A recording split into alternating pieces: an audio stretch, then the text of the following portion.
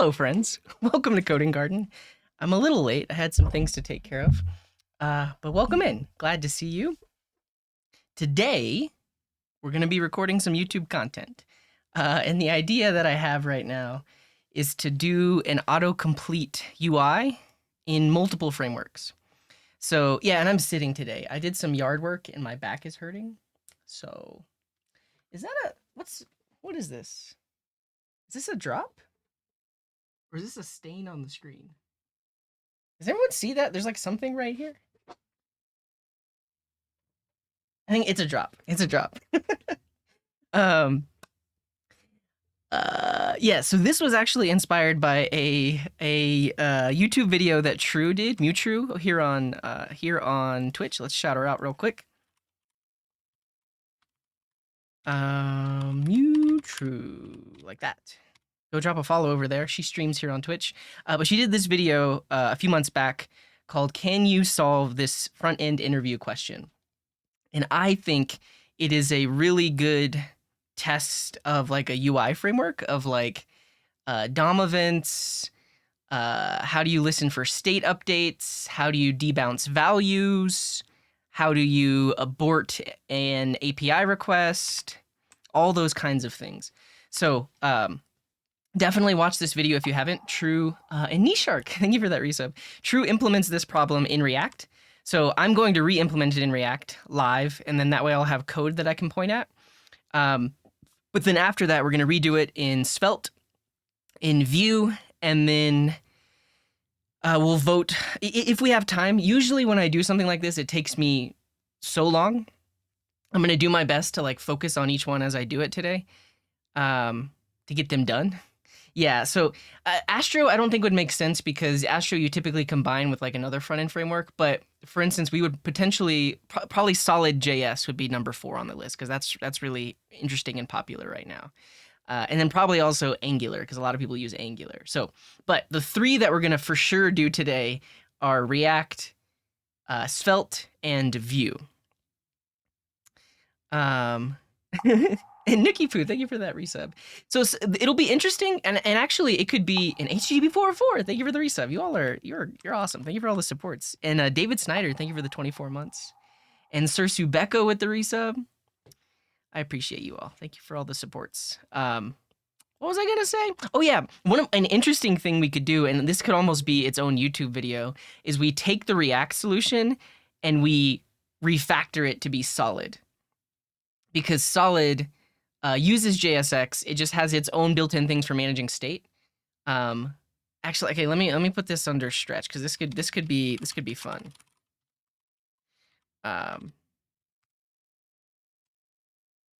actually, we'll do UI frameworks. We're gonna do React first because that's the thing. Everybody wants to see React, and then we're gonna do Svelte because I've done a lot of Svelte lately, and then we're gonna do Vue because Vue gets a bad rap, and it shouldn't because it's been good for years. I've been using Vue since like 2016, and it's amazing. And they just don't have the best marketing. So I'm gonna show you Vue. Then we'll for sure show Solid.js. But I think the thing is like refactor a React app. Oh, the other thing is I guess to show Quick. Do we show Quick first or Solid? I think we'll show Solid first, and then Quick. And then Angular. Yeah. Vue will bring tears. And then so my idea here is if we build it in React, we could potentially refactor it to be Solid. And actually like it would be an interesting refactor. Yeah, and if we use Quick, then there'll be money everywhere for sure. Yeah, make your React app 25. Yeah, so okay, so that was my next thing is, well, if we do it in first before we do it in Solid, what if we did React with signals, with Preact signals? Because that's also possible. We can literally take our React code base. The only thing we do is add a signals dependency, and then we still would refactor. Ultimately, the refactor that we do there would be really close to what we get with Solid. No, Quick is its own thing. It's its own thing. It uses JSX, so it looks like React, but the whole rendering mechanism and update mechanism, everything is its own thing. Do I know a Twitch channel that teaches mobile development? I'm not. I don't stay up to date in that field, so I'm not familiar with any. And Cesar, thank you very much. Or no, Anonymous, thank you for the gift to Cesar. Appreciate that. So that's the plan today. Exciting, exciting. Yeah, it usually is. Here's the thing. It's exciting right now, but 7 hours from now, it might not be as exciting. Here's the thing. The last time I did this, it took 7 hours to get React, Svelte, Vue, and Angular. The issue was I talked to chat a lot. So I think what I'm going to do is when I'm working in a specific framework, we hide the chat, we just code the thing. And this is what we're going to do. So we're going to have get autocomplete results, which is a function that returns a promise to return the autocomplete results. We'll have a UI input, a place to display suggestions. I think for all of this, we'll probably just use Pico CSS. So that way we don't have to worry about styles. So we'll use Pico CSS so everything looks the same. Okay, that's the plan. All right, let me say hi to everybody. Welcome. Do I look all right, by the way? I had to do my mustache last minute. I put a little bit of makeup on to reduce the shine. I'm still a little bit shiny in like this corner, but that's okay. I'm gonna get distracted by chat. It usually happens. I look gorgeous. Well, thank you. I don't know if you looked at some of the older streams. I was really shiny. I don't want to look shiny. So I had my wife. She looked up. Well, she didn't look up. She knew what to use. There's like a foundation that's like clear, but it reduces shine, and so that's what people use in the movies because there's there's lights everywhere. And you might have seen this scene. I guess you can't even see the lights, but there's a light there and a light there and a light right there and a light down there and a light over there. There's lights everywhere, so I would be really shiny if it weren't for the makeup. So yeah, a tech guy from a hacker movie. Cool. A shiny Pokemon? Well, there's a shiny Charizard over there.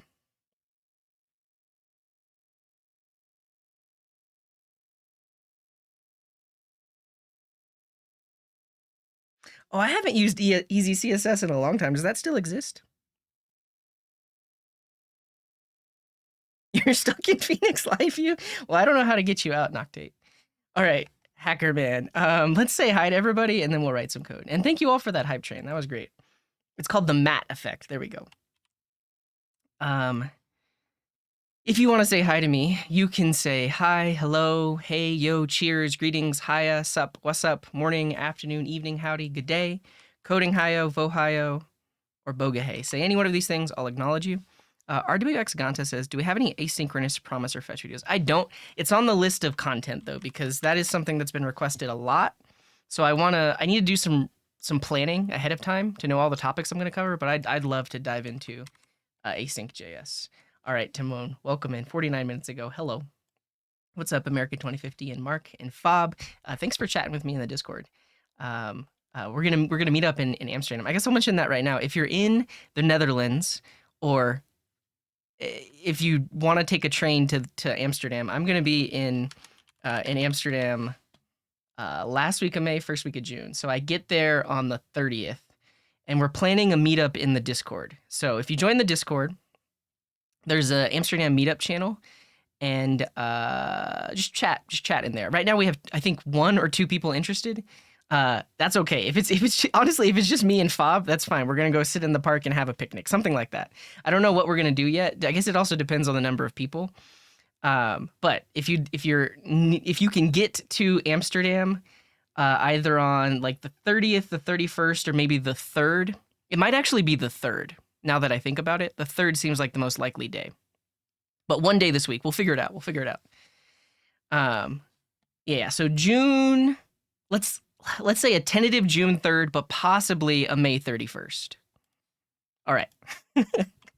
But what's up, Limeoats and Stas, and hello, Bugbreaker and Farshid and Oscar. Sorry you can't stay long. It's okay, Oscar. Thanks for showing up. And what's up, Eddie and Demerka and Amasil and Sloth Dev and Zelino and Codex? What's good? Hello, Veeb, Ice Cream Tango, and Lemore, and Nick, and Art Pajan, and Old School Rapper, and Bukhari Dev. What's up, Cesar? Couldn't watch the streams for the past few months. Thanks for uploading the VODs. Yeah, of course. Yeah, glad you could watch there. What's up, Fun Planet? And Salahuddin, and Mr. Whiskers, and HC404, and Jerry Hanks, and Default GN, and Nookie Poo, and Programmer Jeff. Did somebody redeem Focus? They might have. I'll have to we're gonna go into focus mode whenever we start writing the codes. And what's up, Sequel Gorster? Appreciate that. And Artibex Ganta, how's it going? What's up, Bucha and WVW and Red Crystal and Alex Very Real and SC May? What's up, Arpats and Sliders and Anam Partho? Hello. Hello. Yeah, no worries. And me and Myopti. Welcome in, everyone. Evening, Tiny Aim. Welcome in. All right, I'm gonna take this. Is making me hot. I gotta take that off. Let's get into it. So, again, not again. Well, yeah, again. Go watch this YouTube video. This was from Mewtrue, but we're basically going to be implementing the thing that she implemented, talking about it in the context of an interview question, because this is something that you might get in an interview. You're just in time, Foji. You're not late. So in an interview, they might ask you, even if it's a React interview, it could also be like a Svelte or a Vue interview. They might say something like, "I'd like you to implement autocomplete functionality for this web page," and it has an input and basically in a function that's going to return some data that would be filtered against to autocomplete against. So like you pass the function a filter, and then it will return a list of things, a list of suggestions, essentially. Yeah, so before we work on this project, why do you want to work here? Or tell me about yourself. So this is commonly seen in a technical interview. So, and actually, I mean, now that I think about it, the one interview I did where I didn't get the job, there's been one place I interviewed where I didn't get the job. They asked me to do this. And I'm pretty sure I did fine. I think the reason they didn't hire me is because they said I didn't have enough experience. But but honestly, I had to implement something like this, and I was trying to think. Oh no, it wasn't autocomplete. It was highlighting specific text in a paragraph. Was that what it was? It was one of the two. But yeah. Do I have an idea on how to get like 3,000 different words? You mean for the autocomplete? We'll just use ChatGPT for that. And welcome in, Pedo Sagan. Glad to see you. You want to develop, you're learning Python, you want to develop an app, what should you learn next? Python. I'm not as familiar with Python, but if you search for Python mobile app, I'm sure you'll find a article, a tutorial out there. Oh, no worries, Timon, no worries. Yeah, because I know like a lot of stuff is accessible in Europe, but I guess it depends on where you're at. Because some people have mentioned they're like an hour train ride away or something like that. So yeah. This should be interesting as a development manager, about 25 devs. Yeah. I mean, you'll see. I guess I don't know if you do the technical interviews or someone else on your team does, but I think this is like a good indicator of does that person, if it's a React interview, does that person know how to use React? Because this requires state, it requires use effect, it requires like binding and DOM events. There's a lot of stuff here. Oh, what language works best for app development? That also depends, because if you want to build an iOS app, you would do it with Swift. And if you want to build an Android app, you do it with Kotlin or Java. And if you want to build a cross-platform app, that's when things get tricky. And Turkler, Barada, thank you for the Twitch Prime. Appreciate it. Thoughts on Remix? It's fine. It's pretty cool. I haven't done a lot of backend stuff with like Next or Remix. I've only tried it, and it was fine. It was fine. All right, let's build this app. So first up, we're going to do it with React. I'm trying to think how I should do this for YouTube. Like, this is probably going to take like 20, 30 minutes to implement in React. Do I implement it all and then record a video? I think that's kind of what I have to do. I think I need to, I don't know if I want to speed run it, because I want to be meticulous. I want to make sure I get everything right. And so I think what I'll do is I'll build it with React. I think this is what we'll do. We'll build it with all three of these. We'll see where we're at on time. If we have enough time, we'll do one or two more. But if we don't, then at that point, we'll record the YouTube video. Because at that point, I can basically just point at the code that I've already written. And we can also compare and contrast the specific things. So when we talk about how do we manage state updates for an input value, I can specifically point to React, point to Svelte, and point to Vue so we can compare them. That's the plan. All right, but React is first. Yeah, I've used Next. I have some videos on my YouTube channel where I was trying out multiple hybrid frameworks. We ended up settling on SvelteKit, but if you go to my channel, there's a not the archive channel. Go to the main channel. Honestly, the VODs are on the archive channel. But if you go to the main channel, there is a playlist called Choosing a Full Stack Framework. And we literally try to build a very simple app in SvelteKit, Nuxt, Remix, and Next. And then we decided on SvelteKit after that.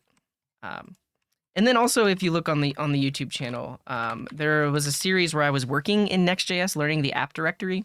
It's honestly like somewhat outdated at this point already because I was learning it when it was in beta. But this is me working through Next in TypeScript over there. All right, again, go watch this YouTube video because that's what inspired this. Let's build the thing. And I'm gonna go into focus mode. Or am I gonna hide the chat entirely? I think I'm gonna hide the chat. I'm gonna hide the chat and we're gonna do our best to build it. And this is the plan. All right, and we have this scene, and this scene, and this scene, and also this scene.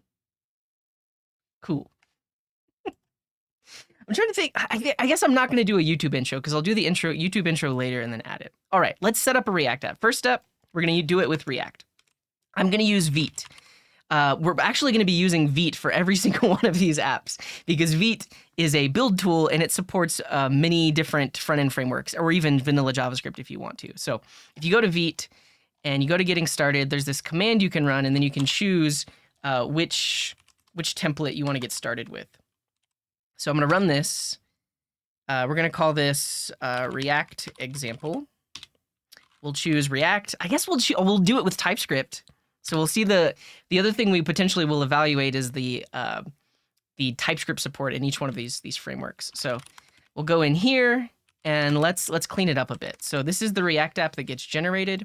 We're going to get rid of all the extra stuff. So I actually don't want an app.css.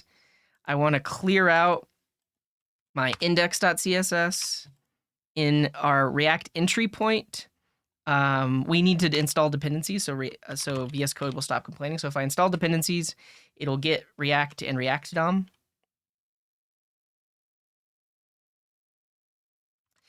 And I might need to reload the window, but now in our app component, let's wipe it out. So we don't want the React logo or the Vite logo or the CSS. It's going to be super simple. It's just going to say hello world.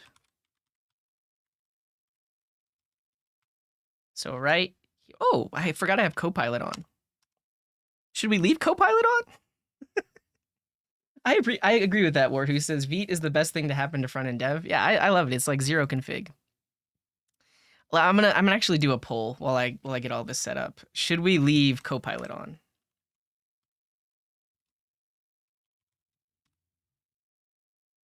Copilot on.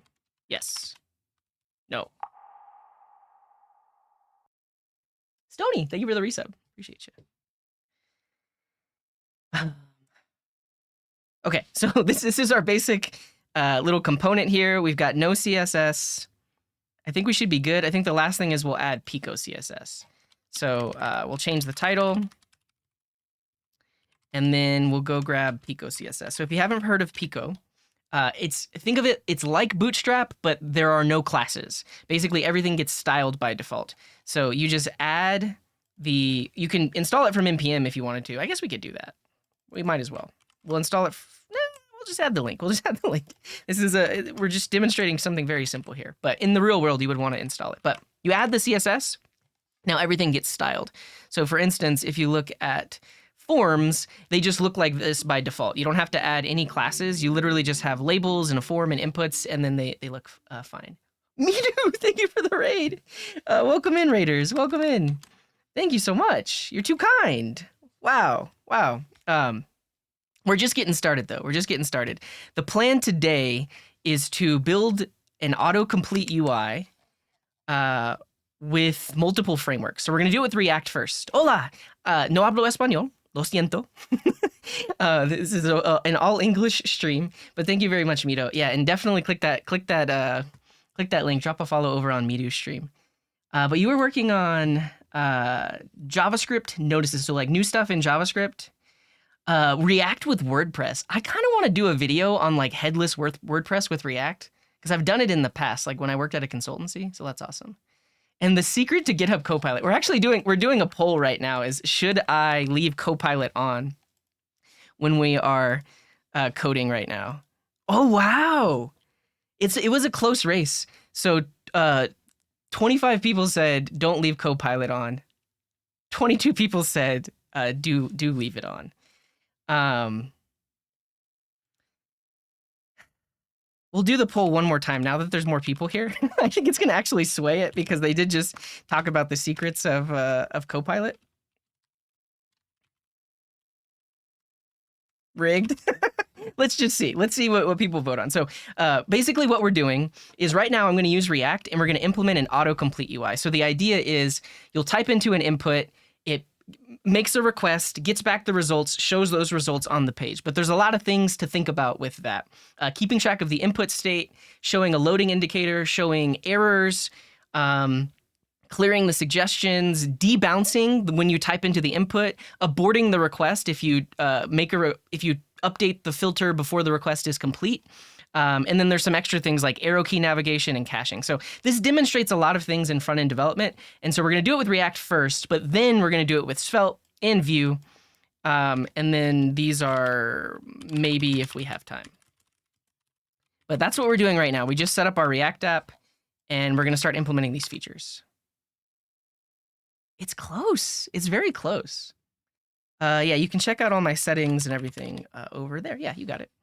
But we were just talking about Pico CSS. So if you haven't heard about Pico, it lets you, not lets you, it gives you styles by default. So you just add it to the page either via a CDN or by an npm install, and then all of your stuff looks decent by default. You don't have to add any classes. So now if you add it and then you have a button, it looks like this.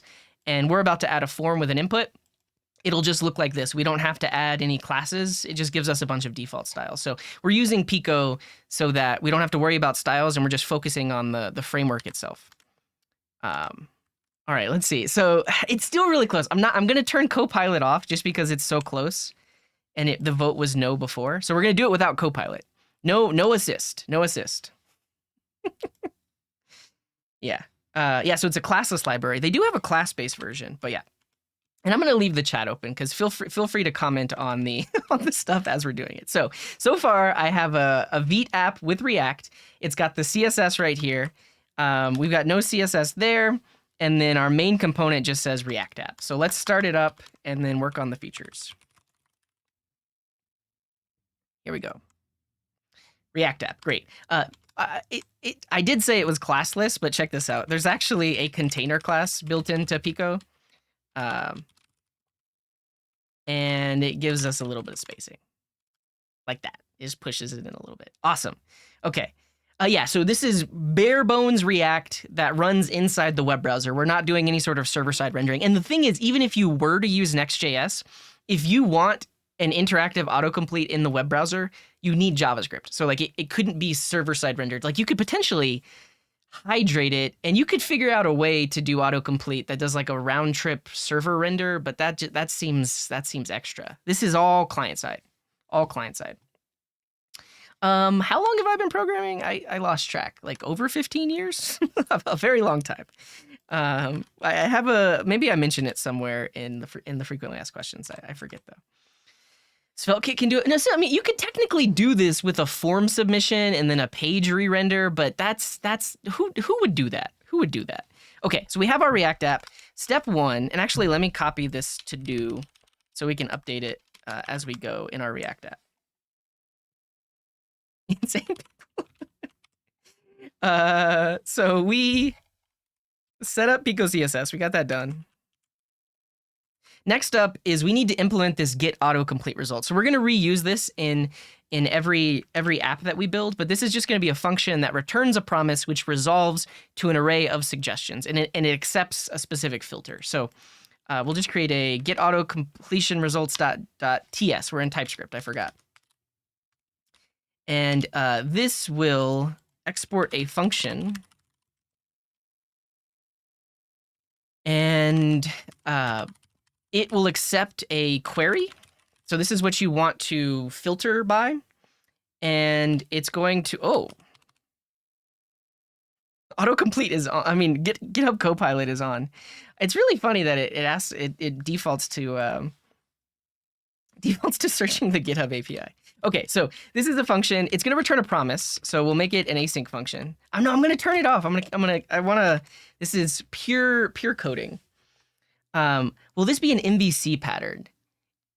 Not quite, because so model view controller. In model view controller, we still separate the idea of the model and the view, and then you have like a controller. React kind of like mixes them all together because this function is our controller and our model and our view all in one. So we're just gonna do it the way that the framework typically does it. Okay, so this needs to return. We need to have like a list of what are we gonna be auto completing over. In True's example, and actually, I guess I didn't mention that after we got the raid, but all of this is inspired by the video that Mutrue did, because she actually implemented this in React. So we're going to have a very similar solution to what she did first, but then we're going to implement it in other frameworks. So definitely go watch that video because she implements it and talks about how it's like a common interview question. She auto-completed over an array of fruits. So what should we do? Should we do fruits? I guess maybe we'll do flowers. The only thing is, like, I actually don't know that many flowers. Types of trees. Create a list. Create a JSON list. Create a JavaScript list with Pokemon? I don't want to make an actual API request, though.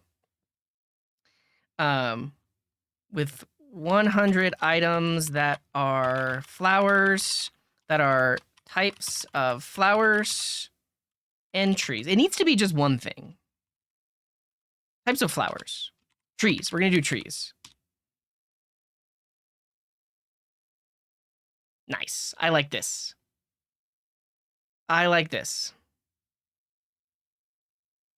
Look at it go. I'm curious if it did any repeats, because that is quite a lot.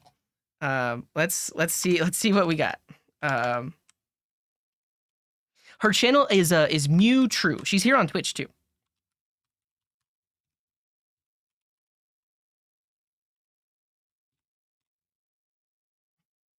Yeah, if you look at her Twitch channel, it should have a link to her YouTube.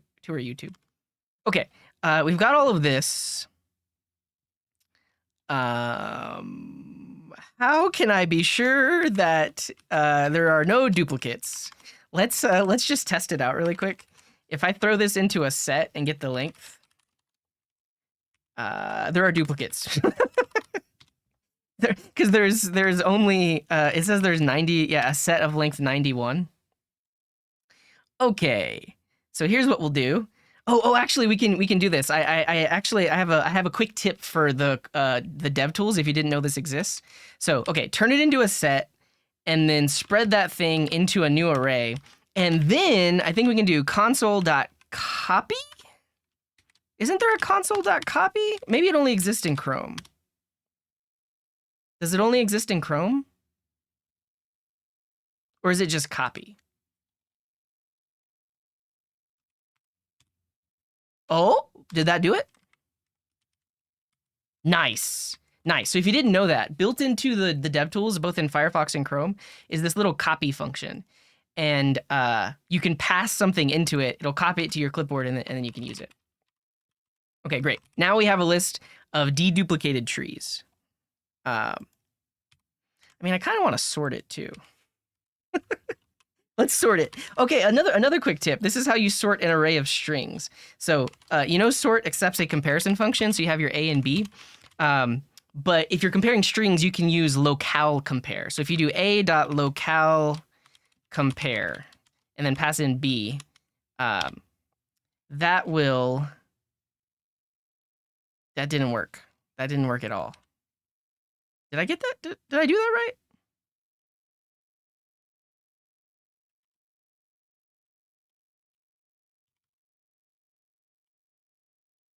Oh, it did. Okay, let's see. It copied it. Let's see. Oh, it worked. It worked. It worked. Yeah, yeah. So now it's a sorted list. Would you look at that? Wow. Wow. So yeah, if you're sorting strings, use locale compare. I'm full of tips today. We got the copy command. We got how to sort a list of strings. Okay, this is good. So we have our list of trees, and then it's very fancy. And then now we want to filter it. So we'll just do the filtered, or let's say the results is going to be trees. We'll filter it.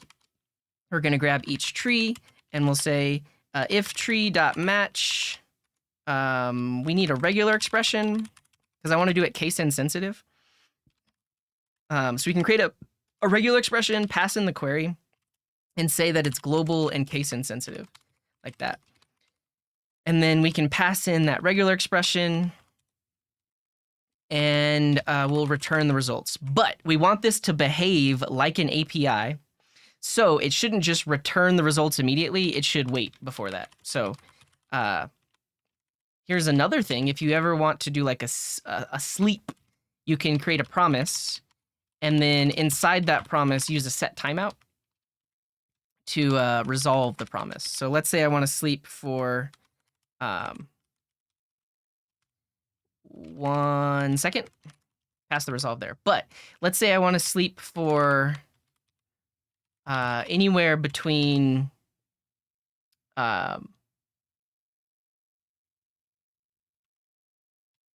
0 and 10 seconds. Anywhere between 0 and 2 seconds. For when we're initially in development, anywhere between 0 and 1 second. Later on, we'll increase it so that way we can demonstrate some issues that happen when you're calling potentially making multiple API requests. Okay, so this is it. We call this function. It filters this list. I guess I'll also say is don't do this regex in backend production without sanitizing.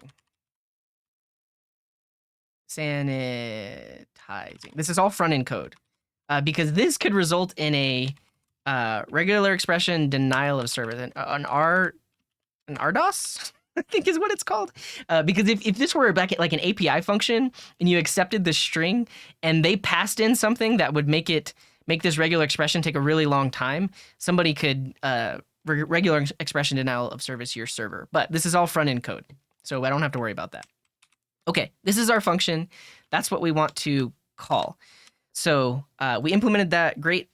Now let's build the UI really quick. It's going to be super simple. So we'll have a form.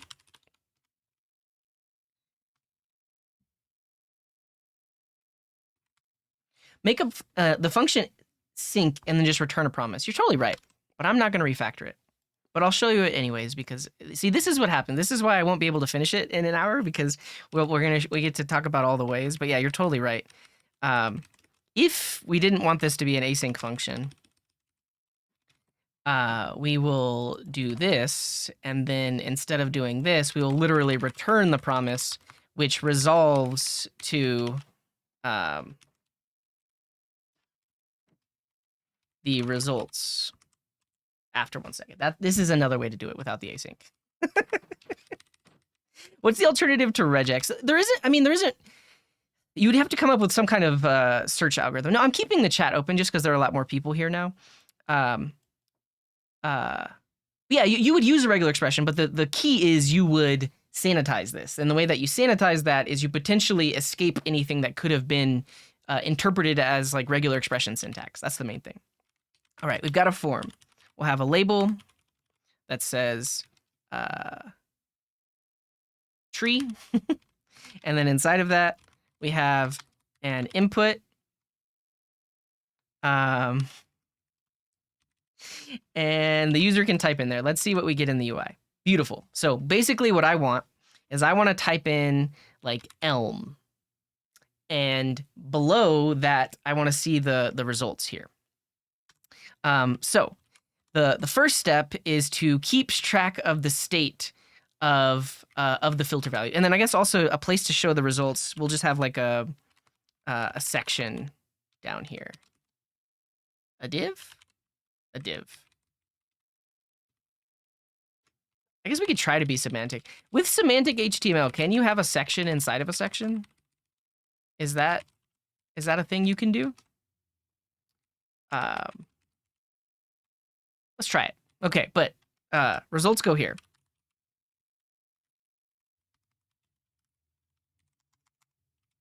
Okay, but now we want to keep track of this input. So in React, in order to keep track of the state of an input, first you need a state variable. So we'll say the filter and then set filter. So this is the current value of the filter and then a function to update it. And then we'll use state. So use state is built into React. We can give it an initial value. So our filter starts off as empty because when the page loads, there's nothing typed in here. And then we can now link the value here to the state variable. But if we want this to update on like every key press, you typically add a DOM event. So we add a change handler. And then inside of here, every time the input changes, we call set filter with the latest value. This is known as a controlled input. It's typically the way you implement things in React. If you're doing it from scratch, a lot of times you'll actually add like a form library, and the form library handles all this under the hood. But if you don't have an extra library, you have to do this. So here I would say set filter with e.target.value. And so now, as I type, behind the scenes, it's actually keeping track of that state. And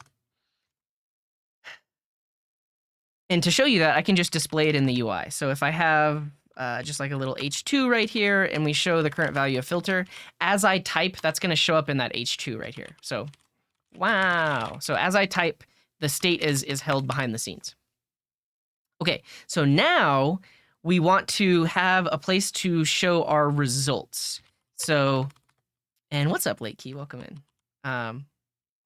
Do I have any opinions on use state versus refs for input? Yeah, just use a form library, because at that point they make the decision for you, and they typically will use refs, because at the end of like this, actually, if you have a bunch of inputs on the page and a bunch of change listeners, it's not going to be very performant. So if you use something like React hook form, it, I do believe, keeps it as an uncontrolled input and then like uses like form data or something. I don't. It might even use. It might use like a ref or something like that. Yeah. Yeah. How do you do this with refs? You use a library. I'm not going to show how to do it with refs, but I mean I could. I'm capable, but I'm not going to show you because we got to keep moving. So we need a place to store the results, and this is going to be in a similar idea. So I'll have the results array and then something like set results. And this will start off as an empty array, but because we're in TypeScript, we do need to tell it that this is going to be an array of string, because right now you'll see TypeScript says it's an array of never because it doesn't know what type that is, but we will tell it, hey, this is an array of strings. Good to go. So now, when the filter changes, we need to get those latest suggestions. So the way that we check to see when something changes is with use effect. So basically, we're going to have a use effect that keeps an eye on this filter, and anytime it changes, it's going to get the latest results that filters that array. So we'll call use effect, which comes from React. We pass it a function, and then we also pass it a dependency array. So inside of this array, we need to tell it when this function should rerun. And so in this case, we want it to rerun anytime filter changes. So if filter changes, this function here is going to run. Now we want to call the function that we implemented earlier. I forget what it's called. What is it called? Get autocomplete results. So we want to call get autocomplete results, and we will pass in the filter. But if you remember, this returns a promise. So I guess I don't know how detailed I want to get about this, but your use effects cannot be async. They can't, because this ultimately, we're going to show this later when we do like canceling and yeah, when we do canceling. Ultimately, this actually returns a function, and this is like your disposal function. So if you made this an async function, then and you would do this, technically you're actually returning a promise that resolves to that function, and you can't do that. So this function can't be async. So in order to do async-like things, we're going to make a little async iffy, an async immediately invoked function expression like this. So this is a function that's marked as async. We wrap it in parentheses, and then we immediately invoke it. So this will now give us access to things like await. So we'll say like autocomplete. Actually, let's call this, instead of results, let's call this suggestions.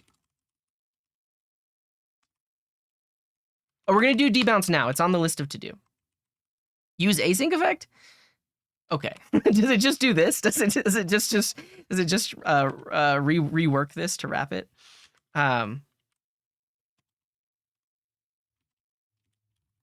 Cool. So we call that function that we implemented earlier, pass in the filter. It's going to give us back the results, and then we can set it on the state. So here we'll say set suggestions with results like this.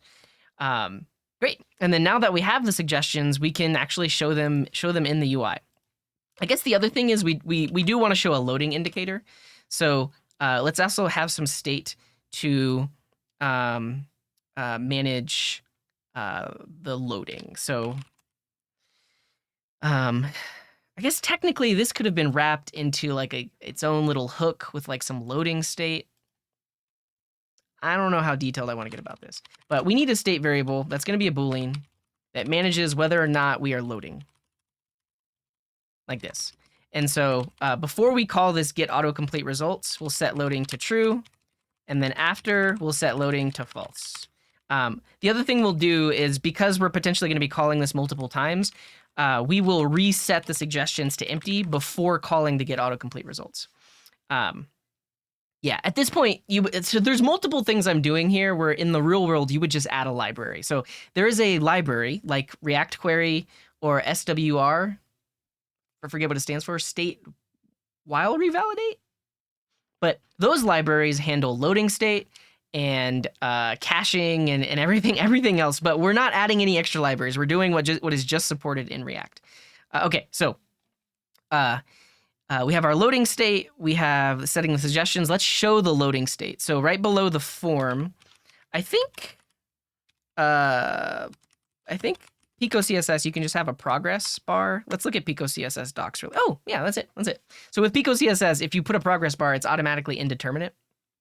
So I only want to show this progress bar if loading is set to true. And so in React, there's several different ways to do this. We're just going to do this with an expression like this. So if loading is true, show the progress bar. So by default, it doesn't show. But if I type something, it'll show it for like a split second. Let's make it more dramatic. So if we do like a possible 10-second. Oh, okay. So here's the other thing. So even though the page starts off with an empty filter, it still calls our use effect. So we're technically calling the get autocomplete results with an empty string. So what we probably should do is if the filter is empty, then just don't do anything. So that way, when the page loads, it's not loading. So on page load, this function is going to get called, but filter is empty. And then now if I type like Elm, it's loading, and then we see the results. Or if I type like gum, it's loading, and then we should see the results. Okay. Awesome. Stale while revalidate. There we go. Okay, so we've got our loading indicator. What we also need now is to actually show those suggestions on the page. And so this is an array of strings, and we can iterate over that. So right here, I'm going to use a map, because in React we use a map. So I'm going to iterate over each suggestion. I will create a little element here. I'm going to use an article because in Pico CSS, this gives you like a card. And then inside of that, we will show the suggestion. And we do want to give it a key so that the virtual DOM can do its thing. There's a gum tree, yeah. Is this it? This should be it. Yeah, look at that, gum and sweet gum. So now if I search for elm, loading, elm. If I just search for the letter S, why did apple show up when I searched for the letter S? Is it because we didn't escape the escape the regular expression? Yeah, time to check the regular expression. There we go. It like returned so quickly. Honestly, that probably has to do with debounce as well. Does it though? How did it return everything? Honestly, so because I backspaced, I think I backspaced Elm. Yeah, you're right. I should trim it too, because if you do a space, then it's still gonna have to search, and we don't want to do that. It should return nothing. Oh no, there will be some trees that have a space in their name. Oh, wow, that took a long time. Yeah, the results were, and then let's actually demo that, because this is we are going to demonstrate aborting and canceling requests. This is one thing we need to do, because on backspace, it's actually making 3 API requests. Yeah, I'll explain exactly what debounce is, but if I search for Elm, I guess I don't know a way to, here's what we'll do. To demonstrate that this function is getting called multiple times, let's just log right here. We'll say, well, I can do it on the React side. So right here, we'll say calling API with, and then pass in the filter. And then here, we'll say got API results. And you're going to see, because our fake API is like very random, and that some requests take 10 seconds, some requests will take like 2 seconds or 1 second. If it makes multiple, they're going to resolve at different times. So let's actually see this. So if I search for Elm, you can see that it made 3 API requests, and then they're going to come back at different rates. Yeah, so Elm came back, and then E, and then in a second, EL is actually going to come back. Yeah, so look at that. So we're going to fix this next, and this has to do with canceling the API, the existing API requests. So because each one of those requests takes a different amount of time, they resolve at different times, which results in now our UI is out of date, because now it's actually showing the results for EL instead of ELM. So we'll need to fix that. Change from filter to results in the console.log. Oh, sure. Yeah, we can see what actually came back.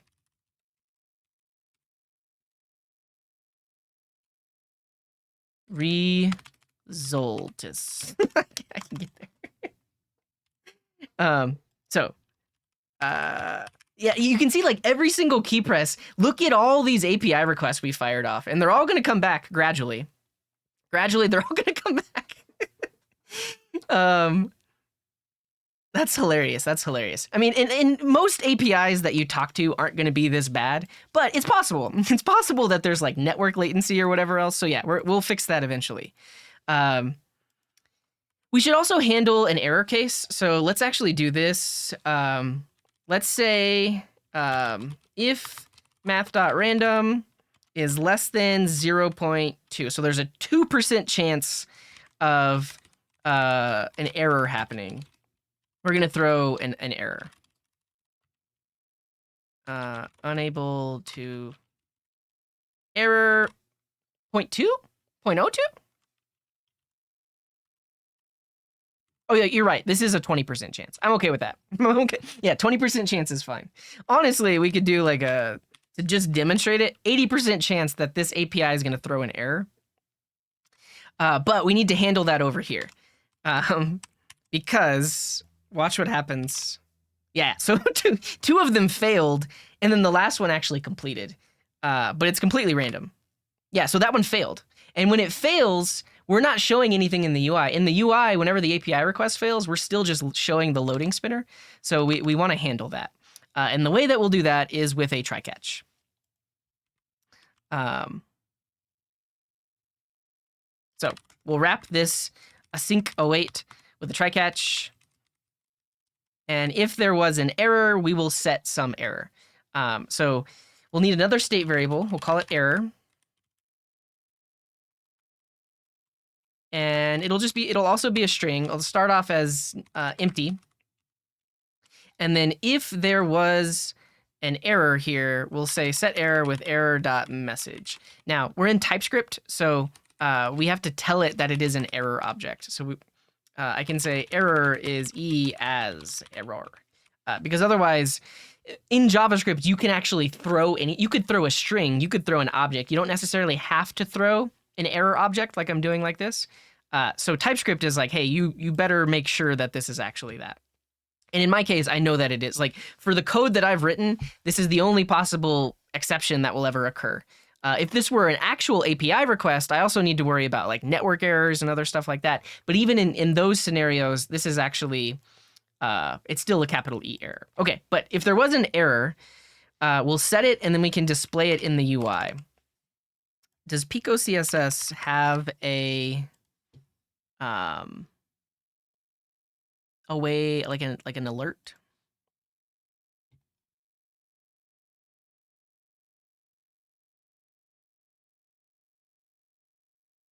Utilities? Loading? Tooltips? Simulate some HTTP mocks. I think it's a little bit too much, just because like I want all of the code to be self-contained for each of the frameworks. Basically, I have to limit this. I have to limit the scope. Doesn't matter. We'll just style it inline. Yeah, I'm just gonna make a red card. You're right.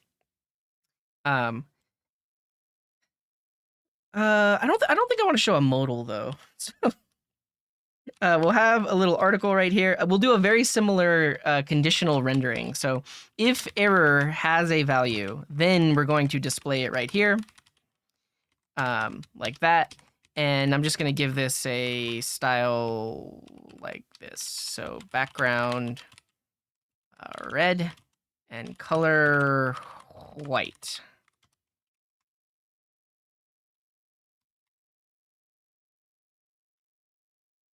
Yeah. And actually, so you can see there's multiple issues. There was multiple issues happening here. First of all, it made 3 API requests for E, for EL, and ELM. One of them errored, one of them responded, and now we're showing both the error and the actual response. So first of all, what we should do is, anytime this gets called again, we should also clear out the error, because we're going to assume that the next time we make this call, then there are no errors. Yeah, so task failed successfully. I think so. I guess you're totally right, Killer. Maybe I'll have to look at Mewtrue's video, because she did use abort controller. I'm curious how then.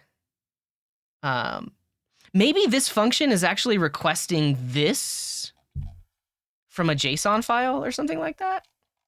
That would be one way to implement it. Yeah, Mewtrue's great. Yeah, cool. So yeah, this clears the error. So at least if there was an error, then it gets cleared out. All 3 of them errored out. Great. Okay, so we're going to reduce the chance that an error happens down to, let's do 2% chance that an error will happen. And it looks like did the other 2 error out? No, they didn't. They just came back later on. So we need to fix the fact that some of these requests take longer and everything else. So we're showing the error. We're clearing the suggestions when the error is filled. Clearing the suggestions when the filter is cleared. I do believe. So if I remove it, yeah. So basically we handled that up at the top here. So if there was no filter, then it just cleared out the suggestion. So good to go. Now we can do the debouncing. And this will prevent multiple API requests from happening. So when you do this, you can see that it called the API 3 different times. But we only want to call it 1 time. And so basically what we want to do is we want to wait until the user has not typed any new letter for a certain number of milliseconds. We can do like 300 or 500 milliseconds. So set error on top of return. Yeah, you're right. That's so this. Yeah. So anytime there's a new filter, we're going to reset the error and reset the suggestions. Yeah, these days I just do a lot of JavaScript. It would take some time for me to do other types of content, and I typically would have to like learn on stream, which isn't always easy. So yeah. Okay. We want to debounce. So basically, instead of making 3 API requests, I want to wait until the user is done typing and then make an API request, and that's where debounce will come into play. So in the video that Mewtrue made, She does this with a custom hook. So we will do that too. We'll do our best. So we'll create a hook called use debounced value. And it takes in the value, in this case, which is going to be like the filter. Custom hook, yeah. and we'll have some state inside of here. So we'll have the debounce value and the set debounced value with a D, debounced value. Set debounced value. And this will start off as the value that you pass in. So in our case, it's going to start off as the empty string. And then anytime it changes, we want to know that that happens. So we're very similarly, we're going to have a use effect, but we will only update debounced value if it has not changed for X number of milliseconds. And then this custom hook will just return the debounced value. So if this is your first time seeing a custom hook, it's really all it is a function that uses like use state and use effect and stuff like that. And technically we can use this right now without implementing the use effect. Let's just do that. Basically we've extracted the filter value. Actually, no, we wouldn't. Missing in debounced. Yeah, you're right. Debounced value. Debounced value. Debounced value. Great. We've done it. And actually, I'm not going to use it without the use effect because then it would actually break because then the filter wouldn't have a value ever. Yeah. We're not going to go that deep, 4-line code. But you could make this like a generic pass in the type. This is always going to work on strings. I mean, you're right, though. You're so right. Because if we could make, yeah, so here's the thing. This is potentially engineering for engineering's sake. This just confuses beginners. We don't actually need this for this example. Like right here, I just lost 20 viewers by writing this code. So we're gonna keep it like a string. And now we're gonna implement it. So use effect. We want to listen. Yeah, what the heck is that? We want to listen for when this value changes. What does that mean? See, it's a rabbit hole. We're not going to go down that. We're not going to go down that rabbit hole. So very similarly, we had this use effect before that's basically listening for when filter changes. We want this use effect to listen for when this value changes. So just like that. So this is going to rerun anytime the value changes. And what I want to do is I want to set a timeout. And in a set timeout, basically you give it a function to call sometime later. So for now, to make it really dramatic, I'm going to make it 1 second. So after 1 second, we will set the debounced value to be that value. So we'll say set debounced value to be the latest value. But if the value changes like 3 times in a row, this is going to set 3 different timeouts. And let's just log here to say like setting timeout with that value. And then I'll show you how we'll prevent that from happening. But now let's use it. So right here, we can use our custom hook and just say debounced value is use debounced value with filter. All right. And then now in my use effect right here, I'm actually going to watch for changes to debounced value instead of for changes to filter. So debounced value goes right here. And then we'll use the debounced value instead of the filter inside of this function.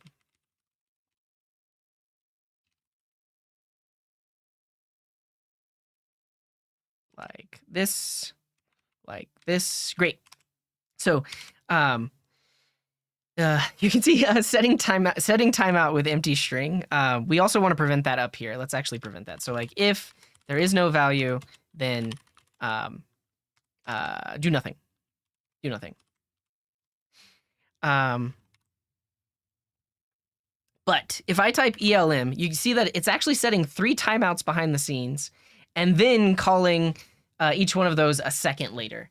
And we don't want that because we want it to cancel the previous one before the next one. So we only ever want it to make one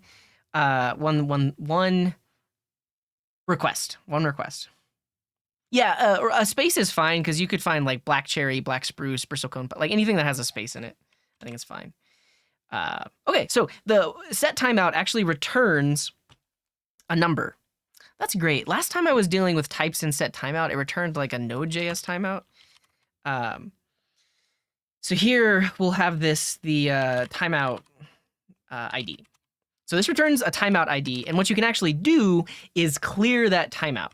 And this is a perfect use case for the disposal function of a use effect. So a use effect, you can return a function, and inside of this function, you can do any kind of cleanup. And in our case, the cleanup that we want to do is like, if this use effect needs to run a second time, we want to clear the timeout. So clear timeout is built in, but we can pass a timeout ID. And actually, yeah, we can make this a const. But what this allows us to do is, so if filter changes to E, we then set the timeout to set the debounce value in 1 second to be E. But if it changes to EL, this is going to rerun. It's going to clear the previous timeout and then set it to EL. And then if it changes to ELM. So we can watch this happen in the console now. So if I type ELM, you can see that it set 3 timeouts, but it only makes the API request with the last one. And Mr. Zerny, thank you for the resub. Glad to do your part. I appreciate it. So basically, every letter we press, and no matter what, it's setting those timeouts behind the scenes. But with each new key press, it's clearing the previous timeout.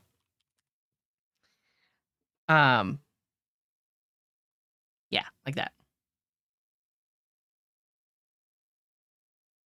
Why start with React? Because it's the most popular thing. Everybody uses it. But honestly, this is actually going to be an advertisement for Svelte and Vue and Solid, because you're going to see how much easier the code is in every other framework. And also, you'll compare and contrast. I mean, you obviously, it's like you can form your own opinions about it. But we've done it. So basically, we've debounced the input. Now, it doesn't make the API request unless the user has stopped typing for one complete second. They can just type forever, but until they stop typing, that's when we finally make the API request.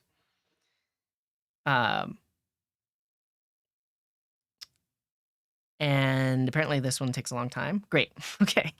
And then what is the other thing that we want to work on? Abort the request. Yeah. So this is where we're actually going to want to do some kind of signal abort thingy. But watch this. Okay, so we're debouncing the value. Great. And so if I type ELM, wait 1 second, it makes the API request. But if I backspace this and then type something else, it's going to make another API request. And depending on which one returns first, so you can see that Elm got returned, and then finally in a few seconds, then Gum gets returned. So because we're making a second API request, we actually want to cancel the previous one. Because if we don't cancel the previous one, then you get like weird results where like it's showing the results for Elm and then it shows the results for Gum. So let's do that. Let's actually cancel this. Now, because this is not using fetch, then we can't use the abort controller. There's one way that we can actually do it by just using the cleanup function in here. So basically, inside of this use effect, we can have just a little variable here that says canceled is false. And then we could have a cleanup function that sets canceled to true. So if this ever reruns, then we'll say canceled is true. And now that we have this variable, we can basically just wrap our setting suggestions here. So we'll say if not canceled, then show those API results. And also if not canceled, then show the error in the UI if there was a UI. So the reason that I'm doing this with this little variable right here and then setting it like this is because this is not actually making a fetch request. This is, and honestly, we could deploy, we could put this in a serverless function very easily. So we will do that. And that way we're making an actual API request. But if this were making a fetch, there's this thing called the abort controller. Next up is Svelte. So abort controller is a newish thing where you can pass this into fetch. You can also, if you're using Axios, you could pass it into that. And it allows you to cancel the request. So basically you can pass in the signal when you're making a fetch, and in your code elsewhere, you can actually do like controller.cancel or something like that. Yeah, controller.abort, and then that will actually just kill the fetch, and the fetch will stop happening. Why are we waiting a random amount of the time to resolve a problem? To show the issues. You'll have to rewind to see why. But I guess I'll explain myself. Basically, if the user types and then removes, and actually, I mean, I kind of showed the example here. So let's actually see this. So if I search for Elm, it fires off the API request. But then if I delete that and then search for Gum, you can see that the results for Gum appear. But then because Elm took longer, they appear afterwards. So I'm emulating the fact that an API is not always going to respond in a consistent amount of time. Because now we have a bug in the UI, right? Because we actually wanted to see the results for Gum second and not the results for Elm, which we backspaced, and Elm took longer to resolve than Gum. So that's why we're doing a random to emulate what happens in the real world when sometimes things take longer. But we're gonna fix that right now. So wait, this code didn't fix it? Honestly, our code should have fixed it.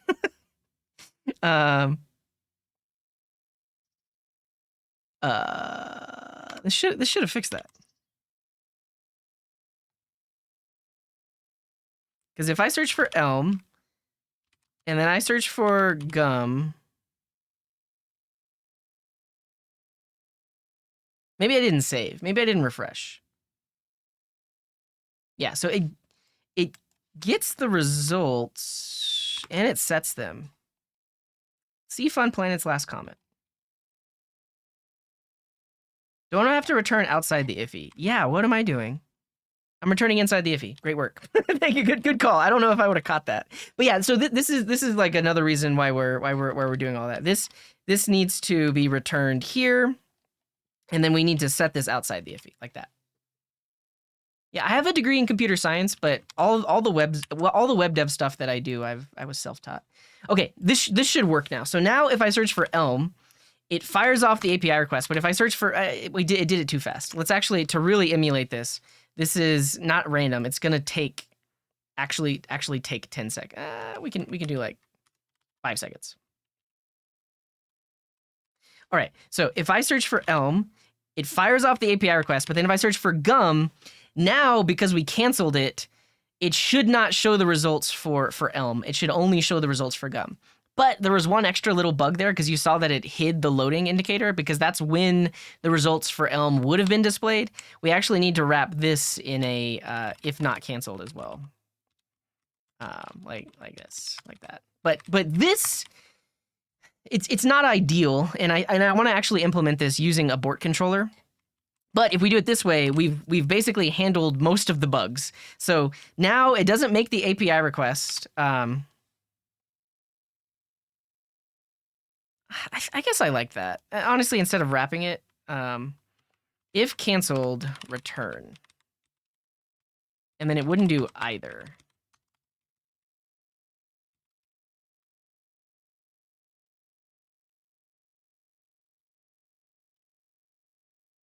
What's up, Pablo?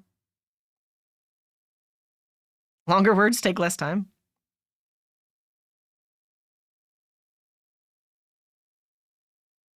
Do it above. Oh yeah, you're right. There's multiple spots, basically multiple spots. Oh,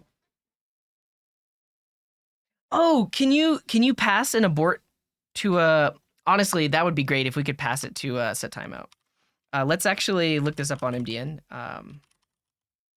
Does this accept a signal?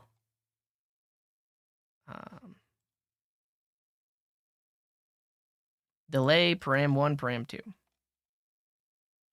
Additional arguments which are passed through to the function specified by the function ref.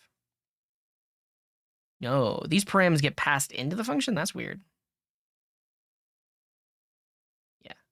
It wouldn't be fair to say the code is complicated. Well, we'll talk about that, Killer. Yeah, that's why I'm not just writing it with React. I'll show you that all this funny business of setter functions and then also dependency arrays, none of that's needed in Svelte or Vue or Solid. So that's when I talk about complexity, that's what I'm talking about. And also, I mean, I know. So here's the thing. I know that like if you use React a lot, you're very close to it, and you do like it and everything else. But asynchronous is everywhere. So like to say that we don't do asynchronous stuff, like asynchronous is one of the most common things that we do in UI programming. Like everything is asynchronous. So I think it's important to like show React in that context because that's most of what we do. Most of what we do. Oh, I guess you're totally right. Who said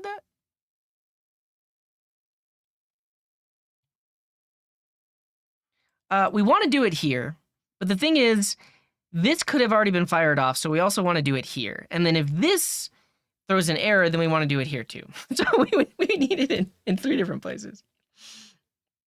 Yeah, you're totally right, though. If we passed... That would be hard to do. Like if we get back the timeout ID from this, we could. It's fine. We're gonna make an API request, so we don't have to do this funny business here. Cool. So yeah, it cancels the request. I think we've reached the point where our UI has the least amount of bugs. So I can type all day long. You can see that it's setting those timeouts. But until I've stopped typing for up to a second, it'll start searching. And if I start searching again, it's not going to show the results from the previous one. We should only see the results for Elm. Yeah, we're never going to see the results for Lax de Jif like that. What do you got here, Oscar? Oh, so Node.js, you can pass in a signal.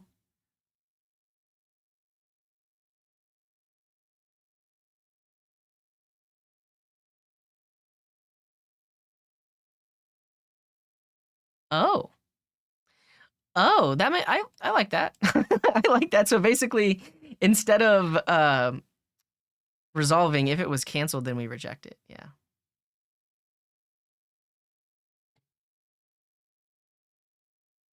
Yeah, so Salty McGoat, async await is syntactic sugar. So the fact that I have this async here and this await right here, that's just basically hiding the .thens of promises. Yeah, there's nothing special about async await. It's literally just makes our promise code, and like instead of having to do like nested .thens, it makes it all top level. But in order to use async await, you need to know how promises work and all the implications of promises, because anytime you mark a function as async, it now returns a promise. But you can have something as simple as this.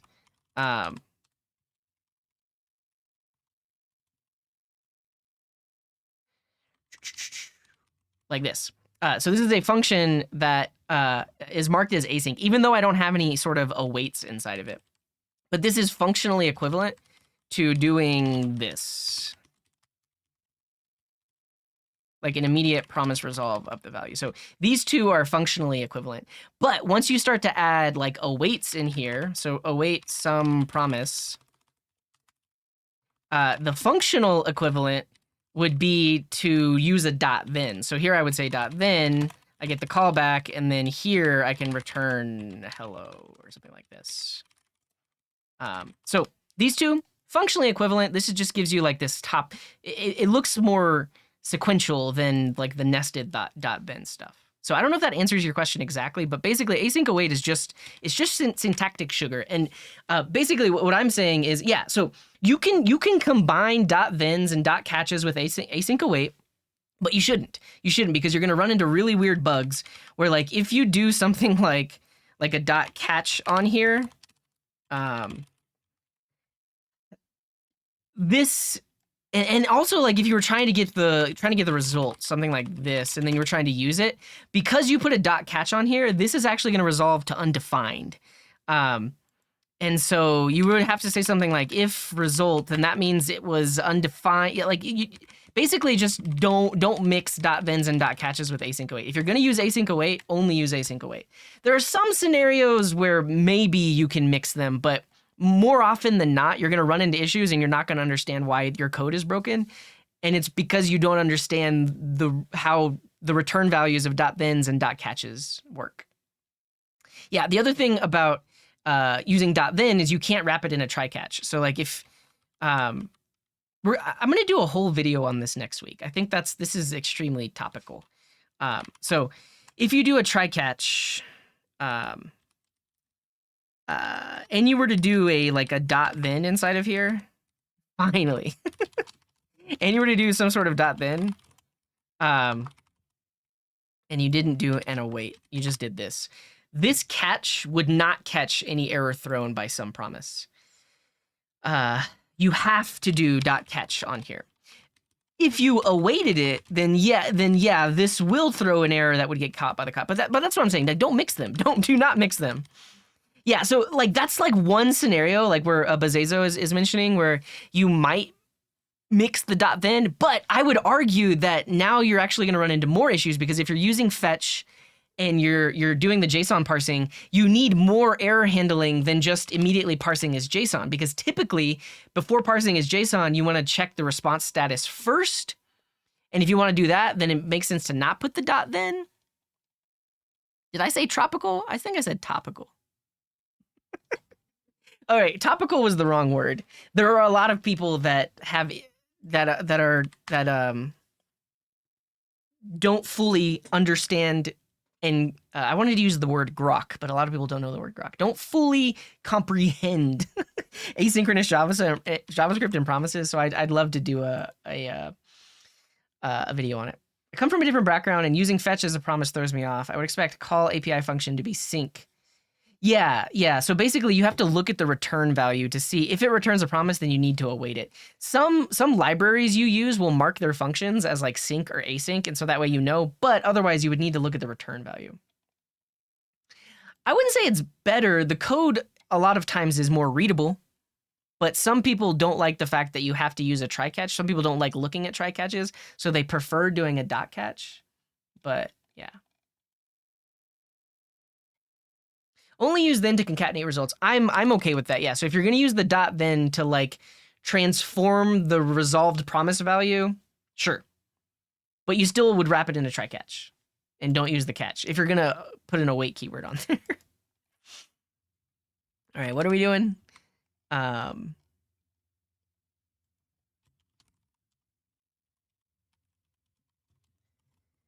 We are going to go put this in an API.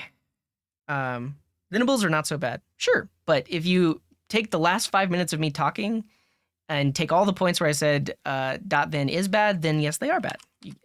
So you just ignore everything I said, and then yeah, sure. Yeah, the Dino playground is cool. You can actually just paste some code in here and then get a little serverless function. How do I do it? Do I need to log in?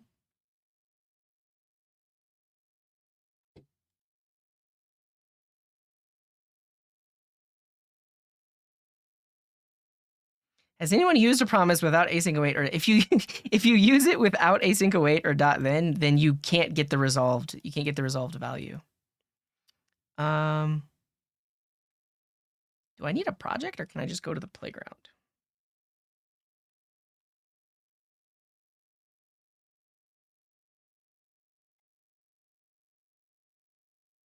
Thanks, Oscar.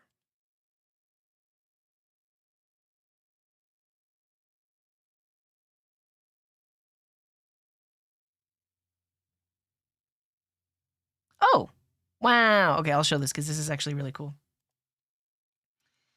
Okay. I missed your comment, Pablo. Just had to do Promise Madness to integrate Svelte Lab with Svelte check. Nice. I've never seen me using finally in a try catch. Yeah, the thing is, like, I don't see the use for. So finally runs regardless of if the try catch is successful or not. You can also just put code after the try catch, and then it will always run regardless of if the being caught or not. So There's probably some use cases for a finally block. This is a thing. You can actually do this, and then no matter what, this is going to run after the other two. But I can't think of a use case where you just wouldn't put the code after, and now this is going to run no matter what after the other two. I don't know. There's probably a use case. There's probably a use case, but like I said, just put the code after, and then you don't need another nested block. Okay. Check this out. So Dino is a place. Dino deployed is a place where you can deploy Dino apps, and also I think you can actually deploy Node.js apps there. But if you go here, they have this little playground, and you can do cool things. So basically what we're going to do is we're going to take this little function we had right here, and we're going to turn it into a serverless function by pasting the code in here. Press play, and then we should be able to edit it. And so what we want is we want that list of trees, and then this code's here. We want to do inside here.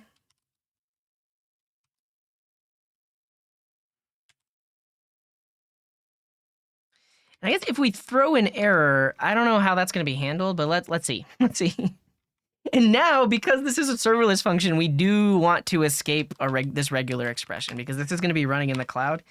JavaScript escape regex. Escape string for use in the JavaScript regex. Stack Overflow, updated in 2021.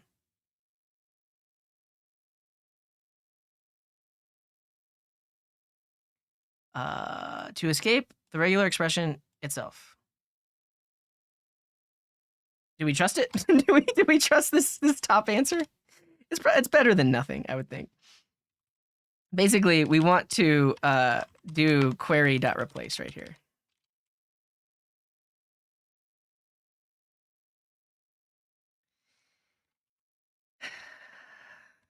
Yes.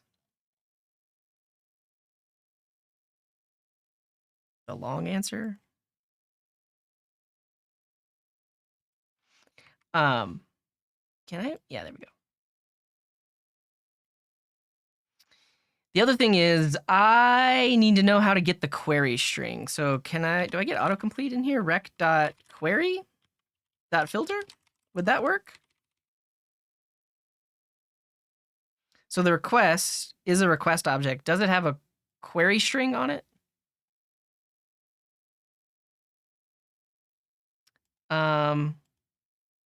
And I guess for now we will get rid of the awaiting the promise. And then here we should be able to do response.json with the results.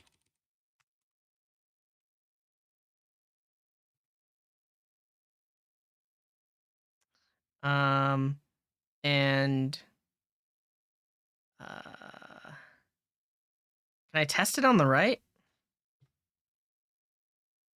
I guess I have to save it first. You're right. Return. Do I though? Do I need to return it? Parse the URL and then read the search params. I might have to do that manually then.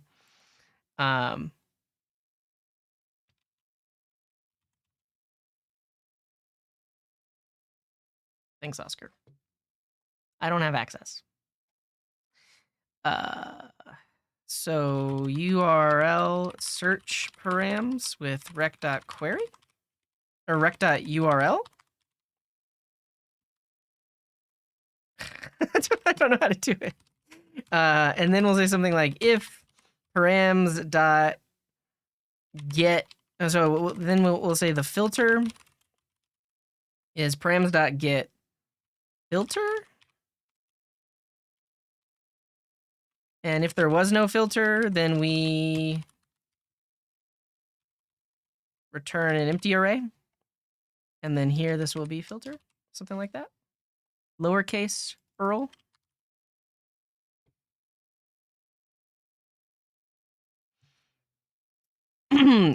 Context. Oh, you're using fast though.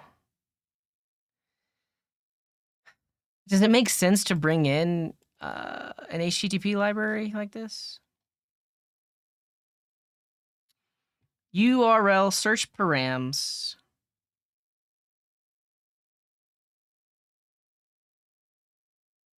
That seems fine. Seems fine.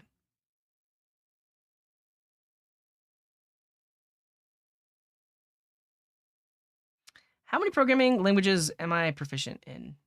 Mostly just JavaScript and TypeScript. I did C# for a long time, but I haven't done it in a while. Oh, this is not going to be in the edit. This is for the archive channel. The edit will be comparing React to Svelte to Vue to Solid, etc.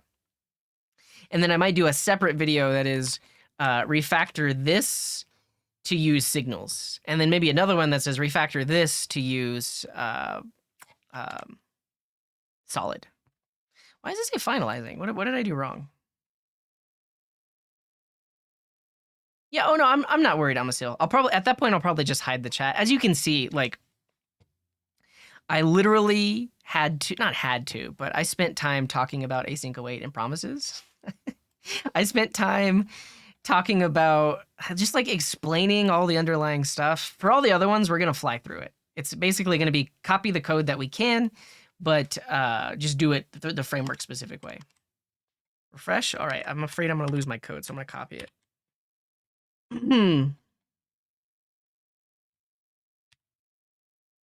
Save and deploy.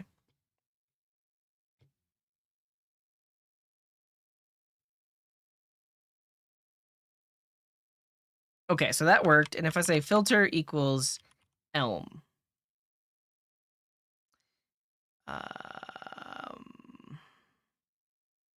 quick horse 59.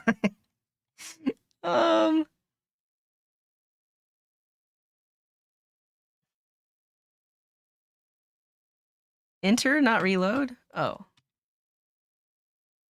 I guess I can just put it in a new tab. Empty array. Empty array. Awesome. How do I see the logs too?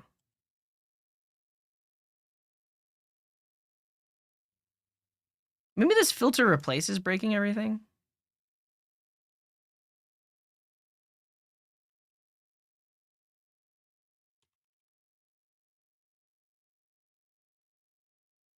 New URL, and then URL.params. Yeah, Killer told me to look at the docs, but you know, you URL.search params. This is a log. I'm not seeing anything though. All right, easy. How do I know it did it? Okay.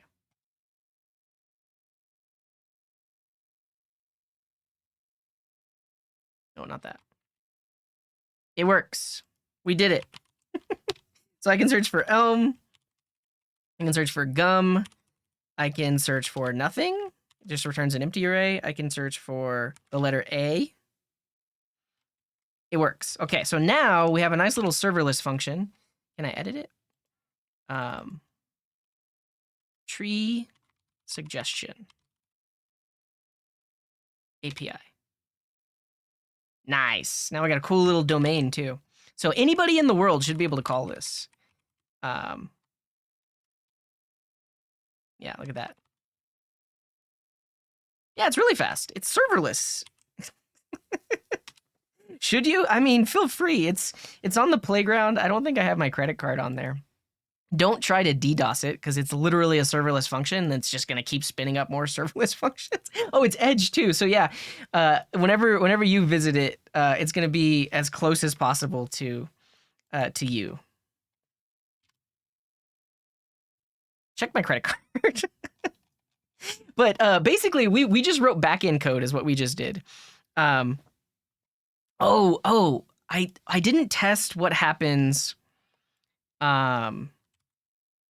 We shouldn't throw an error. We should set if we should actually how do I edit it? Yeah, Dino deploy is sick. So yeah, this shouldn't throw an error. This should actually do something like response.json with a code of 500 and like a message of error finding suggestions. something like this. And then how do I set the status code? Yeah, so like that. So I specify this status 500. Great. I've never used render for production, no. Basically, most of what I've used in production, it has just been Heroku or AWS, EC2 or Lightsail.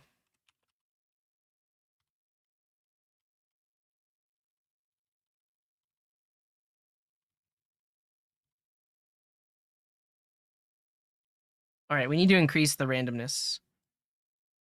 50% of the time, it will respond with an error.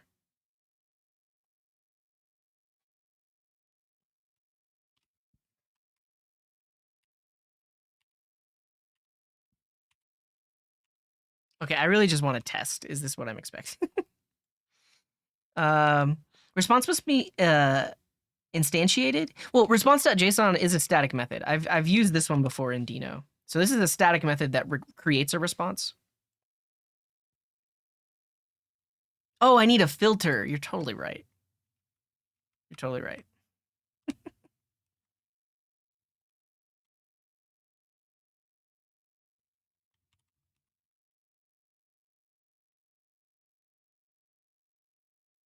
Nice, first try. This is a very buggy API. It's just 50% of the time, it's like, yeah, status code 500. I just want to double check that the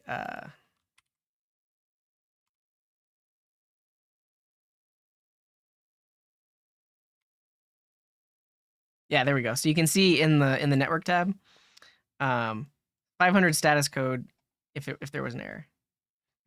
It's like, yeah, I don't wanna respond to that today. Works 50% of the time. Oh yeah, so we'll reduce it. We'll reduce it to like 20% of the time, just so we can demo it in the UI. Awesome. But now we can call this function to get the stuff from the API. Okay, let's update the code. So get autocomplete results is actually going to do a fetch. How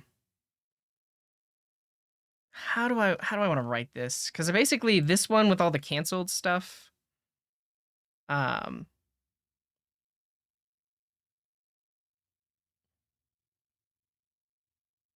why do I need that? Because I need it to return an error so we can demonstrate the fact that sometimes APIs fail. That's why. That's the main reason. Okay, I'm trying to think. Do I?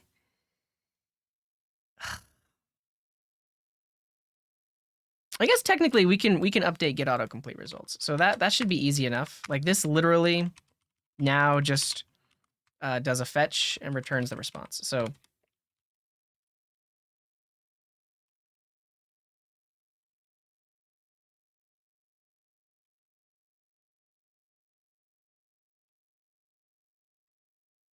we call the API, we pass in the query, we get the JSON response.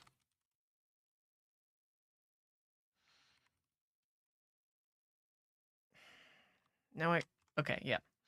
And then we return that. Easy. But if this throws an exception, we handle that inside of the use effect. Because yeah, this is just gonna make the fetch, but now we could also potentially pass in a thing. Let's not even show this canceled variable thing. We're only gonna show the abort controller. I don't like all these if statements.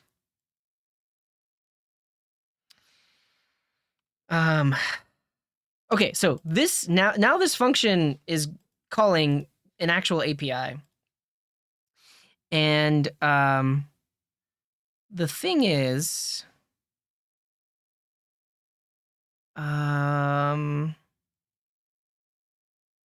sometimes it's going to respond with an object. So we need to throw we need to if the response was not okay. So if the response was okay, we got to do all our error handling over here. So we'll say the JSON is that. It's always going to be that because it's always returning a JSON response. If it was okay, we return it. If it was not okay, we need to throw a new error with JSON.message like that. That's what we want. And then now this should just handle it over here, because if it returns, it's the list of results. If it throws an error, error.message is that actual message that was in from the API. Okay. We forgot to add the course headers. good thing we have an error handler. Because we need to go add the course headers.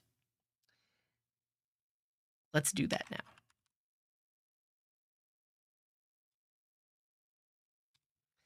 And at this point, it would have made sense to just use one of those request libraries. Content.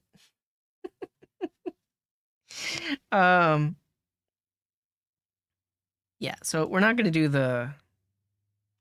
Oh, I want to edit it.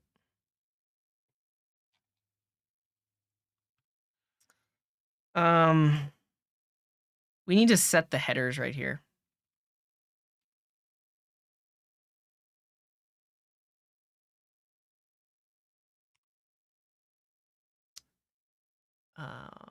I know there's Versal docs on setting course headers, and I'm just going to copy that because they give us all of it. This.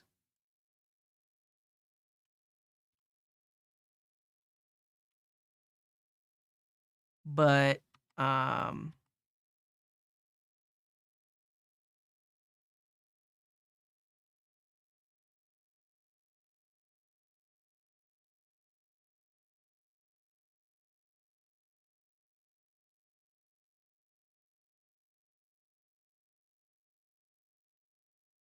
does this give us the I need to look up the docs for the Dino server. Can I dark reader it? Sure. Ooh. Do I need to create a response, or does it give me a response? Okay.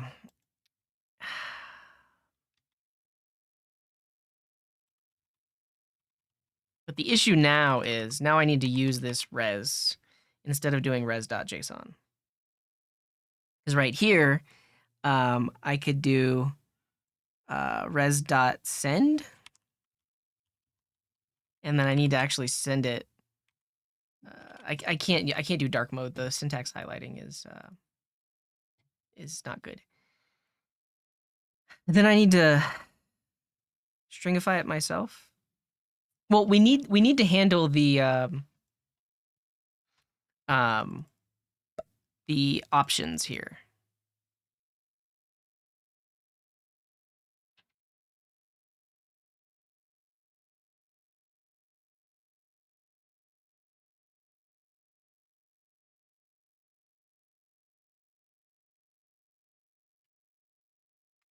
Like this.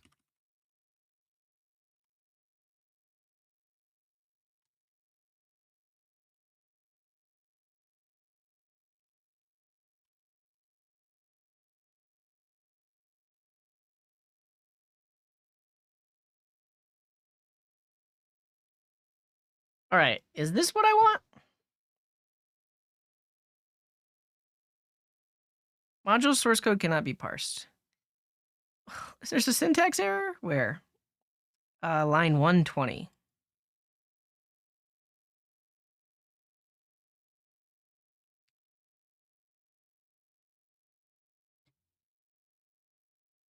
Why allow post and delete? I just copy pasted it. Internal server error. Res.set header is not a function. Okay. How do I set a header on a response object? At this point, I should have just used the library. Headers are read only. Do I need to specify all of them when I create it?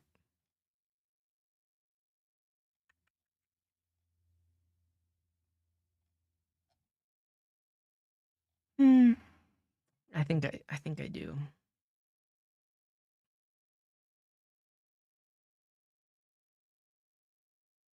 Yeah. Well, okay. So when I create a response, can I not do send? Oof. Oof. Okay. We need to do something like this. What is headers? Object literal of string key value pairs. That's fine by me.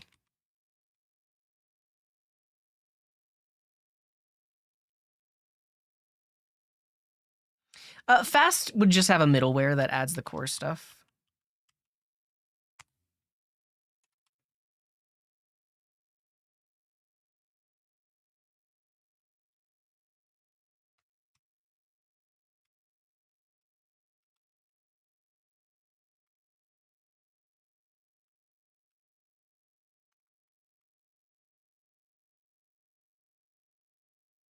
Okay, so there's our headers.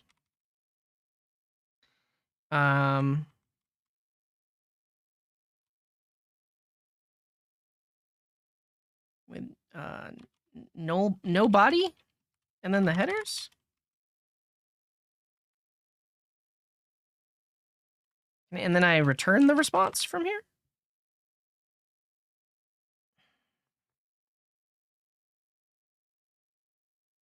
Oscar, do you want to send me your example again? I think I'll just use fast. I don't want to have to do all this manually. And then fast would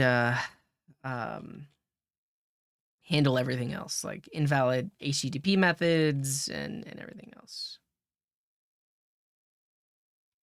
I found it. Well, I do it inside the option. So that has to do with how a server responds to cores. It needs to respond to the options. Well, it should respond to the options request with just an empty body. So that way the browser, because the browser is going to send an initial options request. That's the main thing. Are you already using cores in this thing?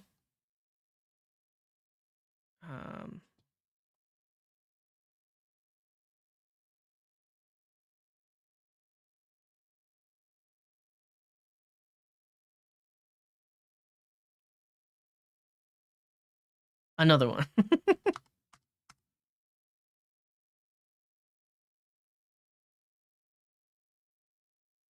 I don't even want. Do I have to add like a not found handler?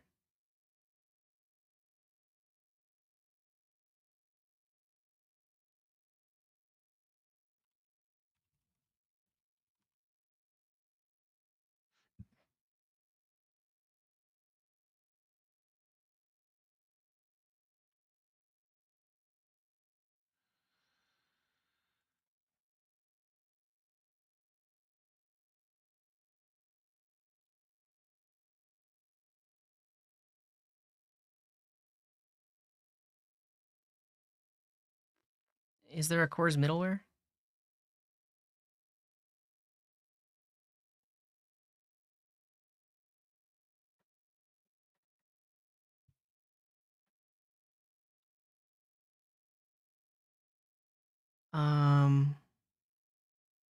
This is just the same thing because I'm gonna have to oh, I'm gonna have to stringify the JSON array anyways.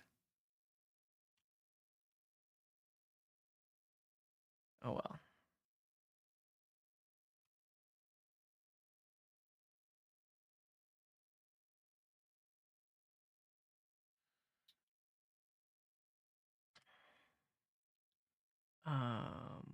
What am I doing? I don't want that. We're not blocked by cores. We are adding cores headers to our server so that our client side will not throw a cores error. That's the proper summation of what's happening right now. Yeah, and then right here, I need to. I mean, I am gonna have to do this stringify thing, but we'll say return a new response with that as the body, and then a status of 500, and all of the existing headers that we want to send. Great. And then now we can do this. We want to stringify the results with a 200 status code and all of those headers. All right, we've done it. Easy. Can I do response.json? I guess so. I didn't know the second. I'm not gonna. If this works, I'm just gonna leave it. Internal server error.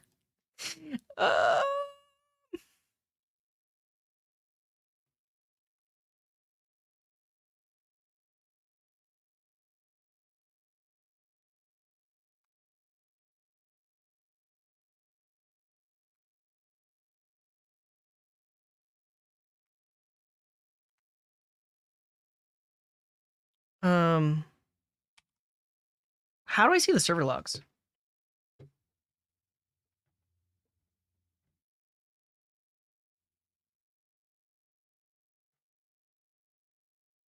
Oh, because I'm doing res.send.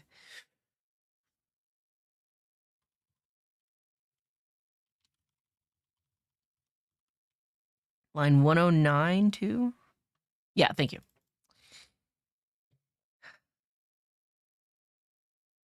But I also need to specify the headers.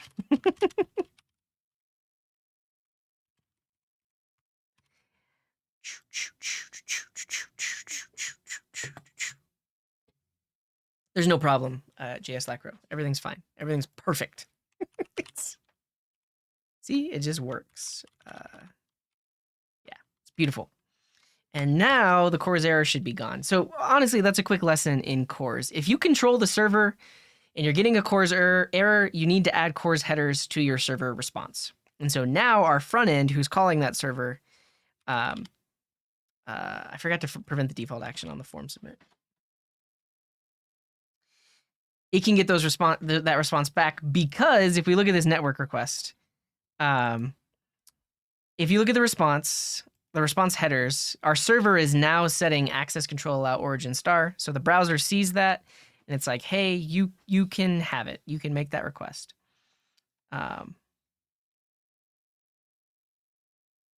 First try. Exactly. What do I want to do? Oh yeah, I want to prevent the default action on the form. We never actually did that.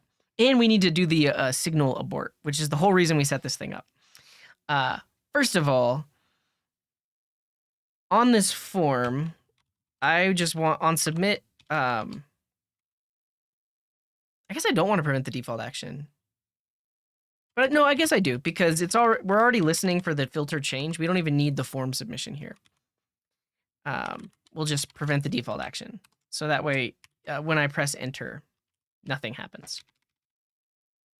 Great. Let's see if we can get a error to come back though. We don't even need a form. I guess that's true. That's true. I want to see the server respond with an error. Did we do 20? Did we do like a 20% chance of an error? There we go.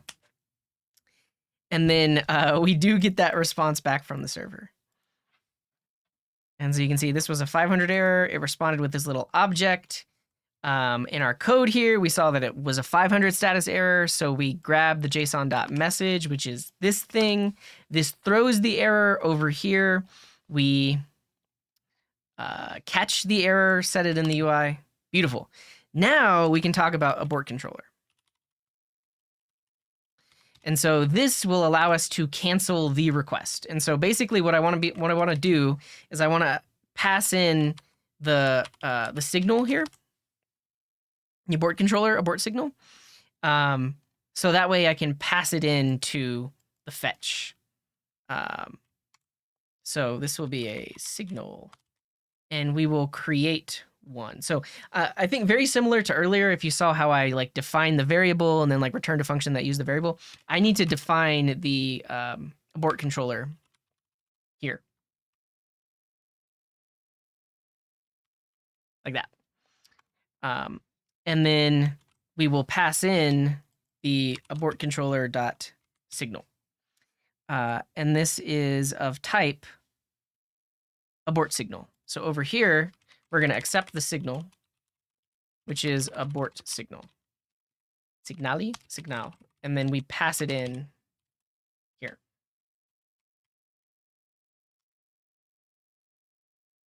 Oh, that's a good call killer. a deterministic way of getting back an error. I like that. Honestly, that'd be like a really easy way to demonstrate it. Let's do it. I think that's a good suggestion.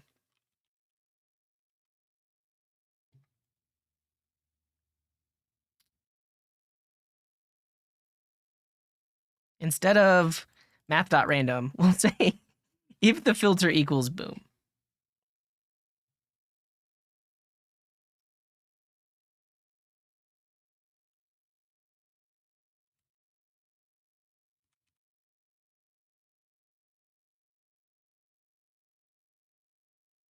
So if the filter equals boom, error finding suggestions. Easy. Yeah, I think you're right. So now, boom, error finding suggestions. Nice. So now it's not a random error. You literally have to type in the word boom. This red is pretty jarring. Should I worry about it?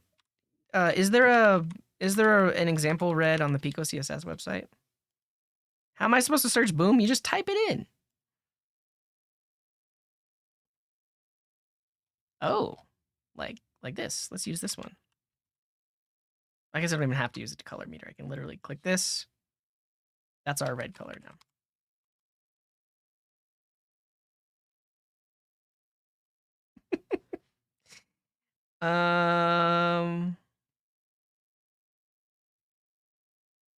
Red equals bad. Error equals bad. What do you mean? I was just looking for a red that's softer on the eyes like that. That's the winner.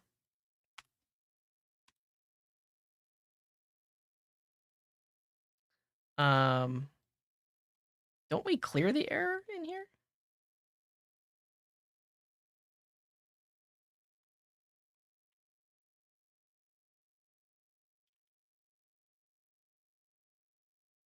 Are we not showing? Oh, I was about to say, like, why aren't we seeing loading anymore? It's just too quick. It's too quick. Yeah.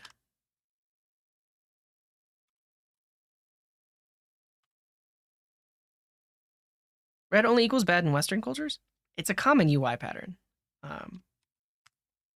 Yeah, it's not clearing the error. Oh, I know why. If there was no value, I guess we should set it immediately.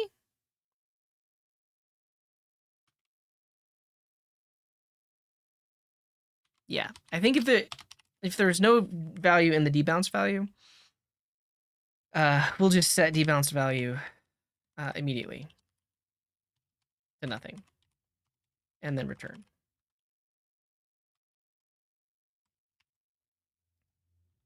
Elm, fast. And honestly, we can reduce the debounce now. So now if we do like 300 milliseconds, now after I've stopped typing for 300 milliseconds, it makes the request. Now it's like instant, like that. Boom. Nice. Wow. Elm.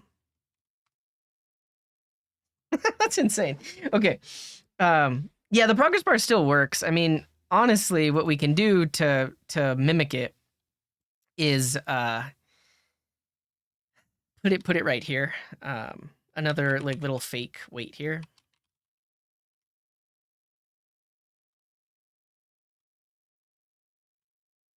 A throttle would be better than debounce. We can show that. We can show a throttle or not, or not.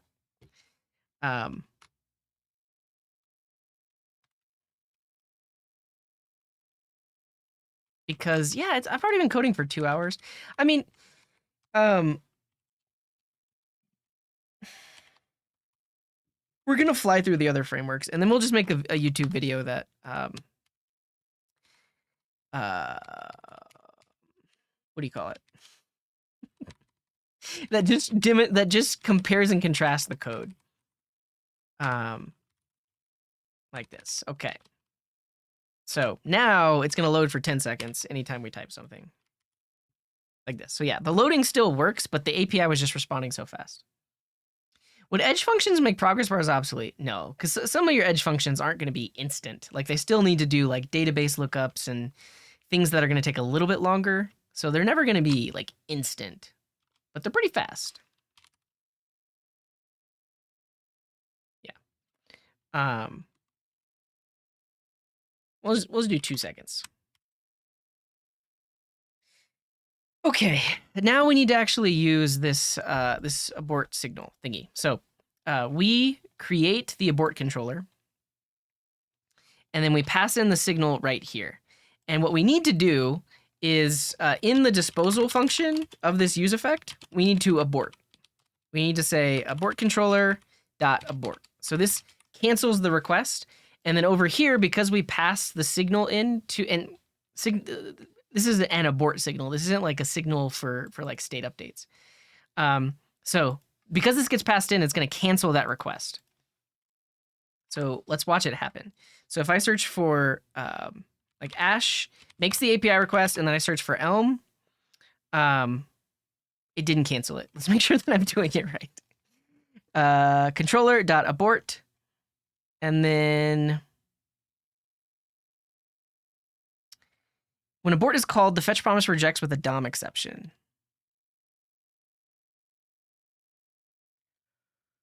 How accurate is set timeout? It tries its best, but it still has to. So basically, this is a minimum amount of wait time.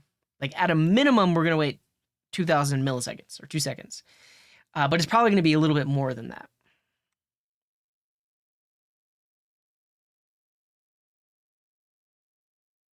Yeah, that's okay, Melquip.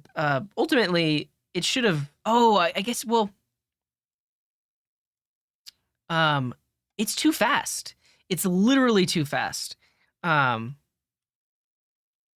yeah, I guess if we wait before, yeah, because it's so fast, we have to wait beforehand, because otherwise it would have completed, and then set the results.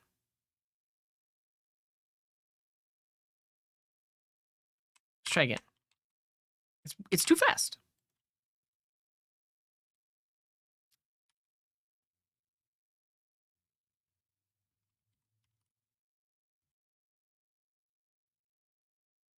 Ah, the operation was aborted. So we need to handle that. We need to handle that in our try catch. So if it was aborted, do nothing. Gotta handle this right here. I need to see how can we determine if it was an abort. Yeah. So instance of DOM exception. Cool. Is that how they're doing it over here? They're not, but we should be able to.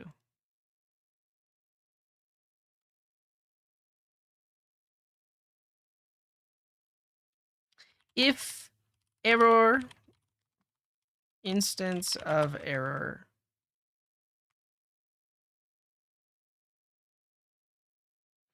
If error is an instance of DOM exception. If it's not. And then at this point, well, no, I guess I can do this.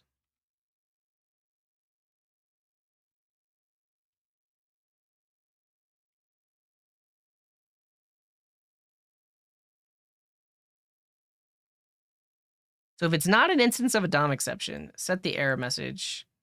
The issue is it's going to set loading to false. So we actually need to move this in now. So now we need to only set loading false if it was the right kind of error message, like this.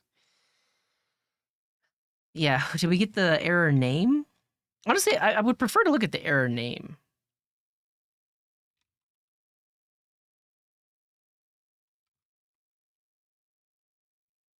TypeScript's going to complain, but that's okay. abort error.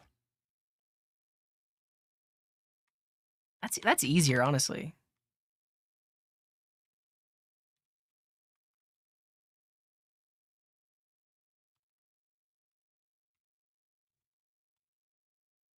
So if it doesn't equal abort error, set the error message, set loading to false. Cool. I think we've done it. I think we've done it. We are aborting and canceling the requests. So can you throw null? Yeah, you can. That's a thing. But the only thing that's going to throw an error is this. And it's either going to be an error object or a DOM exception if the signal is canceled. What happens if I type ash and clear it? We should be good. We're not good. It never sets loading to false.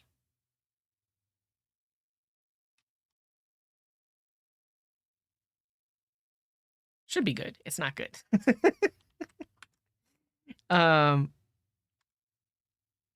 The issue is I don't want it in a finally because in the scenario where it was aborted, we don't want we don't want to set loading to false because there could be some other thing that wants to set the loading to false.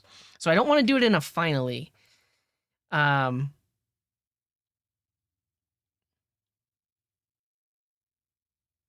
yeah, so if there is no debounced value, return. I guess technically we should have set loading to false here. Yeah, I think that's actually just the fix. Because if I search for ash, it's loading, but then if I delete it, we want to remove loading. And then we can see that well, if we reduce this to like, I don't know, 500 milliseconds, we can actually look at the network tab and see that the request gets made.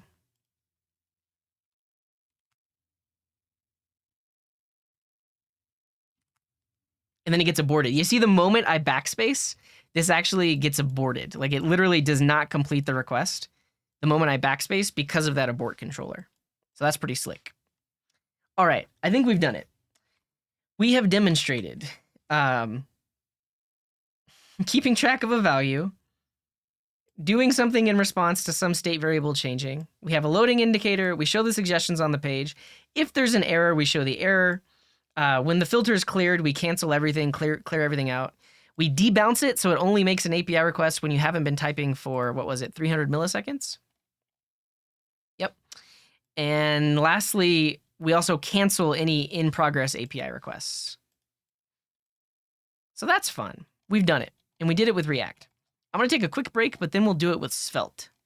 And honestly, it's going to be less of me like teaching, and I'm just going to speed run it. I'm basically just going to like copy all the code that I can, but really just show you the examples. Yeah, so there's so many things here that you typically wouldn't do manually in the real world, but in an interview, you wouldn't say, oh, I'll just install a library for that. But like this piece right here, you would use React query. Or Tanstack query. This piece right here, you probably use React hook form. So no bugs, no bugs in the code.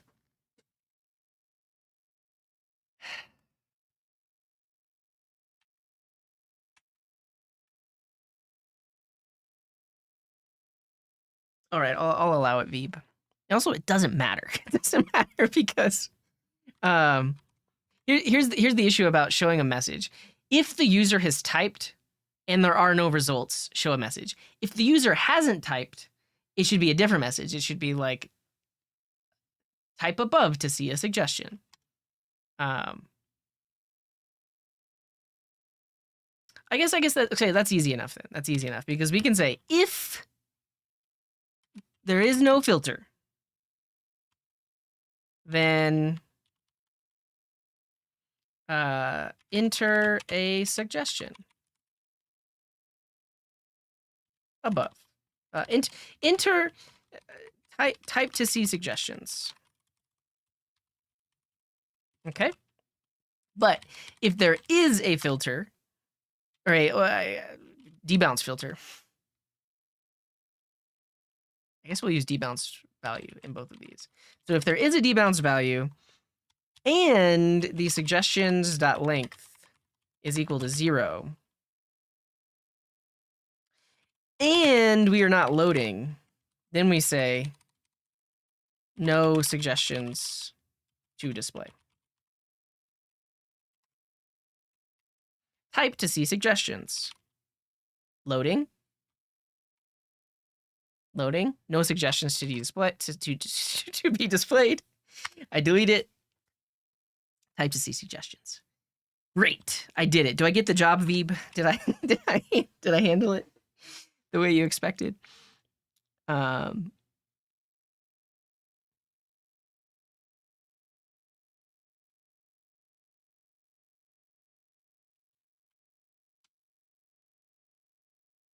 Instant senior dev, nice, nice. All right, 2-minute break, and then I'm gonna implement this exact same thing with Svelte. If you're just joining us, basically what we've done is we implemented a little form here, but it does all kinds of things extra. So first of all, we debounce the value. So if I search for Elm, or if I just keep typing, you'll notice that it hasn't made an API request. So basically, I have to stop typing for 500 milliseconds before it makes the API request.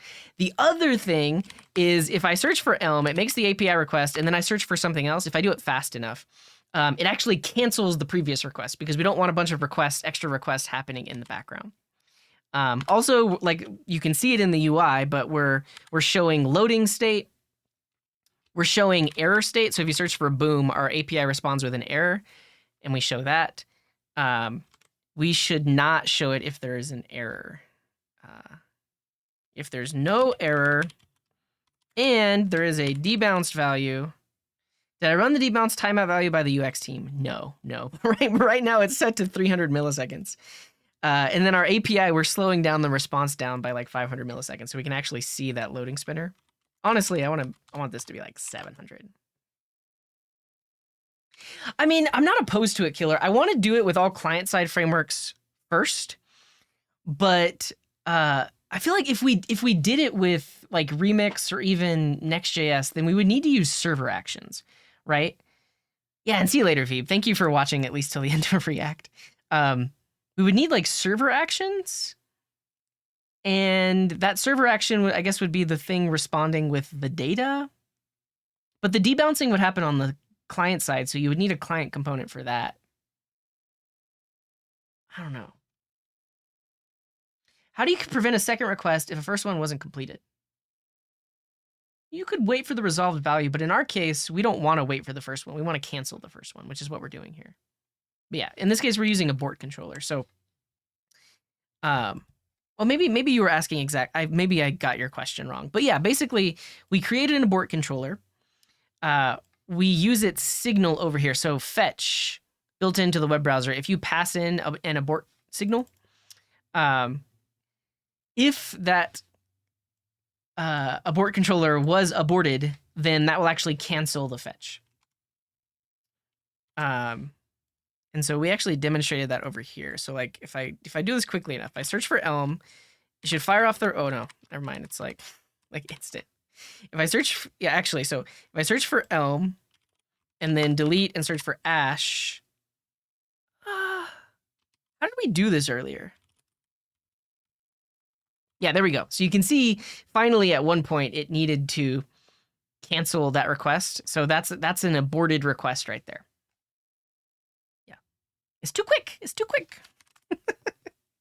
Yeah, Axios supports abort controller. So Axios used to have their own specific thing, but whenever the abort controller got added to the browser spec, they now support it.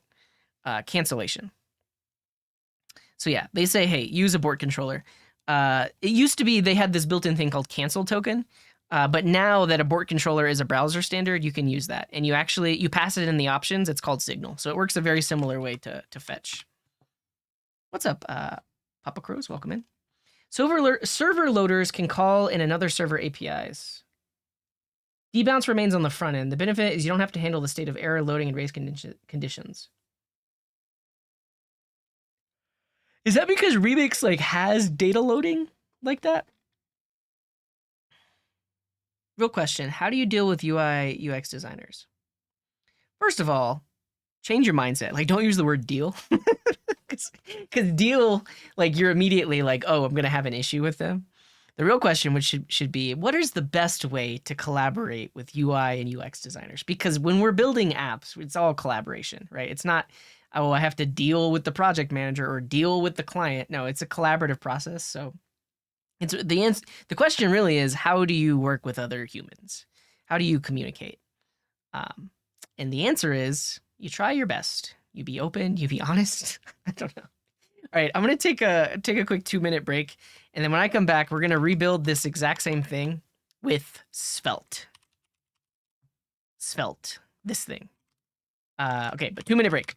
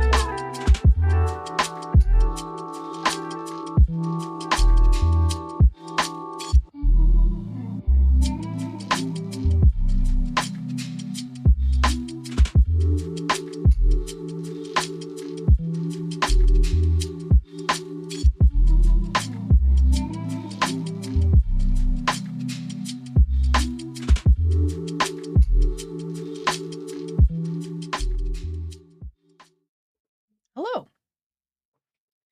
Yeah, so Killer is talking about like using Remix for all that stuff. So let's check it out. So And if you're just joining us, we are about to re-implement an autocomplete UI. We just built it with React. We're going to re-implement it using Svelte. Richardson says, I swear I'm trying my best. Yeah, it also has to deal with, like, so the question earlier was, how do you deal with UI UX designers? My answer was, you don't deal with them, you collaborate with them. But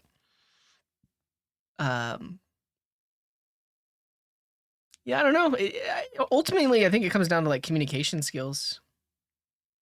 So Remix emulates the browser default behavior without JavaScript. Browser without JavaScript doesn't have any of these issues because it automatically knows how to cancel the stale request. Because like there's a full page refresh, yeah. Right? Right? If we use Remix loaders, your UI will never be out of sync with the state of the server. You get this for free, and it's huge because a lot of spas suffer from this because it's up to the dev to sync client data with server data. Interesting. Yeah, I guess maybe I'll take a look at it. I live in a private house. I bought a house a few years ago, and I'm in my basement right now. All right, let's rebuild this thing with Svelte. We're also going to speed run it. To give you all context for anybody that just joined, here is a UI. I can search for different kinds of trees. So if I search for gum, we see a loading spinner. We then see the suggestions that have the word gum in them. If I search for ash, we see a loading spinner. We see all the trees that have the word ash in them. If I type the word boom, the server responds with an error, and we show an error in the UI. If I type a lot, it doesn't actually make the API request until I have stopped typing for 300 milliseconds. If I search for something and then I immediately, if I do it fast enough, if I search for something and then a search for something else, it is actually canceling the previous requests behind the scenes if the previous one didn't complete before this one. So all of that we implemented with React. We're now going to do it with Svelte. So we're going to do a prediction. How long is it going to take me to speed run this with Svelte? So I'm not going to, so when we built it with React, we explained everything. We explained what is a debounce. We talked about like state in React and everything else. I'm not going to do all of the explaining. I'm just going to build it. I'm still going to talk through it, but I'm going to go into focus mode, three hours. Well, the other thing is we get a focus mode so that I also don't go down rabbit holes of like what chat is talking about as earlier.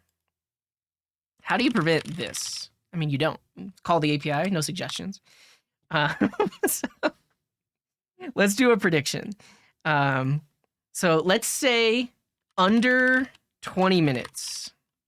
Yes? No. So will I be able to re-implement this entire UI with all of those features, debouncing, aborting, loading, errors, all of that stuff? Can I implement that in Svelte in under 20 minutes?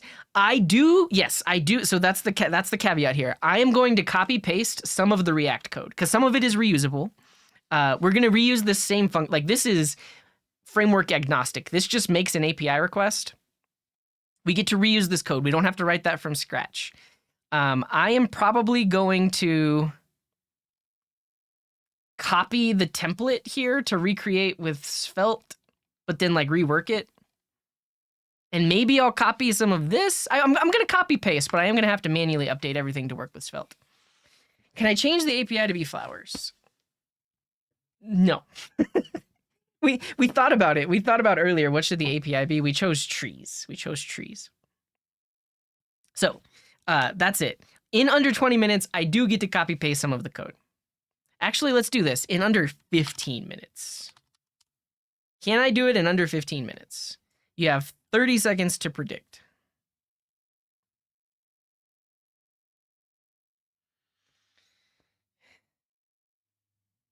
I got it under 15. Honestly, if I'm being honest, I think I can do it in like 7 minutes. As a speed run, 7 minutes. Done. No Svelte kit, just Svelte.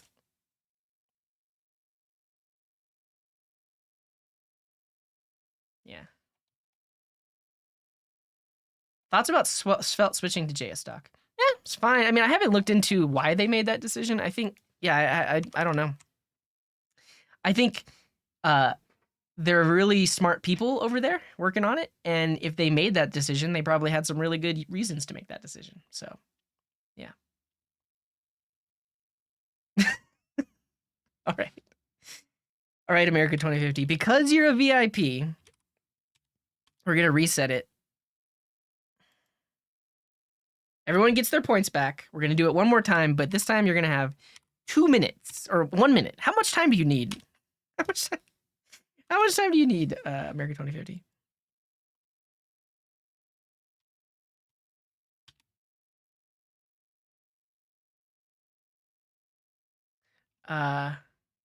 Under 15 minutes with Svelte.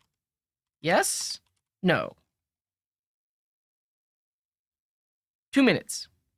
Let's go. Redeem the straight. No, I'm not. I'm basically, whenever I click go or whenever I start, I'm gonna hide the chat. I'm gonna make the chat not as readable and just go.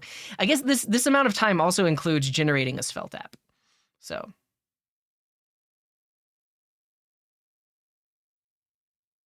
that's unfortunate, but Josie, you can still say like yes or no, right?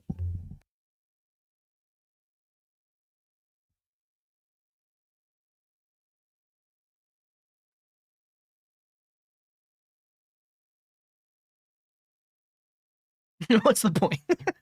I mean, I don't know. People really don't think I can do it in under 15 minutes. I'm telling you right now. I'm gonna 7 minutes. 7 minutes max. Easy. So easy. It's so easy. Svelte is so easy comparatively.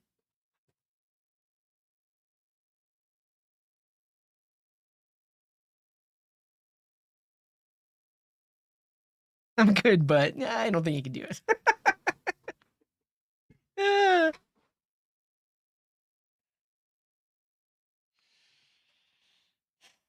No, I got this. I swear. I told you I could copy paste the code too. So it's really just a matter of reworking it to Svelte variables, and I told you all of the things. I get to copy paste the code. I'm gonna go as fast as possible. I'm not gonna look at chat. 7 minutes flat. But still, if I do it more than 7 minutes, it has to be under 15. Copy pasting will slow me down. I don't think so.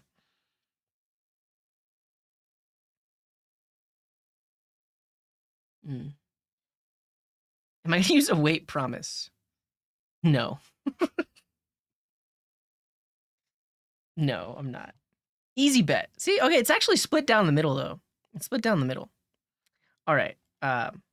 We will set a timer, and we're actually just gonna type. Let me get everything ready. We're going to use Vite. Wait, does the Vite CLI ask if you want to use Svelte? They do. So we're gonna use Vite. We're gonna run this command, and that's when the timer is gonna start. We'll kill the React app. We're gonna run this command here. Is everyone ready? And I guess I'll get my to-do ready to go. On your mark, get set, go. All right. We're going to generate a Svelte app. Here we go. We're going to choose Svelte. We're going to choose TypeScript. We'll go into the directory, install dependencies, open it up with VS Code, and run the dev server. So we now have ourselves a little Svelte app running on 5173. Awesome. Let's go ahead and make our to-do. I forgot I get to hide the chat. So in our to-do, we'll have this, but none of it is done yet. And then we don't have to implement autocomplete results, but we will have to copy paste it in. So I'm going to grab Pico from a CDN. And over here on the index, we're going to throw the Pico CSS right there. Good to go. And then let's rip out all the extra stuff. Yeah, I don't want that lib folder. I don't want the assets folder.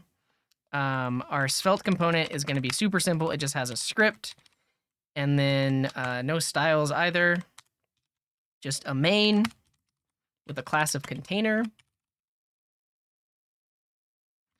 And it says, hello world. And we'll delete the app.css as well. We'll remove the import for it. And we're done. Okay, so this is our basic little Svelte component. I don't have to do class name because we're in Svelte.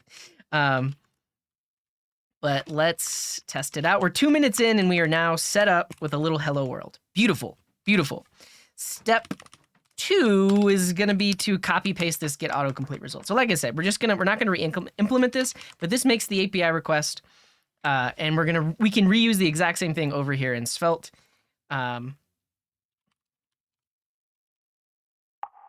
Like this, paste it in, and I'll rename it to the right thing. Get autocomplete results. And Sully, thank you for that tier 1. Okay, so now we have that function. We'll be able to call it from over here.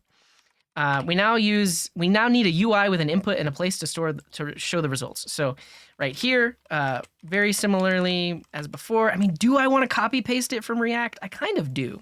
I'm going to copy paste this from React, and then we're just going to gradually update it to be Svelte compatible. That goes away. That goes away. Yeah, we don't want on change or on submit. I want something like, so in Svelte, a DOM event is like this. So on submit, we can do prevent. So this is really cool. It's built into SvelteKit. And then I'll just do like a little no-op because I actually don't want a function to run here. So all in one go, prevent the default action. Prevent the default action. Now, if I want to look at the keep track of the state of the input. So we have the input, but now we want to keep track of that filter value. Svelte is really nice. I can literally just say like filter, and it's just a little string like this. But that string is reactive. I don't have to do any sort of like set state or anything like that. So I can do, I think, bind value like that. And so now that keeps track of it. And we should now have access to it. And so similarly down here, if I put the filter, now anything I type shows below. So instantly, way easier than React. We don't have to set up a change listener or anything like that. It's just ready to go. All right, next up, when the filter changes, get suggestions. So basically what I need is a list of results, and we'll start it off like this. And because this is TypeScript, we'll tell that this is gonna be a string array like that. But I think in this case, I can actually just do like a labeled statement. So like when we debounce it, I'm gonna have to refactor it though. It's fine. So when the filter changes, I want to make an API request to get the results. So I'm going to say get autocomplete results. We'll pass in the filter. And because this is a labeled statement, I am actually going to use .then here. So this is the one scenario where I will use .then over here. So here I'll say, actually, I mean, let's put it in a function. I guess we'll put it in a function, and we'll call these suggestions. I can do that. I'm not completely clear here, but let's say get suggestions.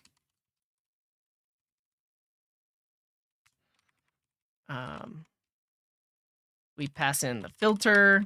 It gets the filter, and then right here we have a labeled statement. So basically, this is how we tell it to watch its dependency. So anytime filter changes, this function is going to just get rerun. And then right here, we can set suggestions to be the results like that. This accepts an abort signal as well. We'll just go ahead and create it. Yeah, abort. We'll create a new abort controller. So that way I can pass it in, but we're not going to do it just yet.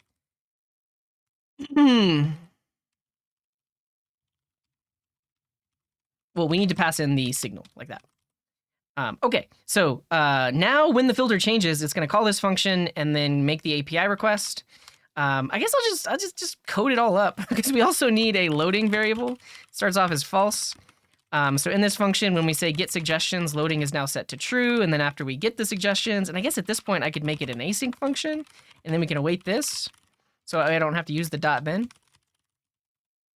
And then we can just do that and then set loading to false like that. And then, so now I want to do a conditional render. So the way that we do that in Svelte is with a if block like this. So it's a little bit funkier than like a little ternary, but we'll say if loading, then show the progress bar. Loading? Loading. Cool. So if loading is true, show the progress bar, and then show the results below that. So this should be good. Shows loading, and then it came back. So now we can actually show the results. We're 6 minutes and 56 seconds in. So we're about halfway. So now I want to show the suggestions here. And so for that, we need an each block. So for each suggestion, I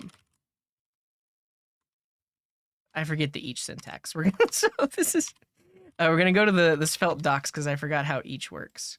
And actually, the examples are probably the best way to do this. Each blocks. Each array as the thing that you want. So each suggestions as suggestion, like that. And then inside of there, we will do this. I don't think we need a key. And then we just show the suggestion inside of it. Easy. So at this point, we should see the results on the page. So we'll say ash loading. We see all of the results. Great. Now we'll do the debouncing. And I guess also show the error. So technically this could throw an error. So we'll try catch this right here. And if there was an error, we're actually going to copy what we did in React right here because, I mean, honestly, I'm going to copy all of it. I'm going to copy. Do I want to copy all of it? No, I'm going to copy this. What did I just copy? The try catch.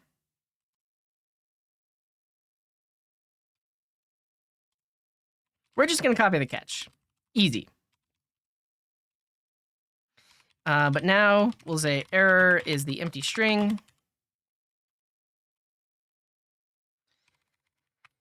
Loading is false. I'm going to call this error. We have a naming issue because now I actually want an error variable up here to be a little string like that. Should be good to go. But now if there's an error, we should be able to display it. So if error is a thing, do that. How do I bind a style in Svelte?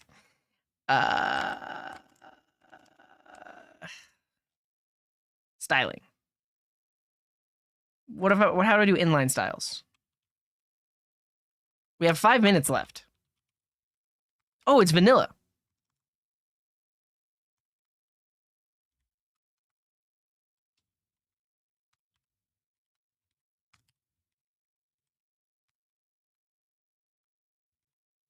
No one tell him. So now if I search for boom. What?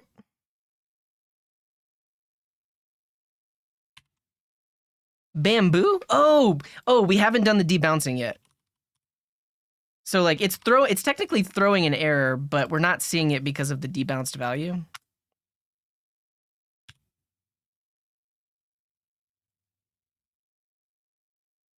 Are we not showing it? Okay, so if there was an error, show the error. And, because we set it to the empty string. We want to set it to the message. There we go. So now if I search for boom, error finding suggestions. Great. But that style attribute didn't actually work. What did I do wrong here? Oh, yeah, nothing on there. And also that.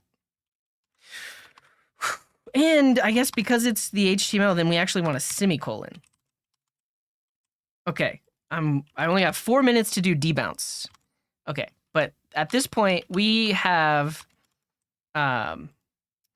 we get the suggestions, we're showing loading, we're showing suggestions, we show an error. We need to clear if the filter was cleared.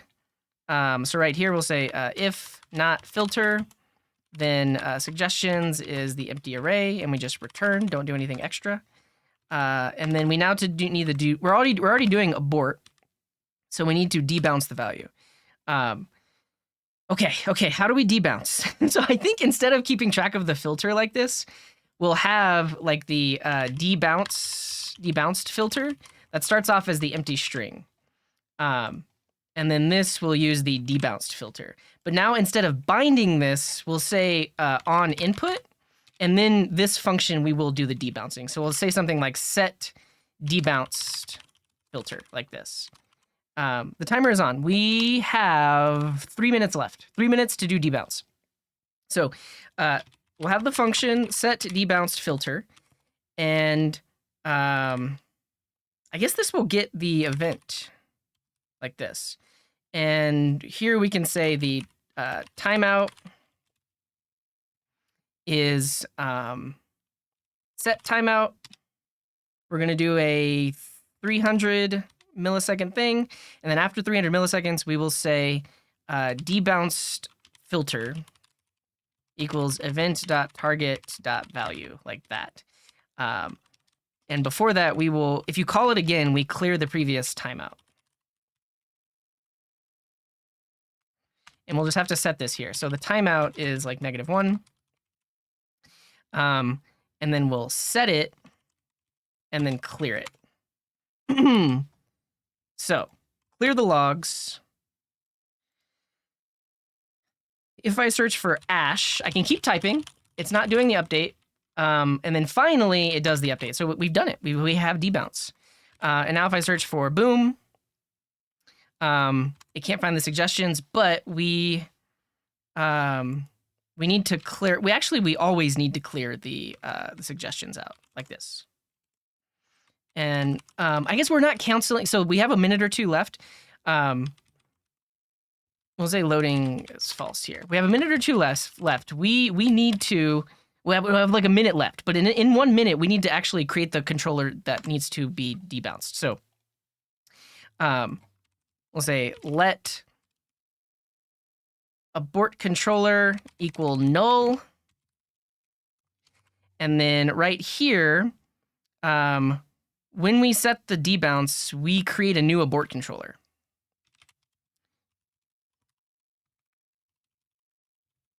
Controller, like that. And here, if we're timing it out, we will abort the existing one like that. Easy. So when we set it again, if it exists, so if there was already an abort controller, abort it, and then create a new one. Done. 14 minutes and 30 seconds. We got it. So if I search for Ash, we see the results. But if I search for Boom, it shows an error. Elm. Yeah. Well, why is it showing both?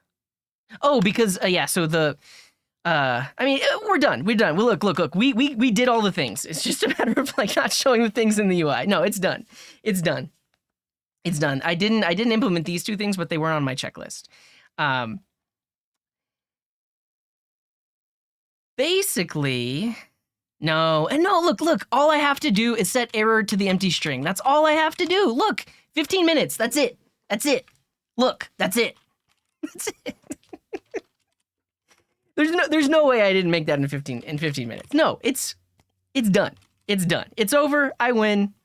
I did it in 15 minutes exactly. 15 minutes exactly. I mean, people are gonna complain. And thank you, Electrothermal. Thank you for the reset. People are gonna complain. I'm okay with the complaints because even if it was 15 minutes and 1 second, come on. Come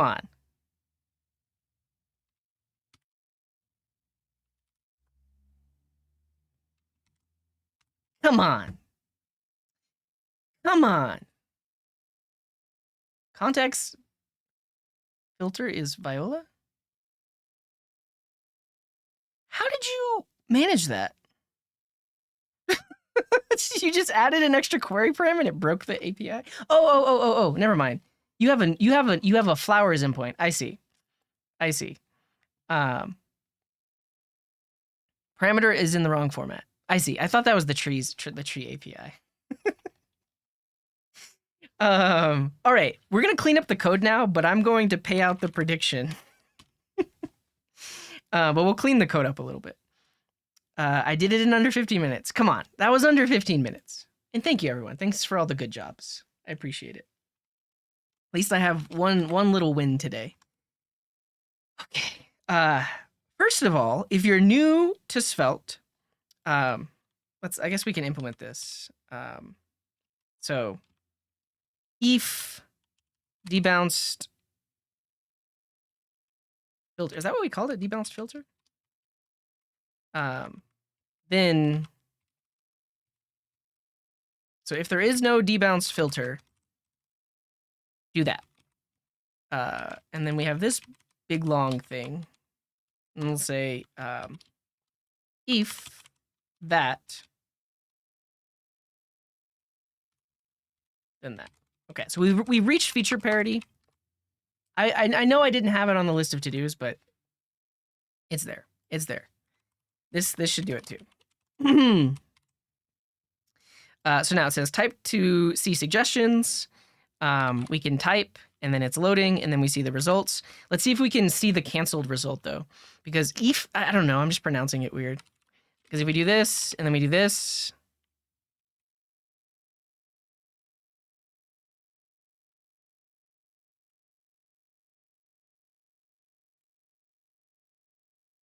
It's too fast. I can't get it to cancel a previous request. Try using the await block.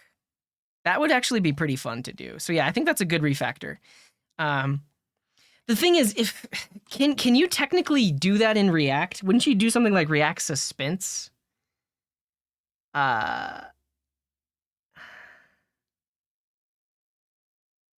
Clear the suggestions above the return.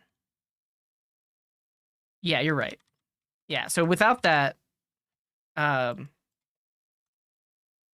they stay there. You're totally right. This needs to get set here.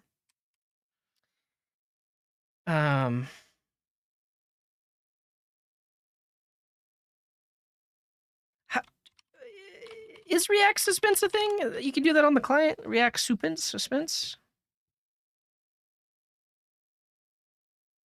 Suspense fallback some component.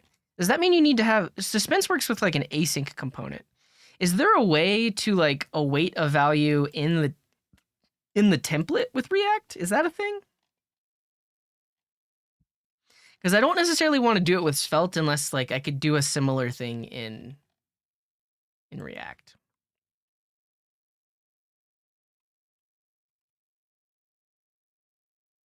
Does Vue have a template await?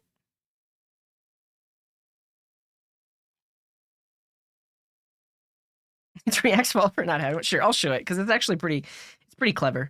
So basically what we're doing right now is we have like this internal loading variable. We can actually get rid of that entirely. Like if we are awaiting a promise, then we can have an await block. So we'll say something like await get suggestions with the debounce filter. I think I can do this surprisingly. I don't know the syntax though. Await then. Oh, but then I have to handle the catch too. Oh my goodness, it just handles it does everything. let's actually, okay, let's see it. So the thing that's going to return a promise is calling get suggestions with the debounced filter. This. Okay. And so while we're waiting, we want to show progress. And then we'll have the value, which will be the suggestions. And then with the suggestions, we can do the each block.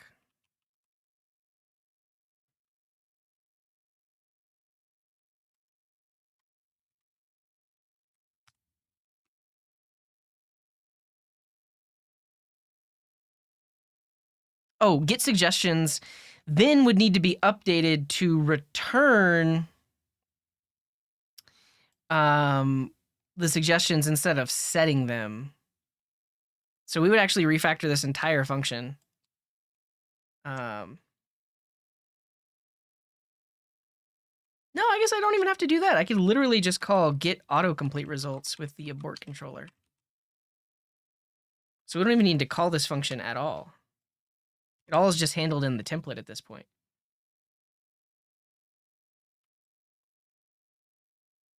The debounced filter. Yeah, it's much cleaner. I like it. So if we have the result, we show it, we iterate over them. If there was an error, we'll show it here. The only issue is we now will have a conditional statement here in the error because this is also going to show the abort controller error. Yeah, then we don't even need to do that. It's much simpler. But we could do something like this in our template. So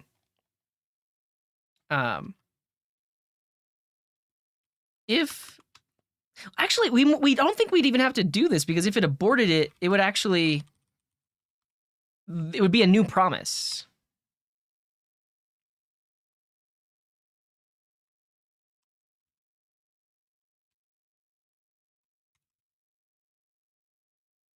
Everything's broken.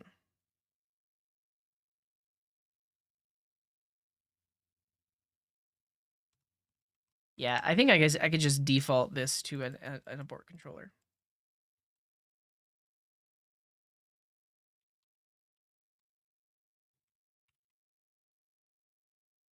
Why is it loading to begin with? Oh, because it's actually making the API request. Didn't think about that.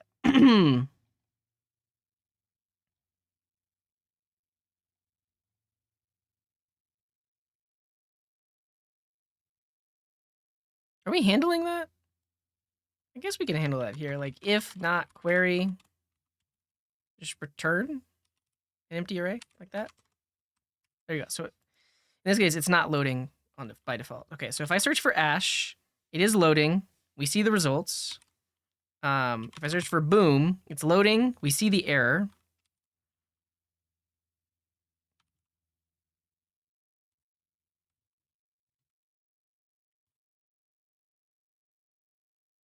I guess I want to see. Yeah, okay. Well, no, that one result in. What's the best way to make sure that the previous one gets canceled? It's just too fast. There we go. Yeah, so this one got aborted, but we don't see the error in the UI because the next time the debounce value changed, then it actually just refired off another request and then it ignored that error to begin with. So that's awesome. The last piece is this.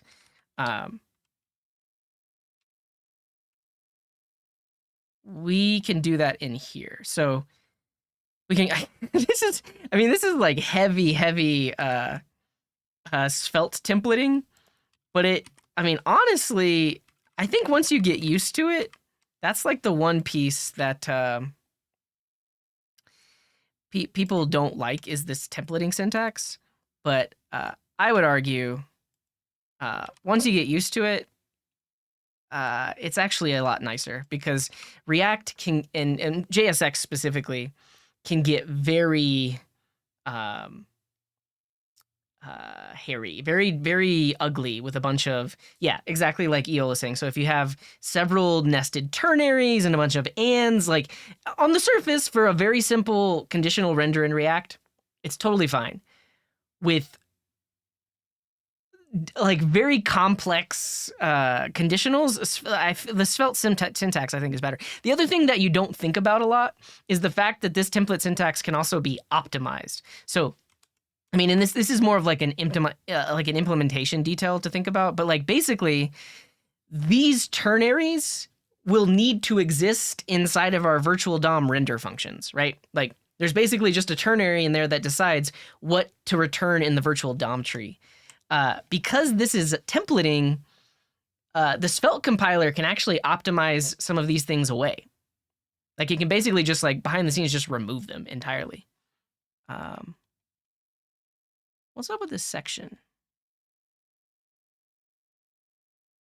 Why is there a section there?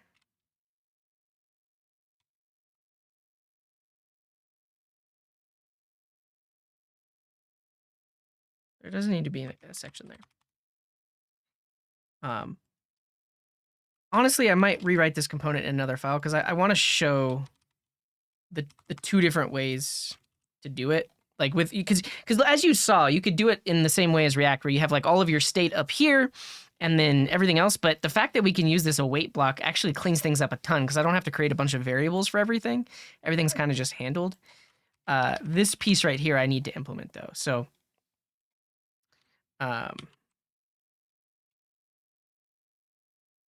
we'll say if there's no error, and actually we don't, that's the other cool thing is we don't have to check for an error. And we don't have to check for debounce filter because we'll only ever make it to this .then if both of those things exist. So, and we don't have to check for loading. Literally all we have to check for right here is, are there no suggestions? And if there are, just render it out. Because this block will literally only render if suggestions has a value. It's not going to render loading or, you know?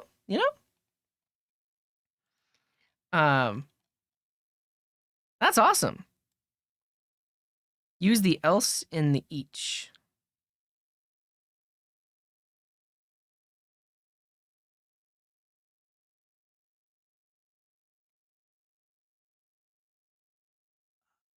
What do you mean? How do I do that? You can literally, that's new to me. I didn't know you could do that. So like, if there's no way. Okay, that's cool. So it's like if suggestions, well, actually, does that handle it being an empty list, or is that if it's let's see.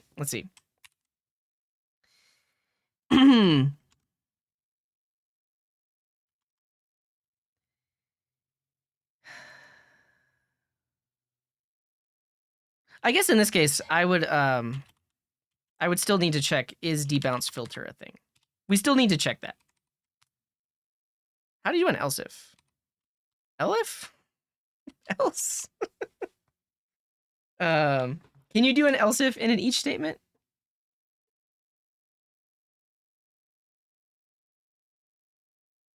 Let's look at the each block in their docs.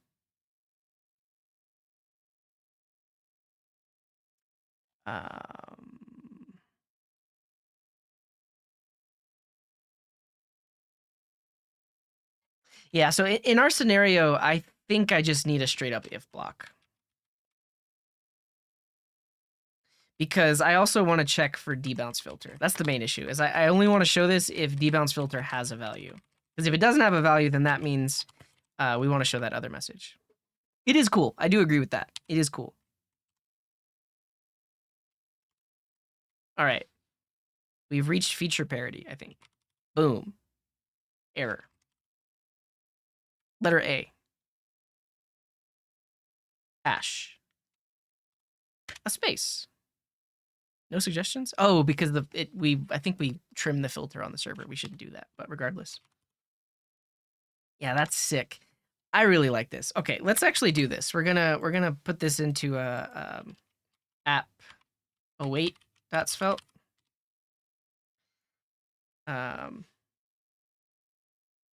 So you can really see what this looks like without all the extra stuff.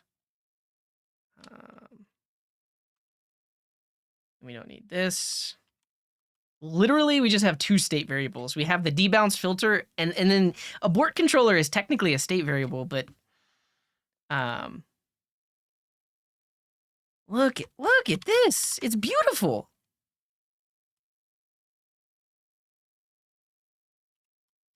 Okay. And then we'll go back to what I had before the refactor over here.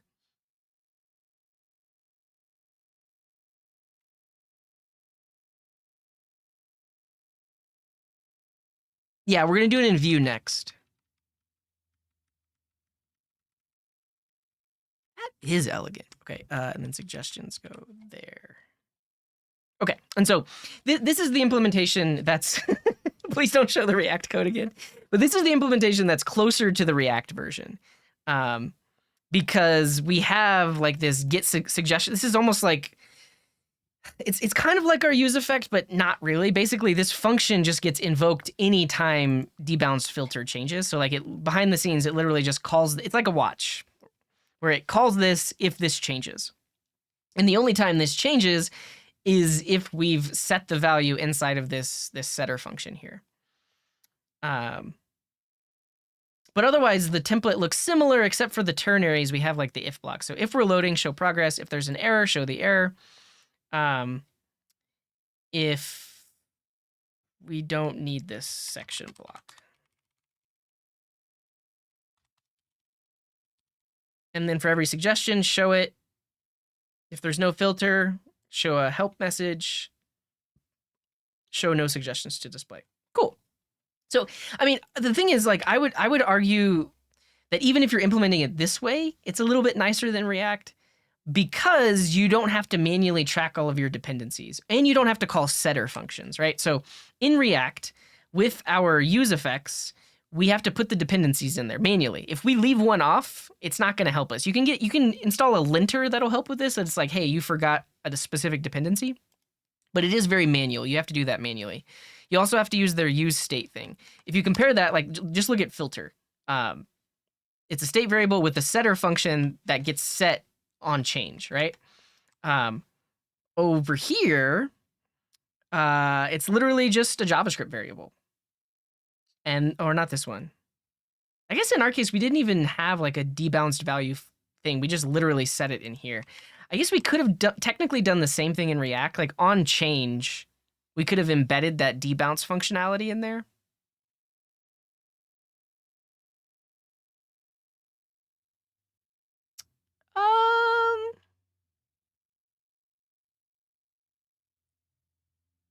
Can I do view even faster? It'll probably take me the same amount of time. Honestly, I could probably copy paste what we did in. I could copy paste what we did in Svelte into Vue with just a couple modifications, and it would work. It would work. Yeah, no, okay. So right now I'm wrestling with, okay, if we're gonna compare this to React, we implemented this custom hook in React, like use debounced value. But in Svelte, we didn't implement anything. We kind of just have this function that we call when the input changes. And could we try to implement it in a similar way? I guess we could. We could implement it in a similar way with like a labeled function. Okay, let's try really quick. I want to instead of, because basically what I'm doing here is I don't even have a state variable for the input. I only have a state variable that gets set after a certain number of milliseconds. But let's do this. I'm going to try to rewrite it slightly to be more similar to how we did it with React.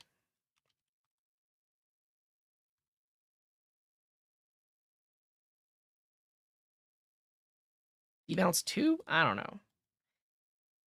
know. Because if we instead, I guess we could technically do it with like a labeled statement. So if I bind this to be filter, and then filter is a thing, but now, I guess just to be clear, we should use the debounced filter in this function.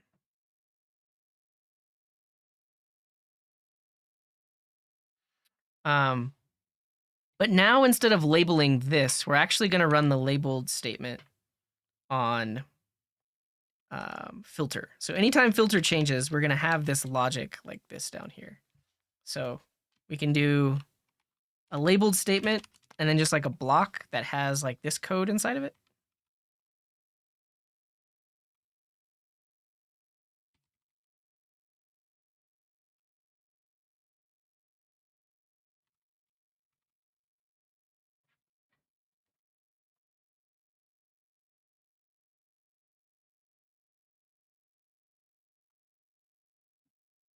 Why is this complaining? Oh, and then it needs the signal.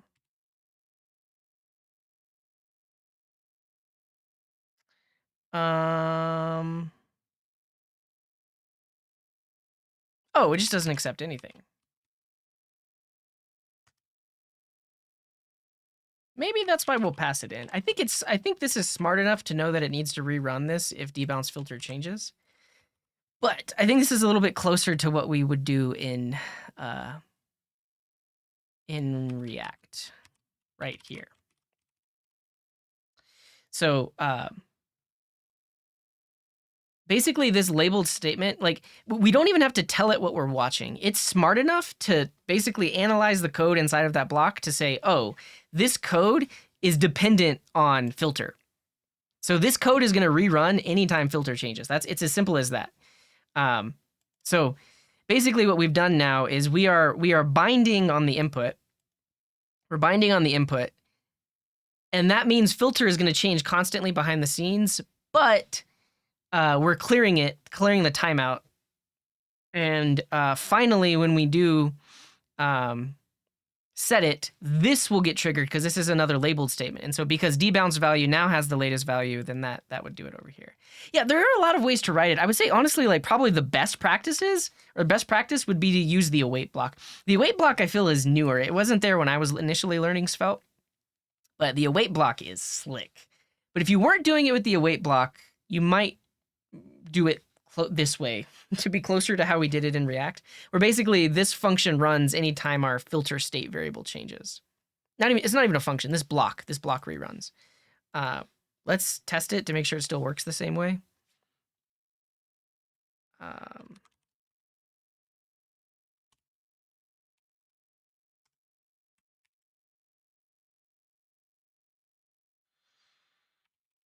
right, so it's not calling it, and then it calls it.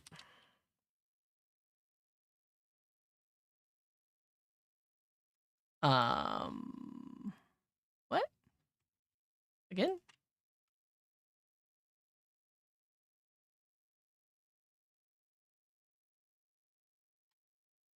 Oh.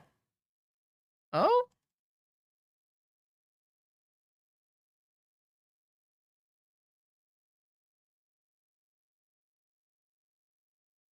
Is my function down?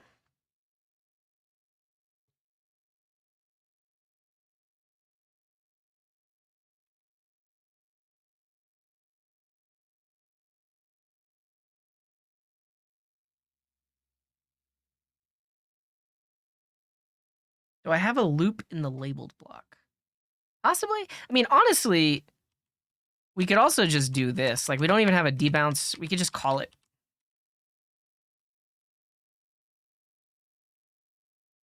Like with filter right here. And then we don't even need it. We only need one labeled block like that. Then we don't even need that. I guess we're using this for our UI. So we could just set it.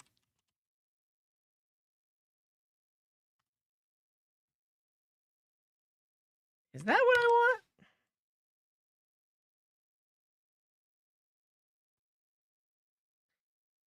Okay, it's not making the API request. Let's see. Let's actually just log over here.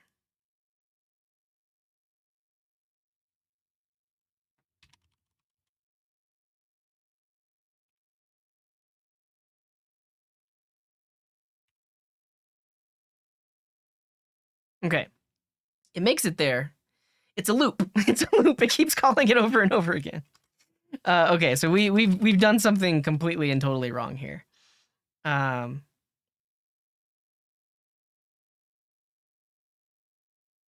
So it clears the timeout, sets it, calls it.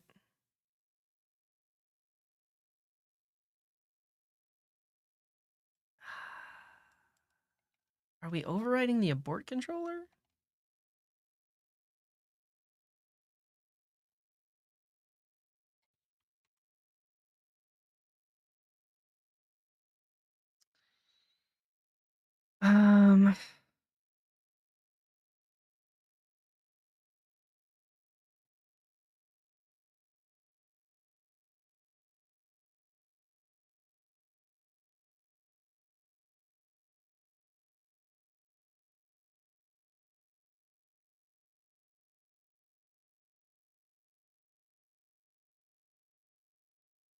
Just gonna log the filter value, because like this, we only want this to rerun. Yeah, it's running constantly. We only want that to rerun when filter changes. That's the issue. Did I do this right?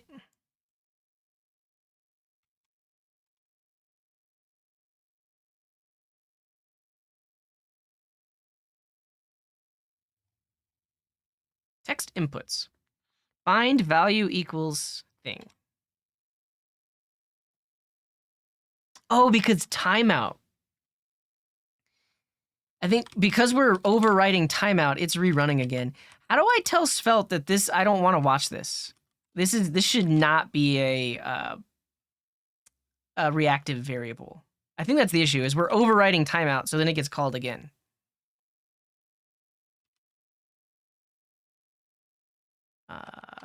Oh, it can't be a const.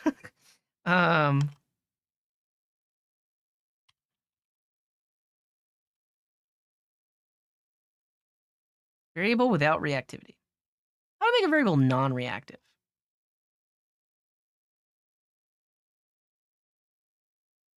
If nothing depends on the timeout variable, it's not reactive. Well,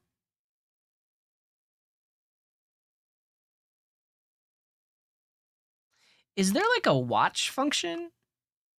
I guess this is kind of like the watch function, but it's almost like I only want to watch filter. I don't want to watch all of the dependencies.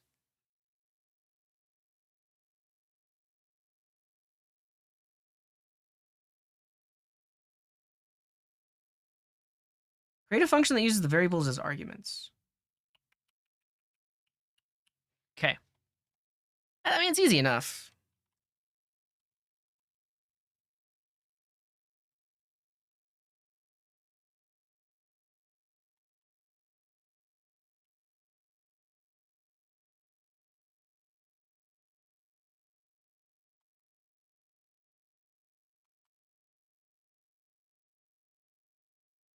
Easy.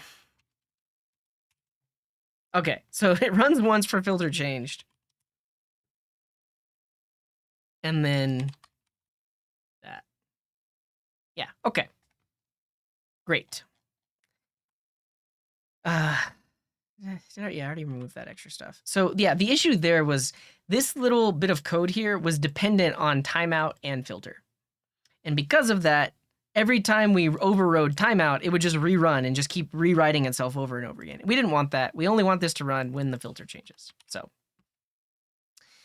this is a little bit closer to the React version in that we have a state variable, but then we have a honestly, at this point, I could make this a labeled statement too. I don't know the best way, but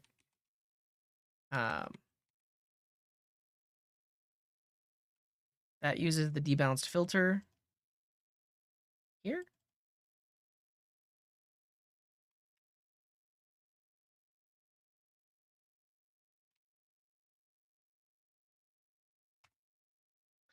Okay. That will only trigger if filter changes. I think it would technically still trigger on any dependency. So like because this code had a dependency on timeout, that's why. Yeah. All right, that was Svelte. Let's do it with Vue. Here we go. This one, under 10 minutes. Easily under 10 minutes. I didn't have the if.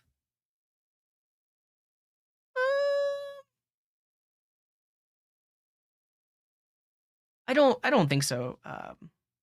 America 2050, because even with the if, it still has the other dependencies. Do I want to look at your API? Sure, send a link. What's the result of array plus array? The answer is I don't care because I never try to add two arrays together. That's the answer. And if you asked me that in an interview, I would walk out. I would just leave. All right, see you later, Oscar. And thanks for your suggestion on the await block, because that's slick. That looks real nice. Real nice. Yeah, I think so. The other thing about like people saying React is just JavaScript, I think Svelte is closer because like if you look at Svelte, look, this is just JavaScript, right? Just having variables is just JavaScript. The tricky parts are that the template syntax is a little bit different, but Everything else is just JavaScript. I feel like Svelte is closer to JavaScript than React.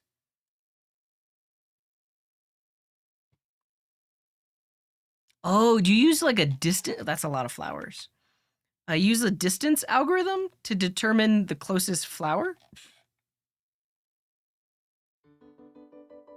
Pond Garden, thank you for the bits. Appreciate that.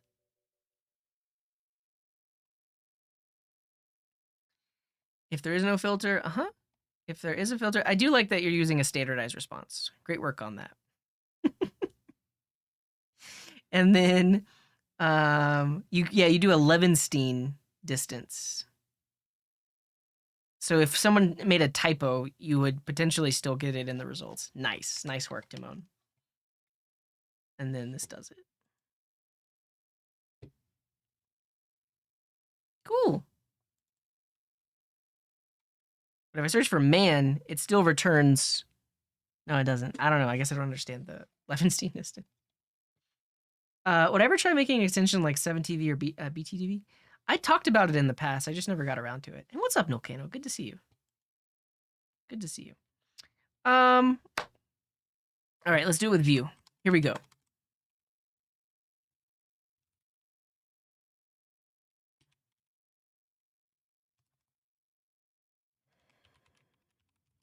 I mean, honestly, using the Vue CLI would be nice. Because it sets up like a linter and prettier. I'm just gonna use Vite, straight up Vite.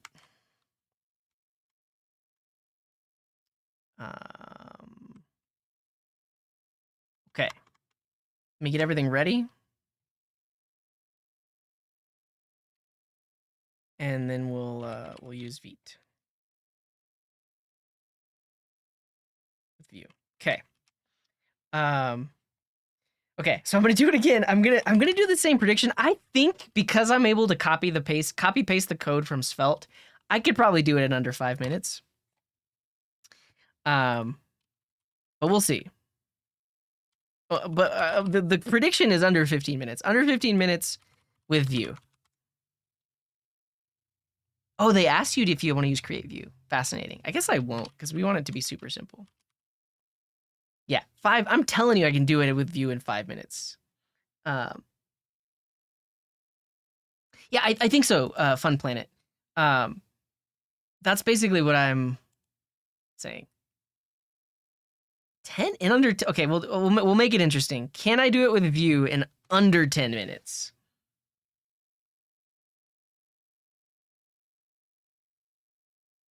Yeah, I saw that Vue got generic components.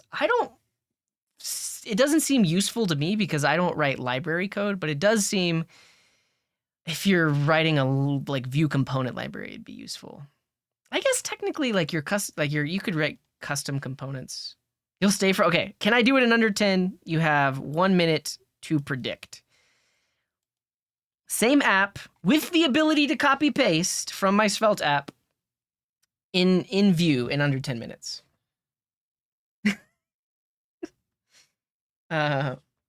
Wait, you feel attacked since you lost time due to wait, do you mean 10 minutes exact or more like 10 minutes? Wait, what do you mean, Timon? Who attacked you? What do you mean? We're talking about the front end here, not the API.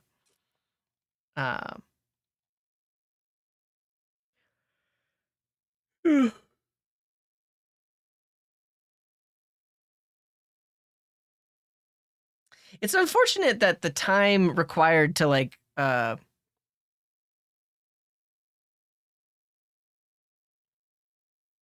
yeah. No, last time it was, can we do it in under 15 minutes? The last prediction was under 15 minutes, not under 10 minutes. This one is shorter because we have so much to copy paste from. And if you I mean, you could clip it, watch the VOD, like technically when I tabbed back to test it, it was like 15 minutes and 9 seconds. But if you try to track when I changed the code, right? Like that, I think was closer to like 15 minutes and 2 seconds. Yeah, I think it was, I think it was too close to call. Oh, not too close to call. I think it was close enough to 15 minutes that it won to 15 minutes. Now, I'll say it this time. If I don't get it in exactly under, like if it's 10 minutes and 1 second this time, it doesn't count this time. All right. Close enough. Close enough. All right, everyone ready? My favorite browser is Firefox Developer Edition. That's what I use. 10 minutes plus or minus 10 seconds. Let's go with that, right? Because if it's 10 seconds, like I would not, if it was 15 minutes and 30 seconds, I would have been like, no, we didn't get it. We didn't get it. But this one, why is my doc showing?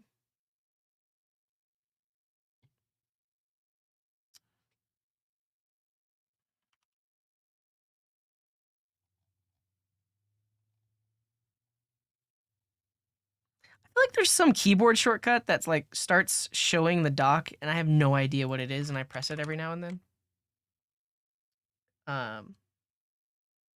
Feature parity or checklist? Feature parity. So we'll add a couple more items here. Show message before. Yeah, I like that. Good job, Copilot. So message if no results.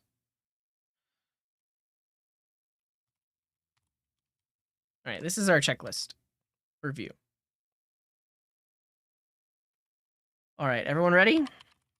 Under 10 minutes with Vue.js. Ready? Check what? Okay.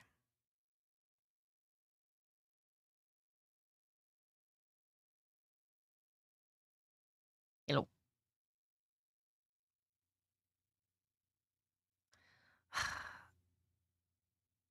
Maybe. I don't get it.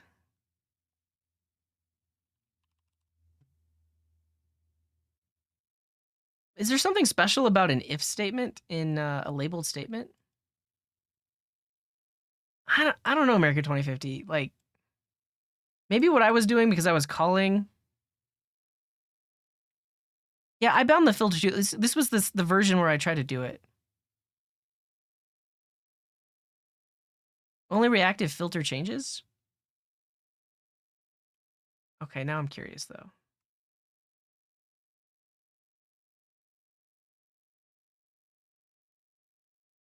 It's called rich errors. If filter, do this. All right. But before we go down the Vue thing.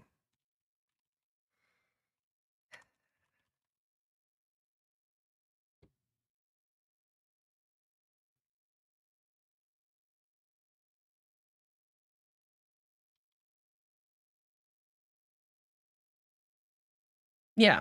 I think mine has more dependencies than I'm thinking. I guess because of abort controller as well.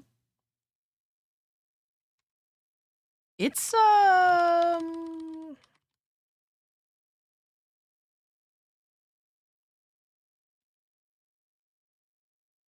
it doesn't create a timer if there's no filter. Well, that's on the first one, right? Yeah. See, mine is just like slightly different, and I don't know what it is. It could be because that I have these other dependencies. But yeah, for whatever reason, it's not as simple as your example. Okay.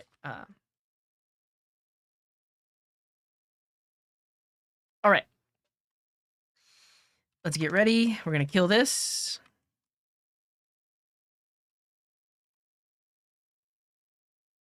It means if it's truthy, yeah, but it's still technically like I don't think you can think about it as like an if statement. It's basically this entire expression, including everything inside the if. If there are multiple variables used in here, this whole expression is going to rerun if any of them change. It's not just the if statement. All right. Type 1 if you're ready to see me write this with Vue in the chat. Well, I'm not going to write it in the chat. You type 1 in the chat. I guess I need to get my my to-do list ready as well. 1.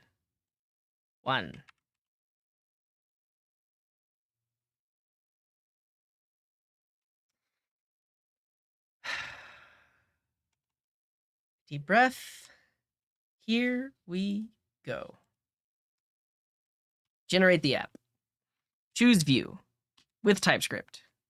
Go into the view example. Install dependencies. Open this up with code. Run the Vite dev server. Look at it in the UI. Look at that. We got Vite plus view. Great. Let's rip out all the extra stuff. We don't need those assets. We don't need those components. Our main isn't going to bring in any styles. We're going to get rid of the styles entirely. And this will just say hello world.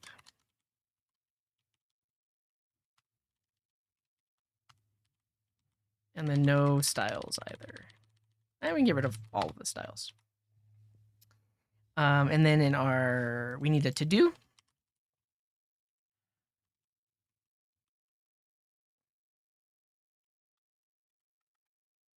And then we need to set up Pico CSS.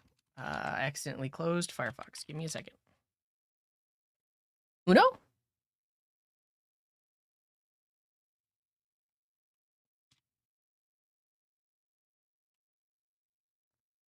All right. We've got a Vite app. Or sorry, a Vue app. We're going to add Pico CSS. We want this CDN. That's going to go right here. We do View example. Easy enough. And everything else. Why is this complaining? Can't find module view. Are you sure about that? Let's just reload the window.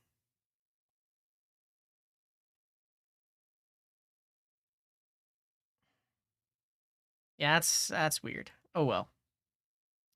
Okay, we have Pico CSS. We need this get autocomplete results function. Yeah, I got no time for type errors. Come on. It's possible the extension crashed, yeah.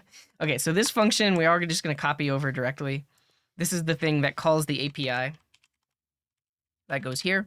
Great. And then now we need a little UI. Again, I told you I was going to copy paste.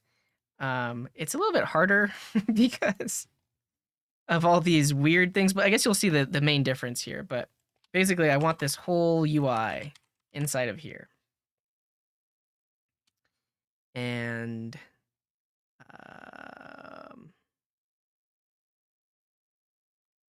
we indent. Okay, and then I also want all of this codes in here.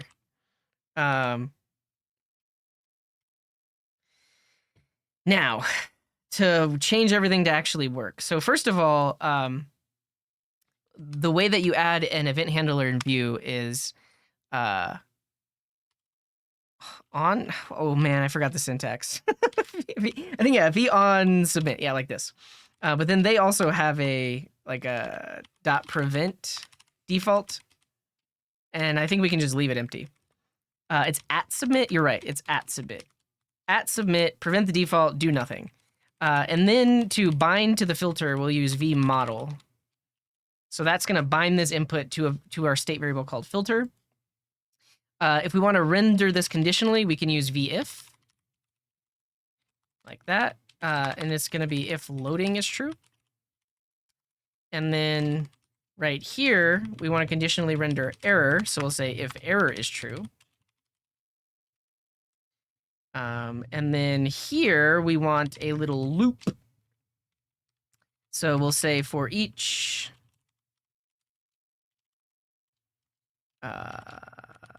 suggestion in suggestions. And we also need to give it a key. And we use handlebars in Vue instead, but this gets a key of suggestion. Like that. And then we can change this to a v-if as well. So v-if, if there is no debounce filter, show this message. This needs to be handlebars to render a value. And then this whole expression here will be on a v-if. like that. Okay, so our template, I think, looks mostly okay. Now we need to update everything to be variable. So in to be a view-like. So in view, we will use this thing called ref. It's new in the composition API, but it basically lets us create reactive variables. So this becomes a ref, and this becomes a ref, and this becomes a ref. And people, when they see ref and they come from React and like, oh, well, that's like the ref in React. It's not. I mean, you technically can use it in a similar way because you can actually use it to create element references, but it's not that you're creating a ref. It's that you're actually creating a reactive value that stored in a ref. Okay, and then same thing here. This abort controller. Actually, do we even need that to be a ref? I think it could just be null. Cool. Okay, so the other thing though is now that these are refs, yeah, this is how I would need to update this. This ref is potentially a string array. But now that these are refs, we do have to do dot value on here. So this is the one cumbersome thing that people don't like about the new composition API is that if you're modifying these variables, you have to do dot value on them inside your JavaScript here. Because in the template, we don't have to do dot value. In the template, we can just reference them directly. All right, and then abort controller is an abort controller or null. And then we can just say like, if not abort controller return, because TypeScript will be happy about that. Debounced filter is a string. And then we can actually just use a watch. So Vue specifically has a watch function. How are we doing on time? Oh, the browser reset. Okay, no, we're still good. We have 3 minutes. I was like, it's all gone. So now instead of these labeled statements, we actually have a watch. We pass it a function which can return the thing that we want to watch. No explaining, we gotta go fast. It's fine. Now all this goes in here, and then honestly, we don't even need the labeled statement anymore. We can just grab this. We're done. This is it. I didn't even test it, but it's just gonna work.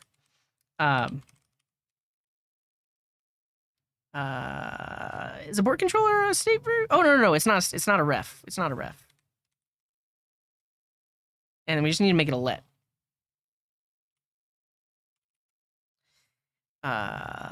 And then debounce filter dot value. Filter dot value. That's it. That's all. We don't even need this. I guess we do. We'll set it right here then. Debounced filter dot value equals filter dot value. Easy. We didn't test it, but now we're actually going to test it. We have 2 minutes to make it work if we made any errors. Okay. Boom. It's not working. So we bound the V model here to filter. Do I have to look at filter.value? Or can I just pass in the filter to the watch here? There we go. Hey. Yes, okay, we get the error. We also have, okay, so type to see suggestions. If I search for something that's not found, it should say no suggestions to display. Done. 8 minutes, 50 seconds. Done. Boom. First try. Wait, I did it without testing. That's fascinating. Yeah. You love to see it. We can also look at the network traffic here. So like ash loading, elm ash. I want to see that abort controller to do its thing.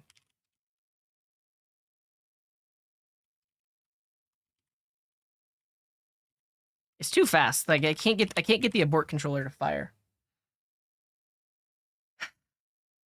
Great.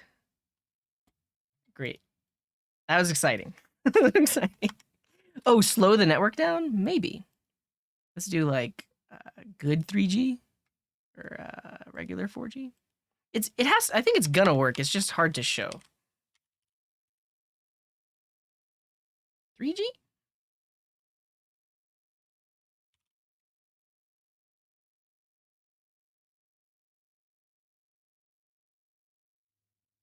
Oh well.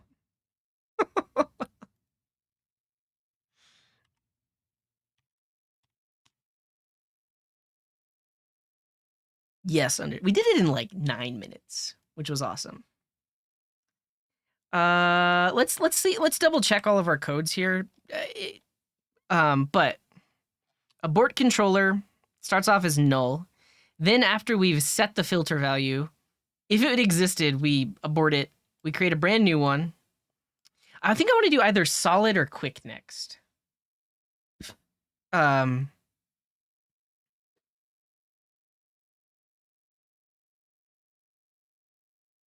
Honestly, though, I guess, yeah, if I increased this, I think it would be, this would be more likely to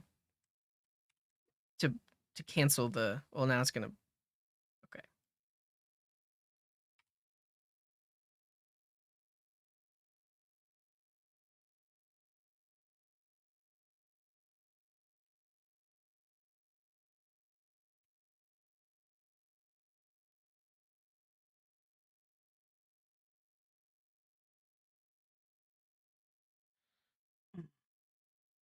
I can't get it to trigger. I guess I would need to here's what I can do. I can modify my serverless function to have an artificial timeout. It's aborting. It is. Watch. So I'm going to modify this function to wait a specific amount of time before responding.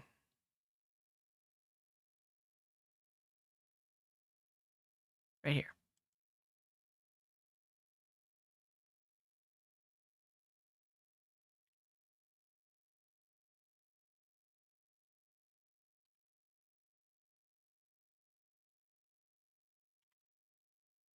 So this will now make it take anywhere between 0 and 2 extra seconds.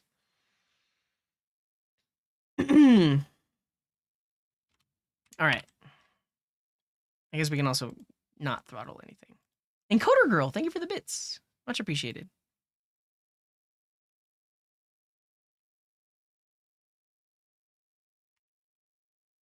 Yeah, there we go. See, that's the abort right there. And then on the client side, we don't even have to do this await on the client side now. It actually will probably be way easier to see the abort.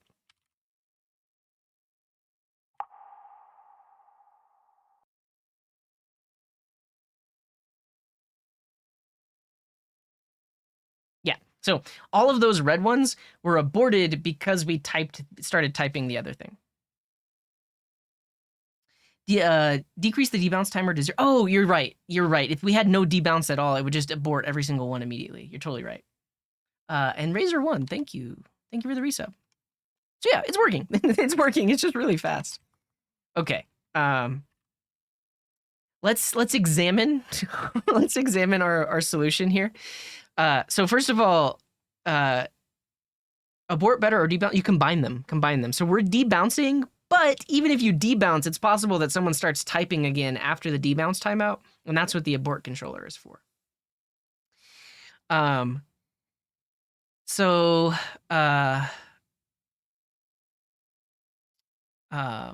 Yeah, let's talk about this Vue solution specifically. So first of all, this is new in Vue version 3. It is called script setup, and it basically makes it so that all of our code can be at the top level. It wasn't always this way. It typically, or like in the older version of Vue, they had the options API, where basically you would return an object with a bunch of stuff on it. Like it would have your state, it would have your lifecycle methods all on that object. But now, and see you later, Oscar. Thanks for hanging out. But now with script type setup, it's like a shorthand, and then everything's at the top level. So it looks closer to Svelte because it's all at the top level.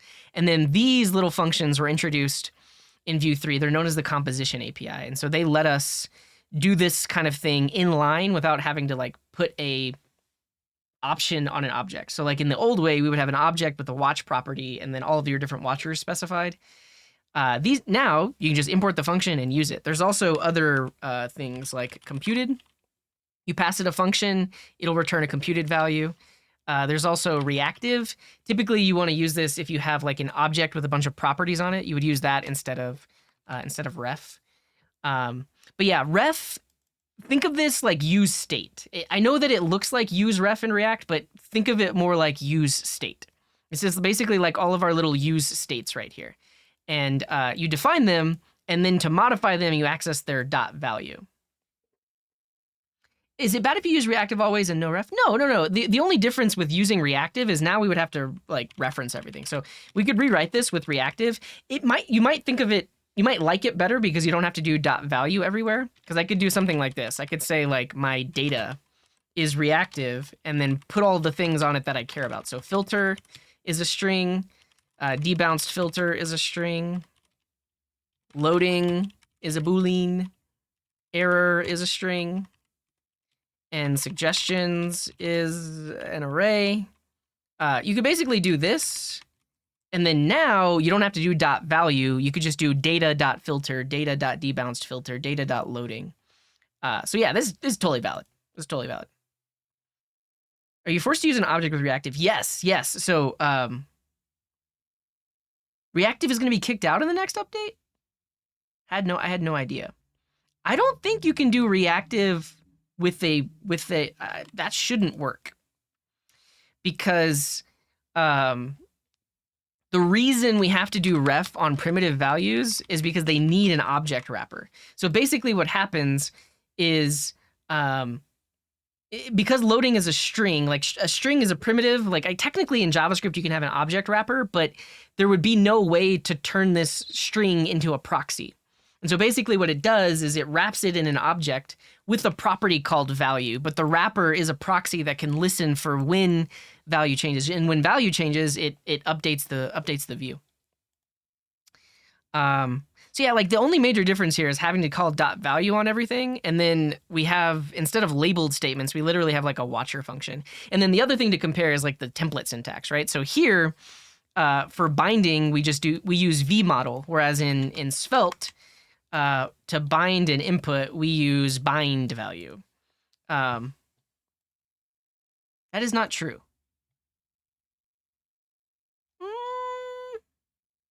No. Disagree. This got removed anyways. I think this is behind a feature flag now. That's not what I mean. Tell me what's not true, because I'm pretty sure everything I've said so far is fairly true. There could be some inaccuracies, but I'm pretty sure I know what I'm talking about. But if I don't, then please let me know.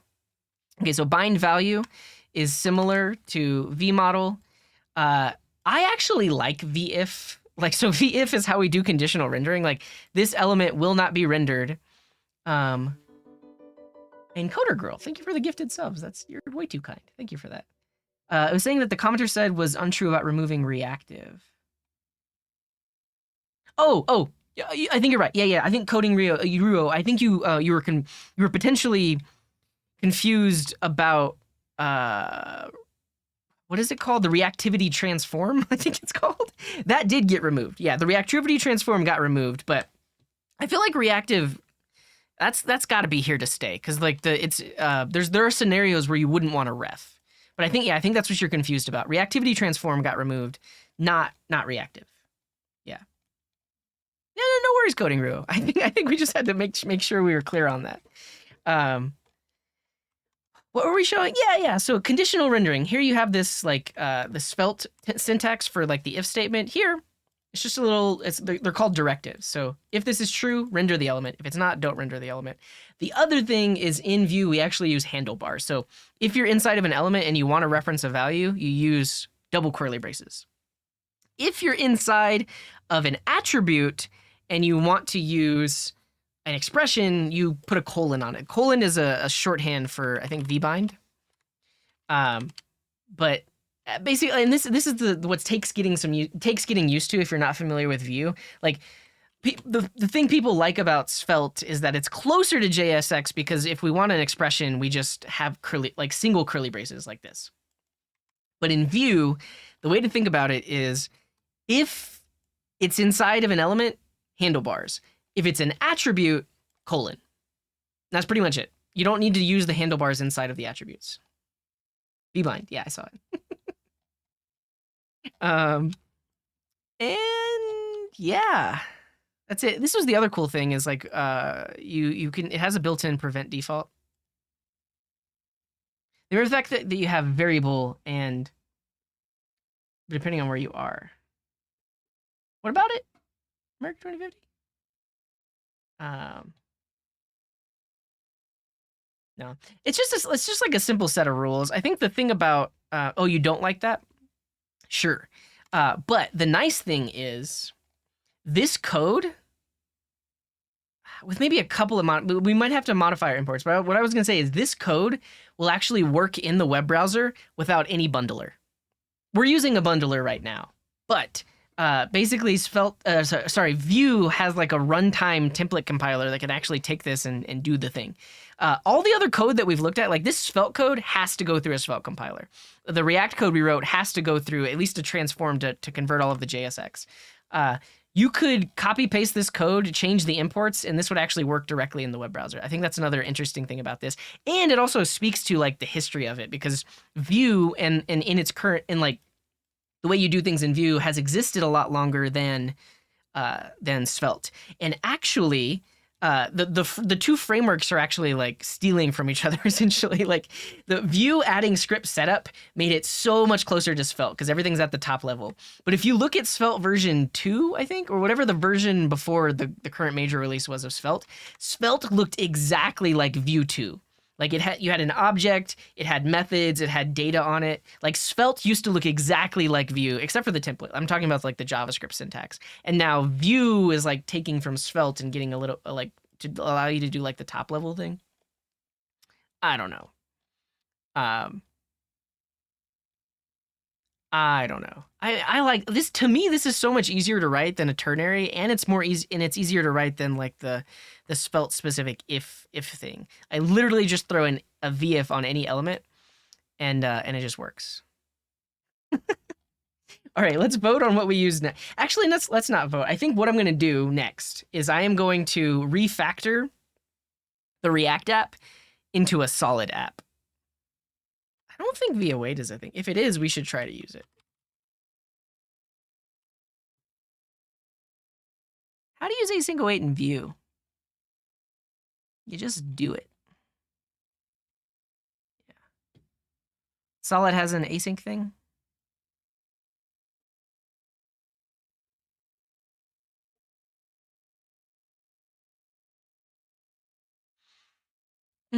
Oh, solve. Create resource is how you do it. So you have like your cache key and then the function that the params that should be passed in, and then the function. It's a good point, Pranyan. Like if you're just looking at the template at a glance, Svelte is a bit closer to, or it's gonna at a glance is gonna tell you, yeah, this is conditionally rendered. Whereas, like the VIF can actually be deeply nested. Like you could actually put the VIF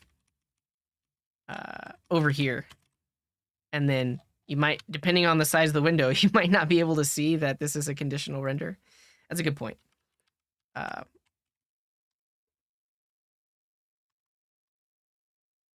Yeah. Okay. To have this create resource, it has a loading property, a getter. Is there an error?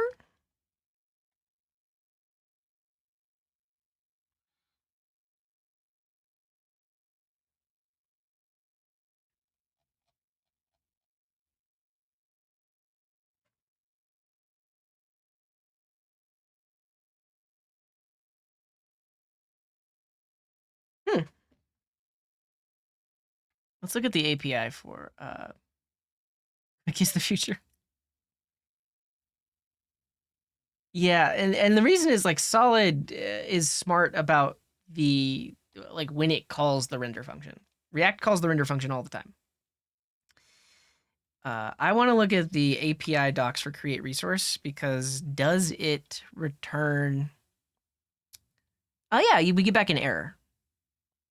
We have the loading, the error, the getter function, and the latest value. Cool. Yeah, thank you, Veritatas. I think that's what I just clicked on. Yep. That's pretty cool. I think we'll use that. I think we'll use that. All right. I don't think I'm going to speedrun Solid just because I'm not super familiar with it, but we will refactor the or basically we'll start with the React component example when we do the Solid version.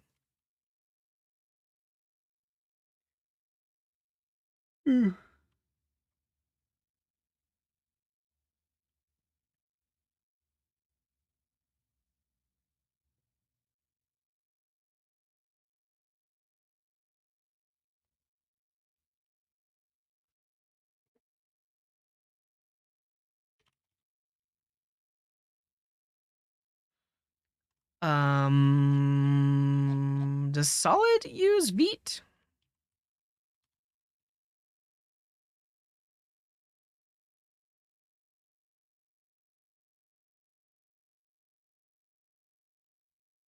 They don't have it in their list of templates, but I think Solid template is fine. We'll just do this. Okay. Now we're going to do it with Solid. I am going to move fairly quickly, but I think basically I just want to take the React example as is and then convert it to use signals and Solid. So here we go. Yeah, 5 minutes. Yeah, we'll copy paste it, but yeah, Solid example. They use their own bundler? No, I think they use Vite. But we can see. We can see in the generated app.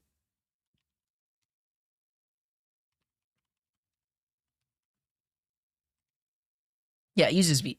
And they gave us a PNPM lock. I don't like that. I mean, PNPM is cool, but awesome. All right, we got ourselves a Solid app. Let's add Pico CSS right there. Oh, did we not? Okay, you're right. Let's redo it, but we'll do it with the TypeScript template. No prediction. No, I have no idea how long this is going to take me, and I'm not at all confident. I wouldn't feel right taking people's points because I have no idea how long this. I mean, if anything, I mean, it might go quick. It might not. Do they have a TS template?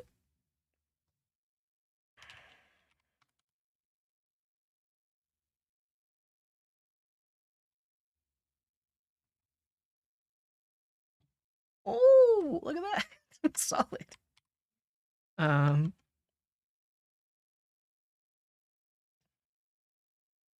There we go. 1 hour? Well, all right. I'm gonna get rid of the Solid logo. We're gonna get rid of that CSS. The app will get rid of the logo and the styles, and it will just say "Hello World." That's pretty cool. They said the template is using CSS modules. That's cool. Delete that. I guess we'll keep the favicon. Okay. Hello World. Beautiful. Now we'll grab the Pico CSS.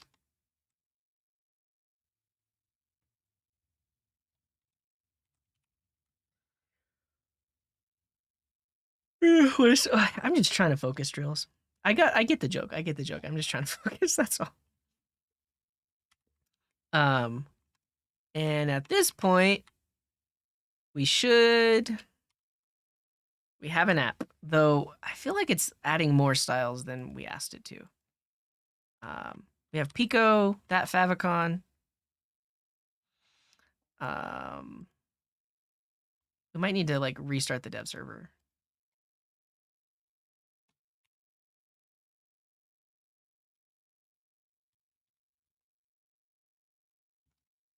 Yeah. Did that change anything? It might not have. It's okay though. This is one of the nice things is we don't have to use class name in Solid. I'm actually really curious what's happening here.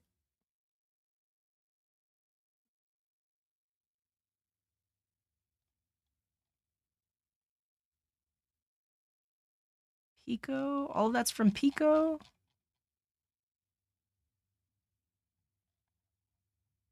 Is there a theme? Like, okay, all of the applied styles I do believe are from Pico. Um,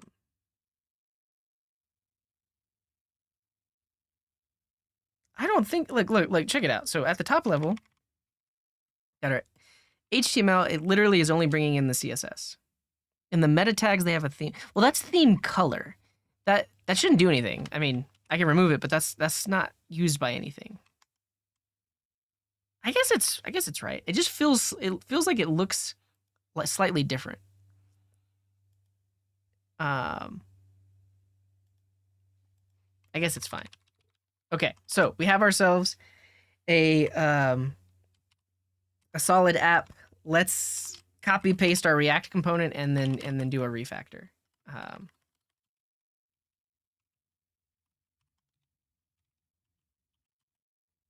I'm zoomed 170%. I mean, I guess I was earlier too. I don't know. Yeah, I did hear Svelte was moving away from TypeScript. We talked about earlier. It seems fine. I think if like they made that decision and they have a reason for making that decision. So, all right, we're gonna copy this get autocomplete results function file into here. Function file get autocomplete results. It's got that. And then we'll just copy our component in its entirety.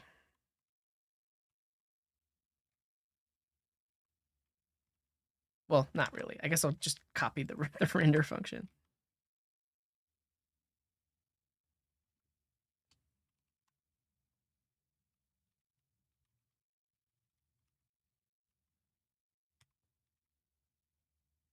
Okay.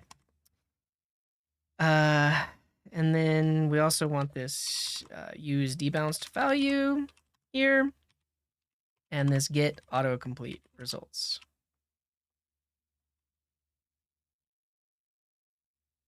Why would that complain? Already included file name.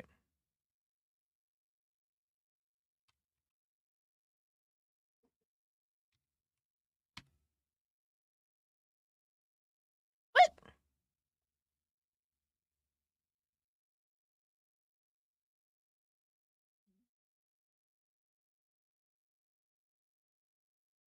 Wait, do we get auto imports?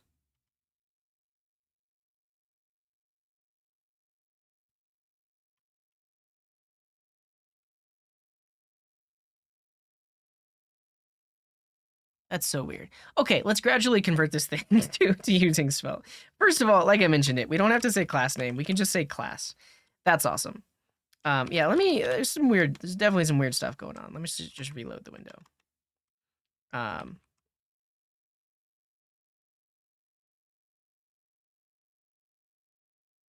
This is the React app. This is the Solid app.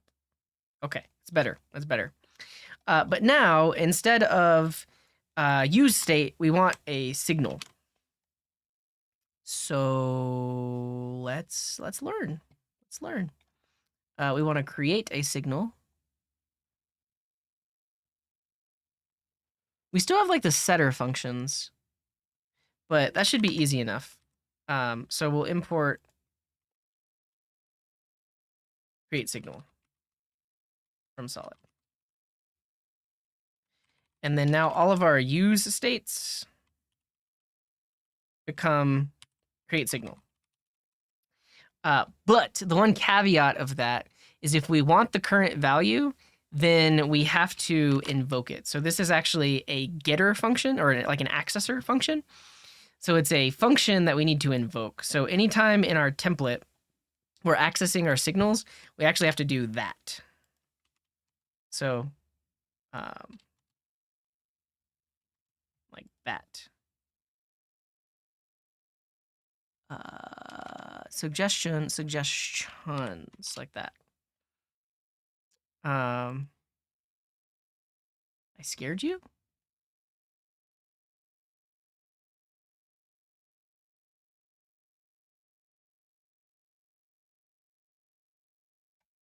Did you think I was like I showed something bad? Okay.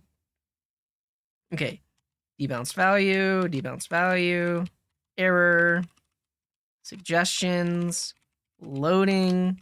So basically every place I access a variable, we do that. And in maps here, we actually don't need a key. We can just do it. It's smart enough. Right? Okay. Yeah, there's no virtual DOM. Yeah, there's no virtual DOM, so we don't need keys.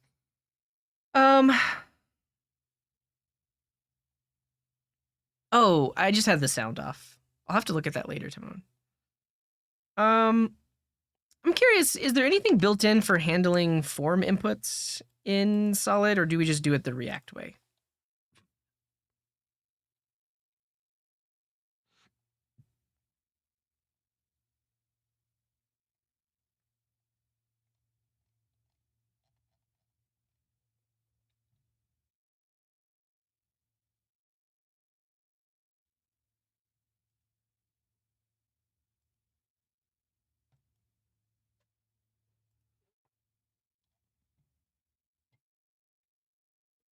Yeah. Cool. So you can use the for component. I think it's someone mentioned that like it's useful in certain scenarios, but you don't necessarily have to use it. Referentially keyed. Oh, so if you use for, then it adds the keys for you, something like that? And then show is also how you can do conditional rendering. Okay, I'm gonna leave it as is because I think technically it'll work, but we can convert these to be the show and the for components in a second. Cool. So we have all this stuff. Now let's update our use effect. So it's not use effect anymore. It is create effect. So we want create effect. What's nice is, so now that we change this to create effect, we don't have to specify our dependency array. Because create effect tracks those dependencies automatically. Now, does create effect do we have a cleanup function?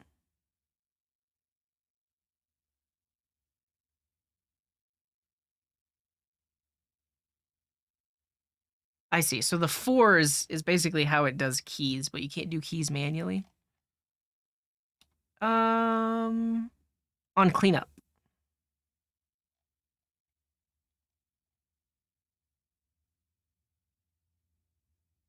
Yeah, so on cleanup, we have to call instead of return, which gets imported. So we had to import on cleanup, but whenever this effect gets cleaned up, we abort the controller. I guess the nice thing about that is this can actually be top level async, I do believe now. So we don't need an async iffy because the effect thing doesn't have the same caveat of React. I didn't. Oh yeah, there's one more use effect. I'll update that one next. But this clears everything out. We need to get the reference to the debounced value. We set the results. Yeah, that's pretty much it. And then this again will be create effect. And then on cleanup. Yeah, we did view. We did it in under 10 minutes. This is too easy. Yeah, it's basically just React, but better. So, I mean, and the better aspect of it is this is more performant by default. Like it re-renders less. And also, I would argue that the developer experience is better because I don't have to manually specify my dependency arrays. Everything else will just work. All right, let's see. Is that everything?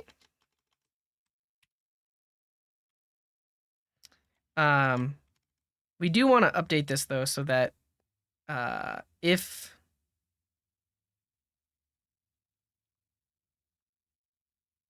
wait, why was loading set to true?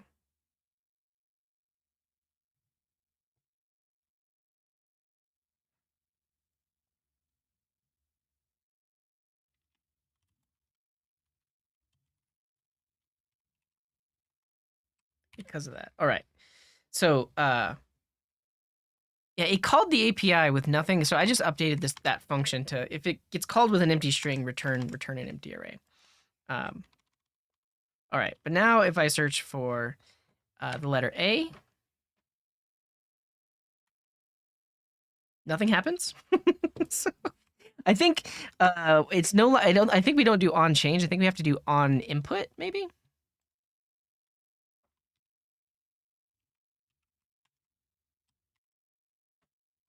The letter A.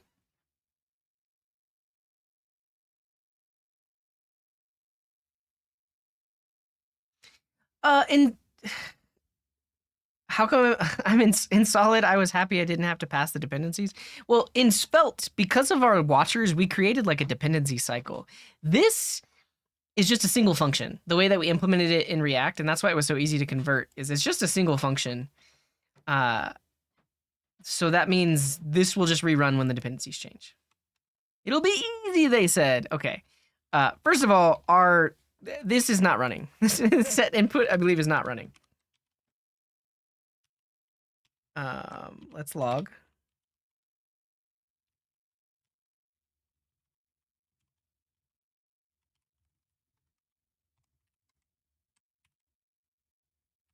Oh, it's running. Okay, good. So that sets the filter. And then I'm expecting that this whole thing is going to rerun because we access the filter. Oh. Whoa, no. Okay. So use debounce value takes in the latest value of the latest value here.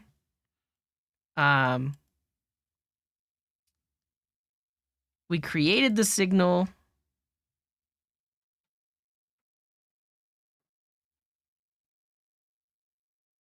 This effect, I feel like, isn't running. Honestly, this actually could be the dependency cycle here. So,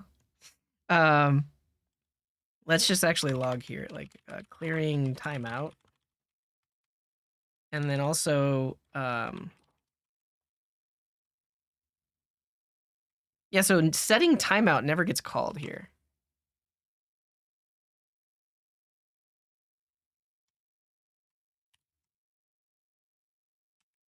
Yeah, so filter changed. I would expect that this gets alerted that filter has changed, but it's not.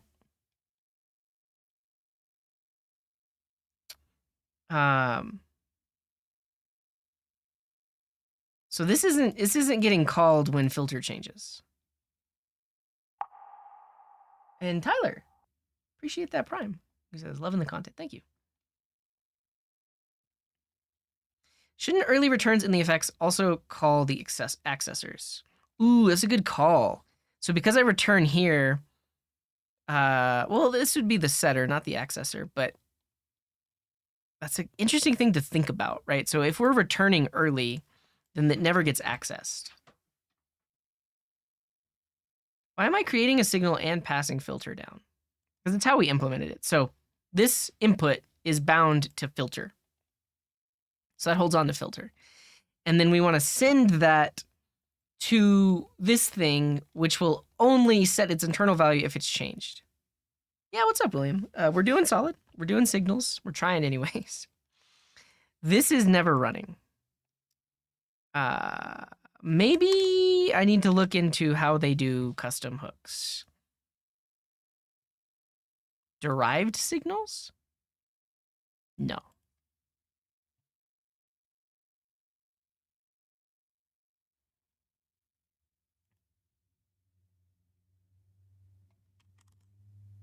Well, I'm returning the accessor. I could return the actual value, but I'm returning the accessor and then I'm using the accessor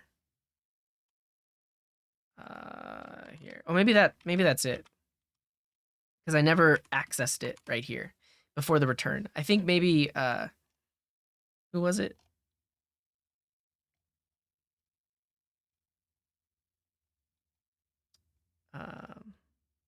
Yeah, Fat C. I think you called it. So yeah, this accessor was missing, which means that the code below it never ran, which means we weren't using it anywhere. So, but the thing is, even if we weren't using it anywhere, I thought that at least the effect would actually run, but I guess not. Let's see. Let's see if that was the fix.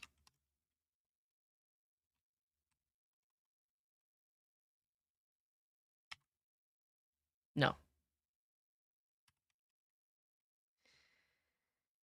I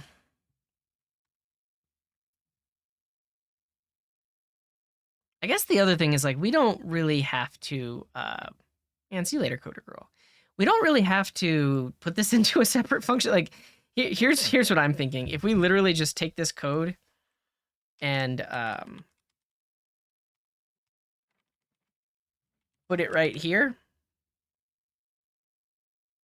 Oh, do we need to pass in the accessor? Yeah, no, that's exactly what we need to do. I think we need to pass in the accessor accessor string, and then we need to call it inside of the effect. I think that's what we got to do. Let's try it.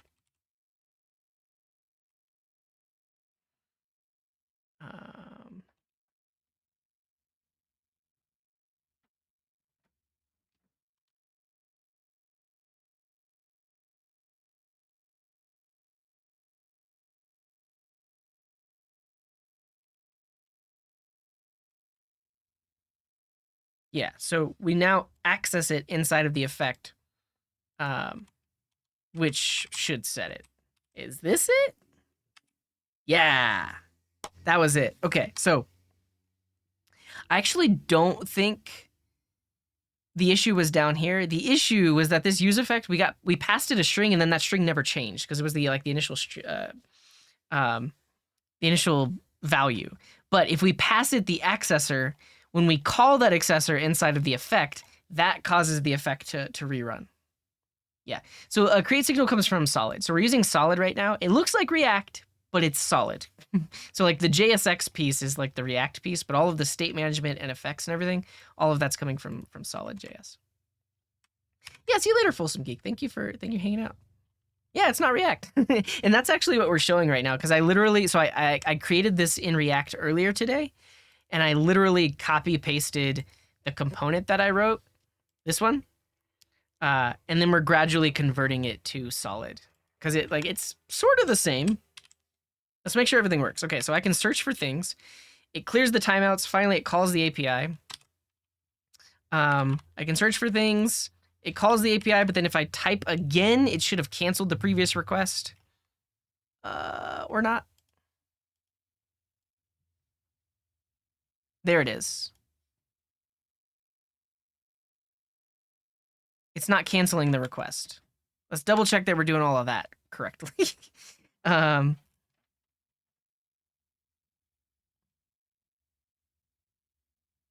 in the effect, we create the abort controller.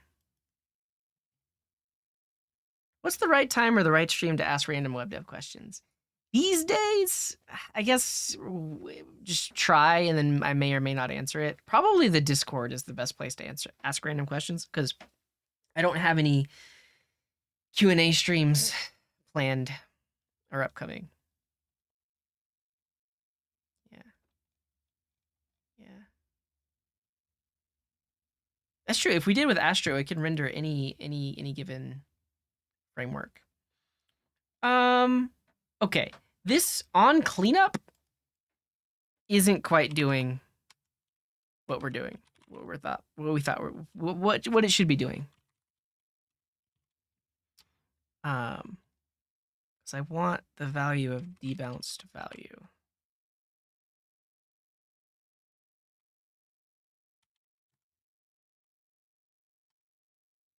How do I like signals considering what I just experienced? It takes some getting used to because you do have to think about it's similar in Vue. If you've ever worked on a large complex Vue app and using the composition API, you have to get used to passing around refs and making sure that you pass refs if you want things to be reactive. I like it though. I think once you get used to it, your app is just going to be more performant by default. Whereas the opposite is in React, everything just gets called all the time anyway, so you don't have to worry about like, oh, does this need to be reactive or not? You just, you know, uh, answer in a short sentence. If you're making an e-commerce, then use what? It's not an easy answer. I wouldn't make it from scratch. I would try to use some existing service. And Shopify is probably one of the most full feature services. If you're going to host it yourself, you have options like Magento. You also could use WooCommerce with WordPress. Yeah.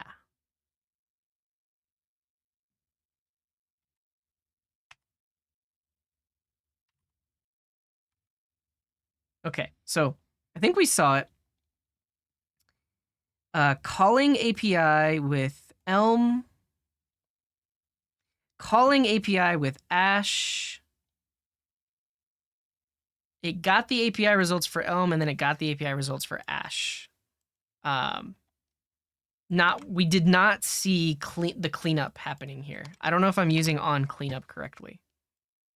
Yeah, it's not aborting.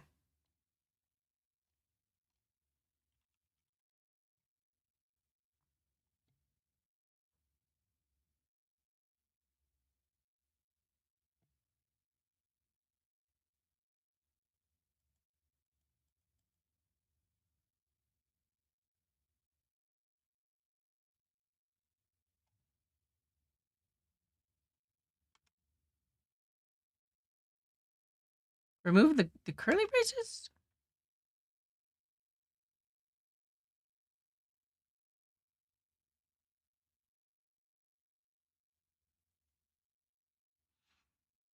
Like, this is what I was thinking. So basically, in their example, they add an event listener inside of an effect. And then in the cleanup, they remove that event listener.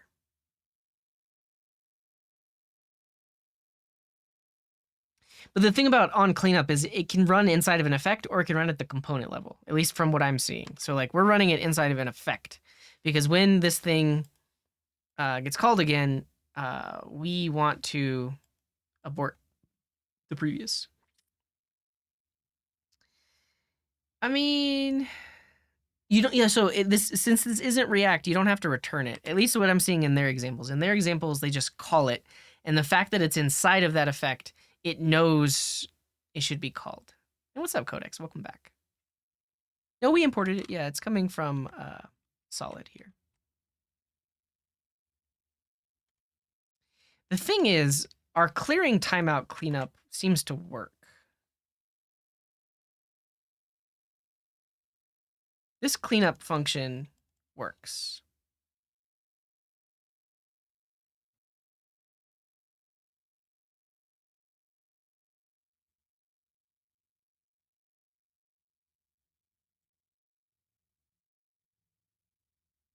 And then this just never gets called.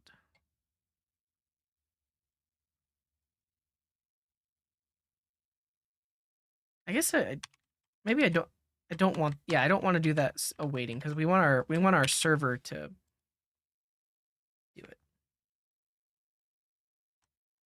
Return the function? No, it's you pass it a callback. I think you just pass it a callback. Like in their case, it's a one-liner.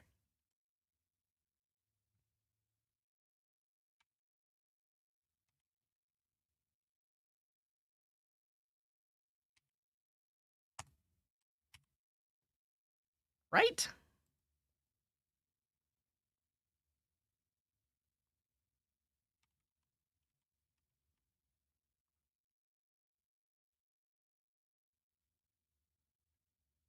Yeah. Calling API with Ash. Calling API with Elm. The cleanup never gets called. Yeah, so the fact that we call it in the context of this effect is how it knows what it needs to clean up. The thing is that the cleanup just never runs. Let's create like a much simpler version of this. How does it determine it needs to be called? Because of the reactive dependencies, the signal dependency.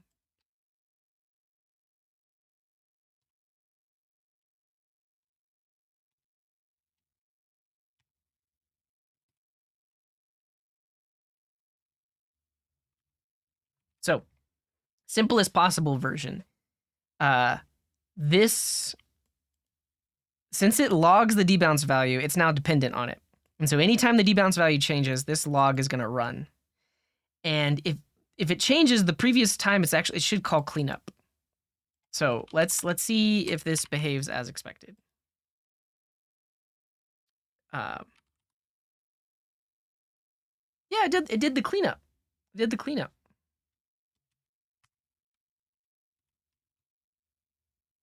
Yeah, it's doing the cleanup here, but it's not doing the cleanup in our other one. Oh, is it because well, no, I made it an async function. So yeah, even this, it's because of the await. Yeah, no, you're totally right. You're totally right. I need to call cleanup at the top, because. So yeah, that's the important thing to think about. Because I'm awaiting this, I'm literally not registering on cleanup until after it's completed. That's absolutely it. Basically, all I need to do is move this up here, like that, and that should fix it. Because now I've registered it before I'm awaiting the thing that's potentially long running. That's the main issue. That's the main issue. This is it. So we search for ash, and then it cleaned up Elm, so now we're not seeing. It still logged the results though.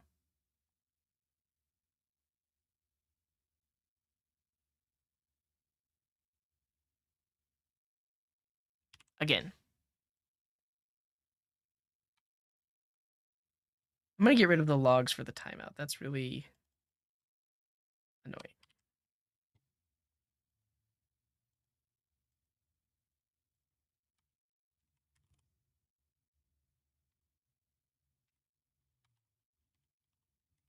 Yeah, there we go. It canceled that one. Okay, it's happening. It's happening.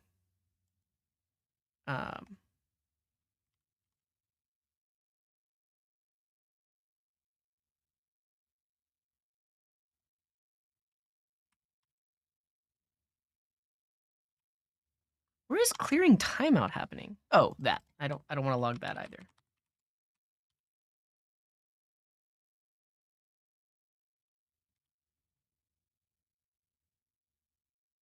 Yeah. So it started to call the API with ash, and then because I deleted it and started typing again, it canceled that API request and then made the request for Elm. We've done it. Oh, thank you, Malfui. I appreciate that. But this is an important thing to note. Like, if you're gonna use a top level async like this, and what's up, America 2050? What are you about to say? You said my name, and then what do you say? It logged cleaning before calling.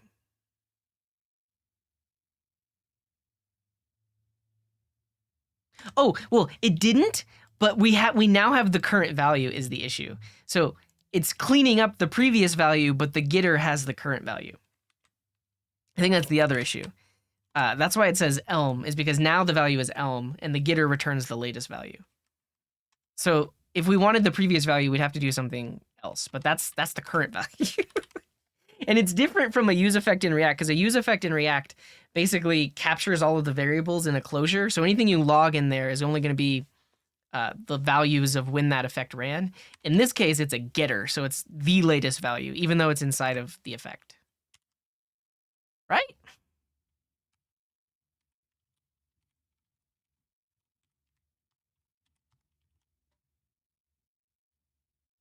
Yeah. Cool. Cool. I think we've done it. Now, the other things to point out, and I guess the other way to write this would be to use the create resource version of this. So I'm gonna copy paste this. We're going to call this standard one. And using the for component, yeah. I want to write it really quick with the create resource, because it's going to look closer to Svelte with like it's how you can like await things. So let's do it. So we saw it in the docs. Create resource, I believe, accepts like a promise, and you get back all this stuff. So we can say something like, because the error, loading, and the result all get wrapped in, yeah. So something like suggest. Create resource. You pass it what needs to be called, which is this. This is gonna take some rewriting.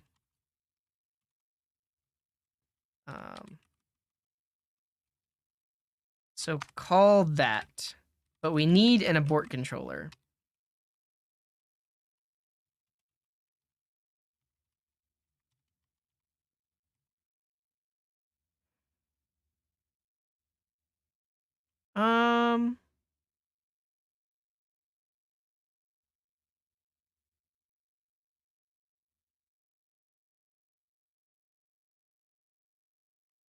Do we just? I have to figure out where do we create that?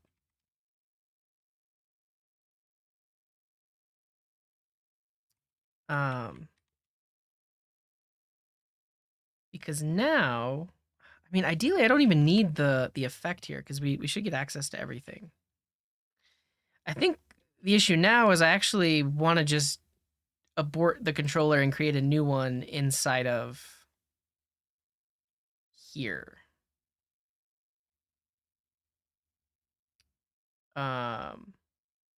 So like technically use debounce value should also return an abort controller. Something like this. So like it sets the value and creates a new abort controller.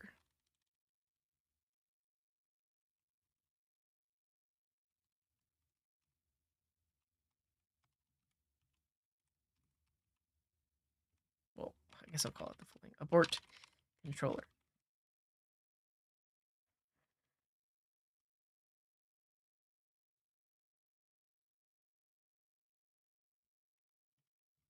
So we have one and we can set it. To be a new abort controller like this. And what we'll do is when we clean up,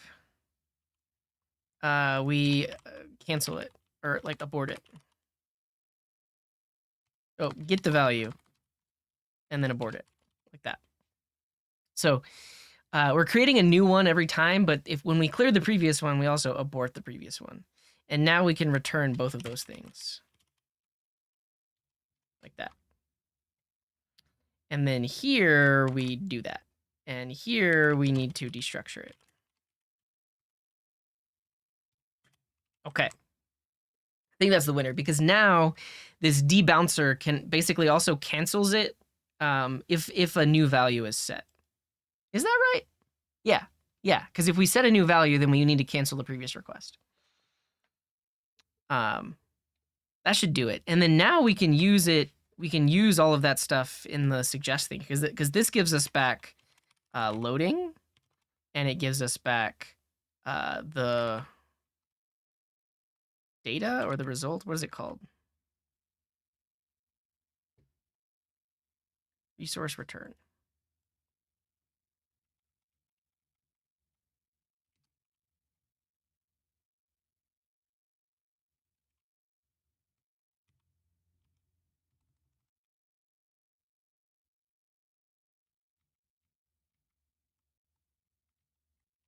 Let's look at the docs.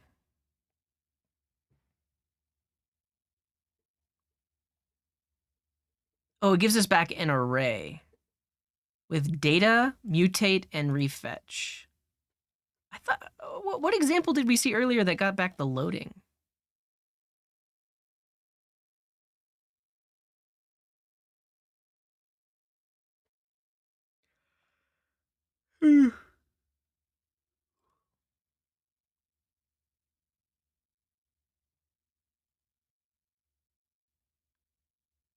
Oh. If you pass it arguments and then the function to call, that will give you back. Oh, no, I see. Okay, I see. Now this is an option, a thing that has like a loading property. So like, yeah, we have is it loading, or was there an error, like that, and then we probably want to log the message property, and then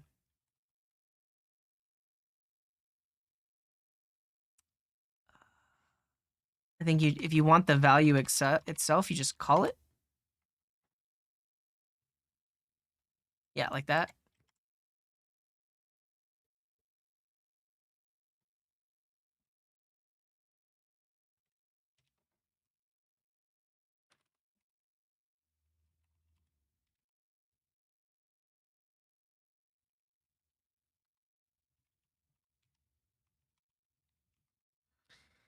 Now, why is it the any type? It can't infer. Yeah, resource of any. It basically can't infer the return type of this for whatever reason. How about now? Yeah. Could be undefined. True.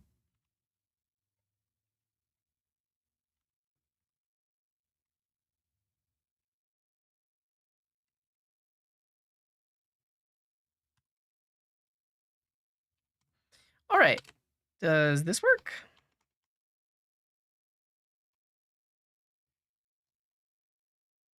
Yeah, create resource is kind of built in, and it's built in, and it's kind of like TanStack query for sure, because it handles all that stuff for you.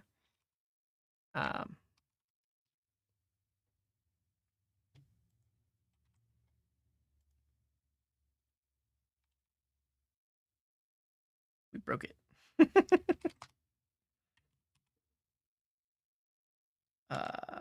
Oh, I know why. Or do I? Because I'm passing it a function to call.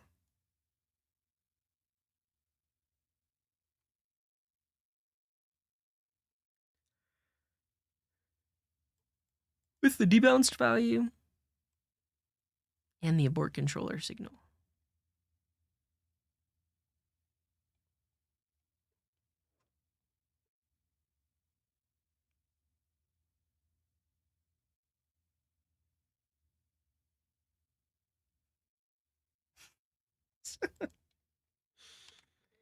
Nothing happens.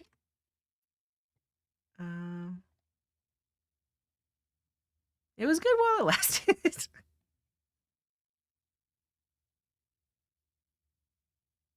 Or do I? Do I need to wrap it in a function?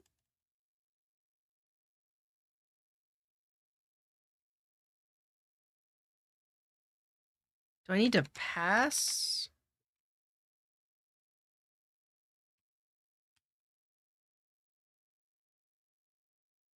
I guess let's try to write it the way that they did it.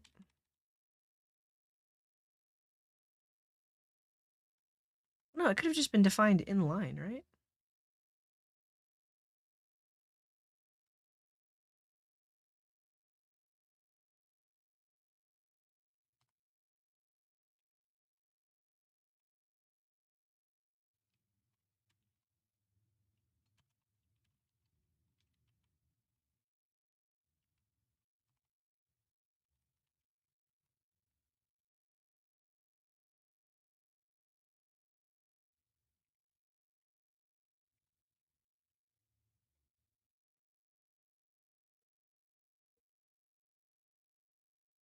Argument of type string is not assignable to resource fetcher. It's okay if it's not async because it returns a promise. Um, this function get autocomplete result, it returns a promise. Oh, I see what.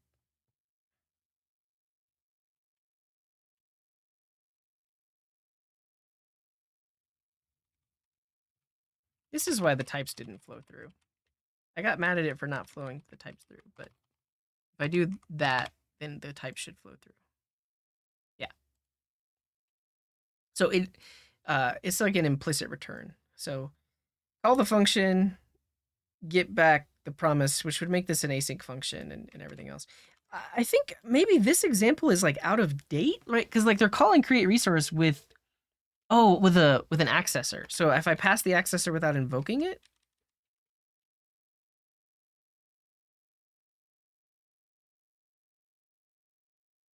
and then use the value here, this basically lets it know when it should be recalled. Yeah, that's it. That's the winner.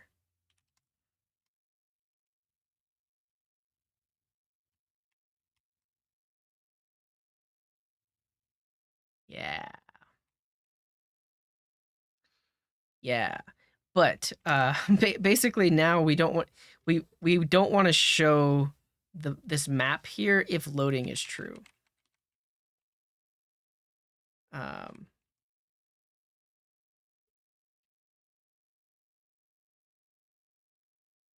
so if we're not loading, otherwise don't show anything.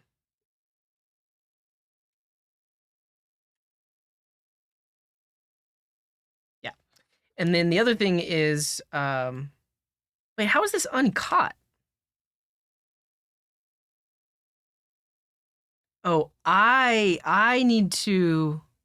No, if it throws an exception, then it should be caught, and then we should get it in the error, right? Um, Maybe I don't understand this create resource. I mean, I don't. I know I'm figuring it out as I go, but um, it has an internal. We saw that it has an internal error property. This one. So how does that error get set? I thought it would just be from the thing throwing an exception or throwing an error.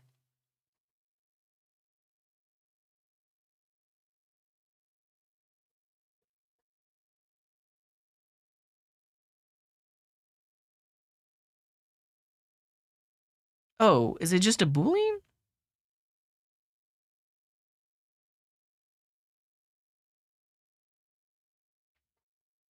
What do you mean drills? Call the value inside the function? Um,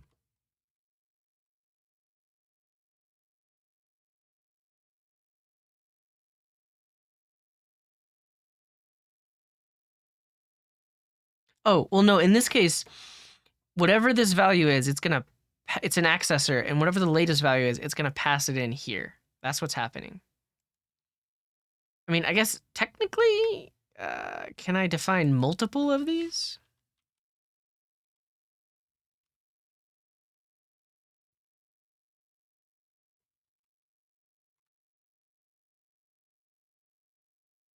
No, I can only define one.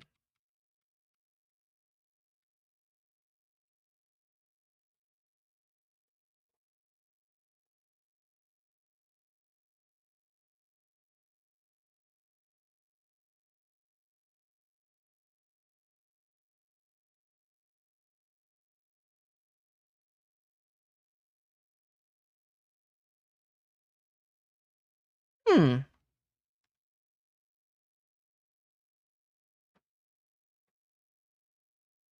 The fact that the error type is any well, it's the same thing in a try catch, right? So by default in a try catch, uh, I guess we don't have a try catch here. But by default in a try catch, E is technically like unknown because you can throw anything. It's not necessarily going to be an error.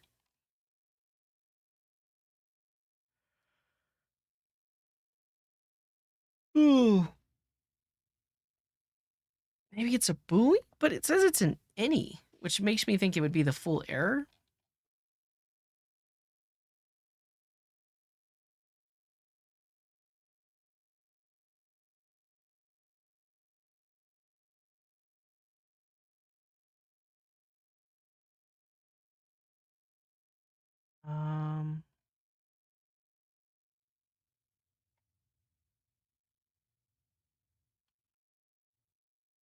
I can't infer from the docs how do I throw an error based to what I pass into create resource? Because it has a fetcher. Um,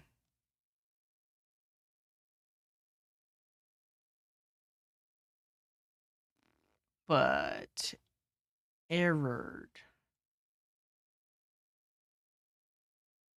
Why does it say line 31? Where? Oh, here. Here. I don't know. Because that's where it calls the function. I think that's why it says line 31.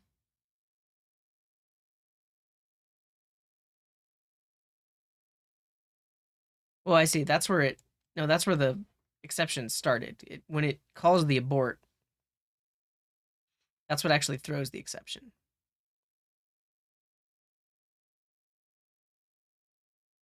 Ask ChatGPT. I think this is too new. We could try, but the solid.js is too new, I think, for it to know. I don't know. I'm not. Okay, I think I'm gonna stop here. I'm tired. I've been live for almost 5 hours, and I didn't record a YouTube video today, so that's a thing. I'm gonna leave the code here. I am gonna upload it all, so let me just go ahead and put it on GitHub so you all can look at it.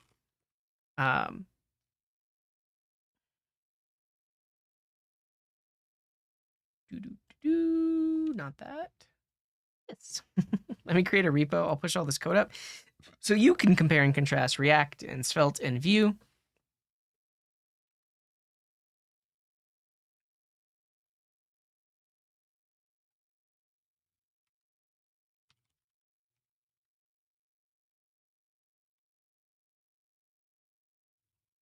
Yeah, no, I don't have the time or the energy.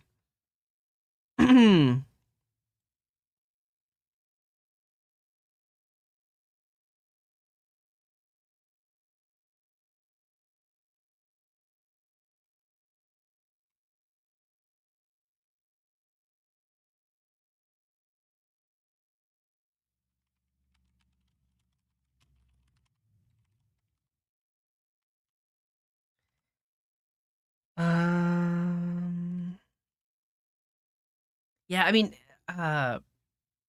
potentially do the rest the next time. But that means an entire week without YouTube videos because I tried to do too much today, which resulted in me I'm exhausted now and I don't have the energy to make a YouTube video out of it. And then if I wait till next week, then yeah, maybe maybe honestly, this might be the last Coding Garden stream ever. Or like we'll still do Friday stream, but I think this is just did I do that right? That. This has just not ever. I've talked about it in the past though, that like I'm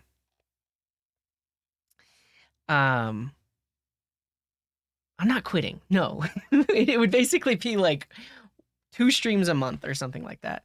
But today kind of just reiterated that point. Basically, like I can't get anything done.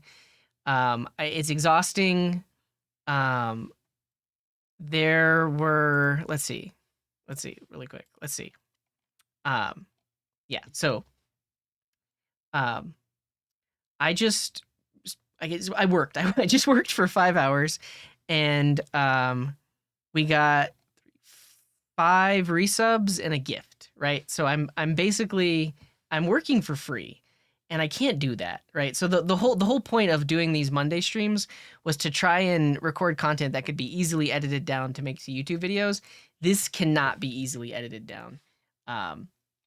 It's just too much. It's 5 hours of VOD that I did it without intending to edit it down because the whole point was I was going to like record a summary at the end. I don't know. I just need to rethink how I'm doing things. And if you all like want to make sure that I like this isn't the last Coding Garden stream, just support the stream coding.garden/support. You know, yeah, the scope was too large. I think, but that's on me, right? I think I just have to make sure going into these Monday streams, I'm prepared enough. And thank you, Shah. Thank you for the resub. I'm prepared enough to do it within the time frame, and it's a limited amount of stuff so that it can more easily be edited down into a YouTube video. But even so, I guess let's just talk about it, right? Because that's basically what I did last week. And I think last week was a good first test because these 3 videos are doing better than the videos for the most part. I guess they're not. I mean, comparatively, maybe the other videos are doing better because these videos did better. But the whole point of it all was to like increase my YouTube viewership, which in turn would hopefully I think I'm so far away from being able to even make enough views to get ad revenue on YouTube. Yeah, like that's the plan, Shaw. But I just talk to people. Like I read the chat too much. If you watch Theo's stream, he reads like one message every, like, I mean, sometimes he'll be reading the chat, but basically, like, I have the chat open all the time, and I think I read chat way too much, and I get way too distracted, and then it just takes, like, way too long. So it's like, I basically have to rethink how I do these Monday streams. I don't know. It's gonna take some time, but yeah, I'm going AFK drills. I won't be here that. Yeah, it does distract me, but it's also just like if you look back to some of like to the origins of Coding Garden, I think like the reason my viewership increased so much early on is because of the amount of interactivity. But it's very hard to balance that interactivity with like content creation. So, yeah. Yeah.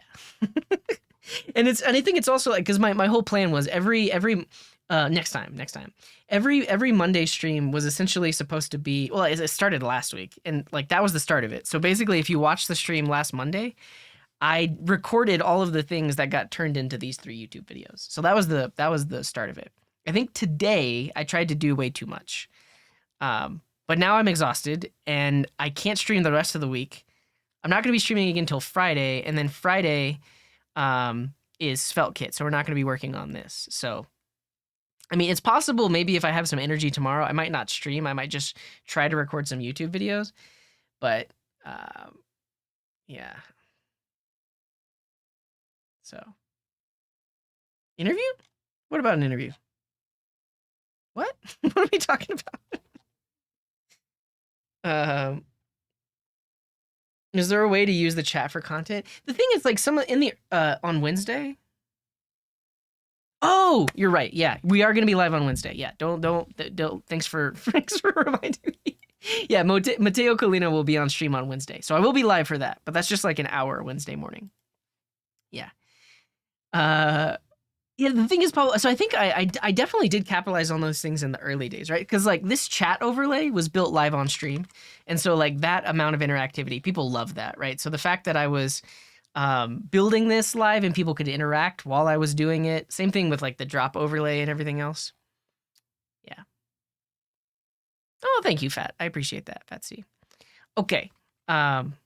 Let's get out of here. Here's the code. If you want to look at any of the code that I wrote today, it's over there it's on GitHub. We've got React, Solid, Svelte, Vue. Maybe we revisit this next week. I don't know. I've got some thinking to do and planning to do. And then also there's that bug with the create resource that we didn't quite fix. But maybe I'll look at that again whenever we revisit this. All right, let's go on a raid.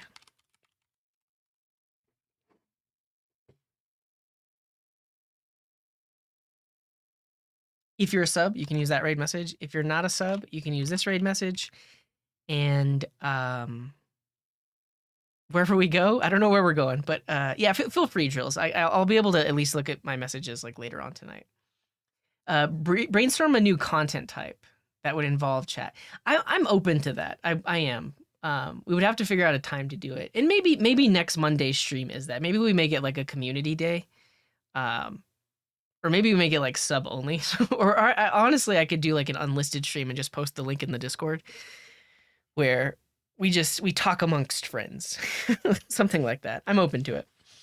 All right. let's get out of here. Thanks everyone for hanging out. I do appreciate all the comments and everything at the end here too. But I'll see you all on Wednesday. Be sure to tune in on Wednesday. I'll be interviewing Matteo Colina, who's going to be speaking at JS Nation.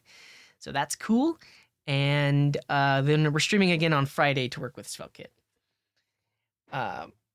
Yeah, so the issue is like it definitely it helped when I did those like member drives.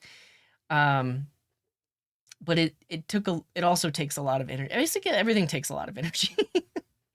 And it doesn't feel good to just sit here and ask for money for like 6 hours. So that's mainly why I'm not doing it again. I could, but it's also not, it's just not sustainable, you know? So, all right, wherever you are in the world, have a wonderful morning, afternoon, evening, or night. And until next time, here's this.